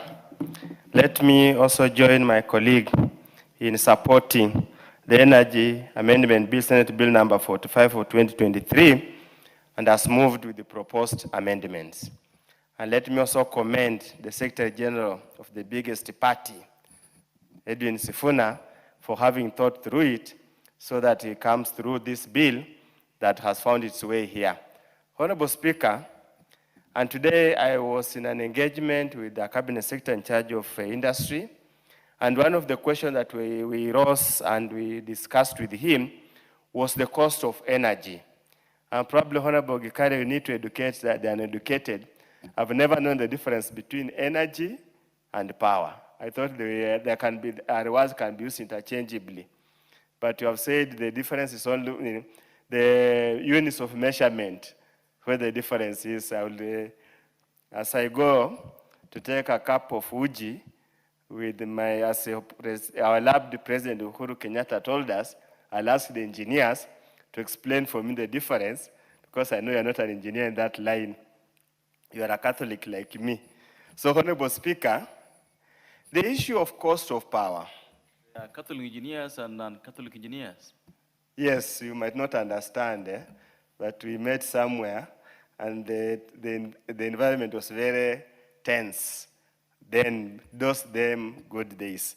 Honorable Speaker, the issue of power in this country, the cost of power in this country, is a matter that we need to debate as a country and resolve. Actually, there are two limbs to the debate. One, is the amount of power in this country adequate to power this country and achieve Vision 2030 of being the most industrialized country? That's a debate I'm sure the chair will one day have to come to this house and convince people. Because there have been debates elsewhere that Kenya has got excess power. But the problem is scheduling, because everybody in this country operates within defined hours, known hours. People, households, everybody go to work in the morning, comes in the evening, they overload. All industries work during the day, they don't operate at night, so the load shedding becomes a big issue. Probably as a country, we must get that debate. Secondly, is the reliability, the evacuation of that power from the production point to another point. For example, Honorable Speaker, you are my neighbor, probably you don't suffer this problem because the energy slips in Siaya County. As in Busia, even when it drizzles, power disappears. And disappears for days and days. It can go even for 3, 4 days, continuously. You'll be told long stories, the line is old, the power station has been hit by lightning, those kind of things. So that's a second debate we must have. How can we stabilize power and ensure all parts of the country get power continuously to power the economy of this country? The third issue is the cost of power. When you do literature review, you Google elsewhere, you will be told Kenya, the tariffs in Kenya are some of the highest in Africa. Yet, every day, we have invested in power generation for generations past, for many years. Olkaria, we have everything. What baffles everybody, how come the cost of power has never come down to the level that's affordable, that can support this economy? Is it like the banking sector? Is it like the debt, domestic debt in this country that is controlled by cartels that cannot allow it to run by the market forces of demand and supply? Honorable Speaker, as I stand here, I have a very interesting case in my constituency, and I'll again go back to the chair to have a progress report. There are these people called Kudura, the solar-powered people, a company, I think it's a Portuguese company or Spanish company, one of those. Honorable Speaker, can I shock you that the tariffs is about 80 bob per unit, compared to Kenya Power of about 2 shillings per unit. And they went and signed exclusive contract with the Ministry of Energy that where they have gone, where they have established, Kenya Power cannot take their line. You can imagine, Honorable Speaker, the exploitation. And that's why I wholly support the amendment moved by the Super Senator, Edwin Sifuna, to have these matters probably regulated in such a way that there's some kind of dashboard view before these contracts are signed. I can tell you, Honorable Speaker, whenever even that Kudura program, whenever there is little sun that cannot run the whole day, the entire system goes off. Because it's dealt with solar, we thought they would have big batteries to store the power, yet that doesn't happen. So, Honorable Speaker, you can never develop a country if you don't have power. When you look, even if you happen to overfly Kenya at night, Kenya is one of the most least lit countries, probably in Africa, this part of the world. And that's why, Honorable Speaker, our progress cannot move. Nobody's going to invest in this country in heavy manufacturing where the cost of electricity probably takes almost 40% of the operating costs.